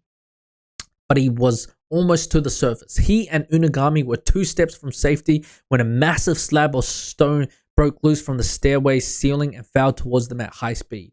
Hoping he had enough of a charge left from his lightning powers for a couple last blasts, he smashed the slab in 2 with one bolt, then pulverized every single piece of debris with a few more. He dashed up the last few steps and collapsed with Unagami in a small clearing behind him. He heard a terrible final roar, and when he turned back around, he saw that the entrance to the city was closed forever. Okay, nice. That's sick. Is that a scroll there they left behind though? Jay exhaled deeply and realized he could still feel his elemental power surging through him. He swore to himself that he'll never let go of his true potential again. Jay? He heard a weak voice behind him and turned to see Unagami sitting up blinking. What happened? We overstayed our welcome, Jay replied, pointing to the rock-filled pit that had been the stairway. But I followed your advice. I saw a flicker of possibility, so I didn't give in to the darkness. Turns out, even though you're a kid, you do know a few things. Anyway, I think you should have more than enough material for your game. Are you okay? I think so, he looked at Jay with delighted astonishment. You saved me, just like one brother would do for another. We formed a bond, like I have with my dad. That makes us family. He scampered over and embraced a startled Jay tightly. Jay was touched, and his voice broke a little when he jokingly replied, "Oh, you're just a kid. What do you know?" Am I interrupting something? Nia asked, stepping into the clearing from the jungle, wearing an amused smile. Unagami, in mid-hug, turned to beam at her. Jay and I are brothers. Huh? Nia became very confused when she realized it was Unagami who was hugging Jay. Jay stood, gently separating himself from Unagami. But Unagami wouldn't let go of his hand. Somehow, Jay didn't really mind. It's a long story, but it ends with me getting my elemental power back and feeling a whole lot better about my family, he smiled. He smiled down at Unagami, biological and extended. That's great, Nia said, still perplexed, but thrilled for Jay. I'm just glad to see you, he said. How did you find me anyway? Nya smiled slyly as she reached around to pluck something off the back of his belt. Then she wiggled a small device in front of his eyes. I planted this little tracker on you when I hugged you goodbye, she said. I knew you had some things to work out, but I also knew you'll get lost the minute you walked out that door. Your sense of direction is really horrible. The hotel is just back that way, not very far. We all saved each other, Unagami cried, turning to Nya. Now we're all family. Brother and sister, welcome to the family. Nya. Nya smiled, still puzzled but happy. Thank you, she said. It's an honor. This is great, Unagami exclaimed, taking Nya's hand. My family is growing every day. Oh, that's pretty nice. As they walked towards the brush, Jay looked over Unagami's head at Nya. Wait, is my sense of direction really that bad? Nya smiled warmly in response. It's nice to have you back. Epilogue. Thank you for allowing me to share the stories of Kai, Zane, Cole, and Jay with you, friend. As you have read, there are no sorcery involved where the ninja regained their elemental powers. Kai needed to accept that he couldn't always be the hero in every situation, and he learned a valuable lesson about the importance of accepting help when it is offered. I confess that I was older than Kai when I learned that lesson myself. Okay. As for Zane, well, he did not hesitate to ask for help in finding his powers. He turned to someone who has helped him many times in the past and someone he trusts deeply above all others, Pitzel. Zane's journey deep into the banks of his fractured memories made him realize that we all need to be able to forgive ourselves for any wrongdoings, or else we can't move forward in life. A sense of inner peace and wholeness helped Cole and Jade restore their elemental powers and true potential, giving and receiving strength from your family and the people you care about, balances and grounds you. Once Cole realized this, the path to rediscovering his true potential became clear.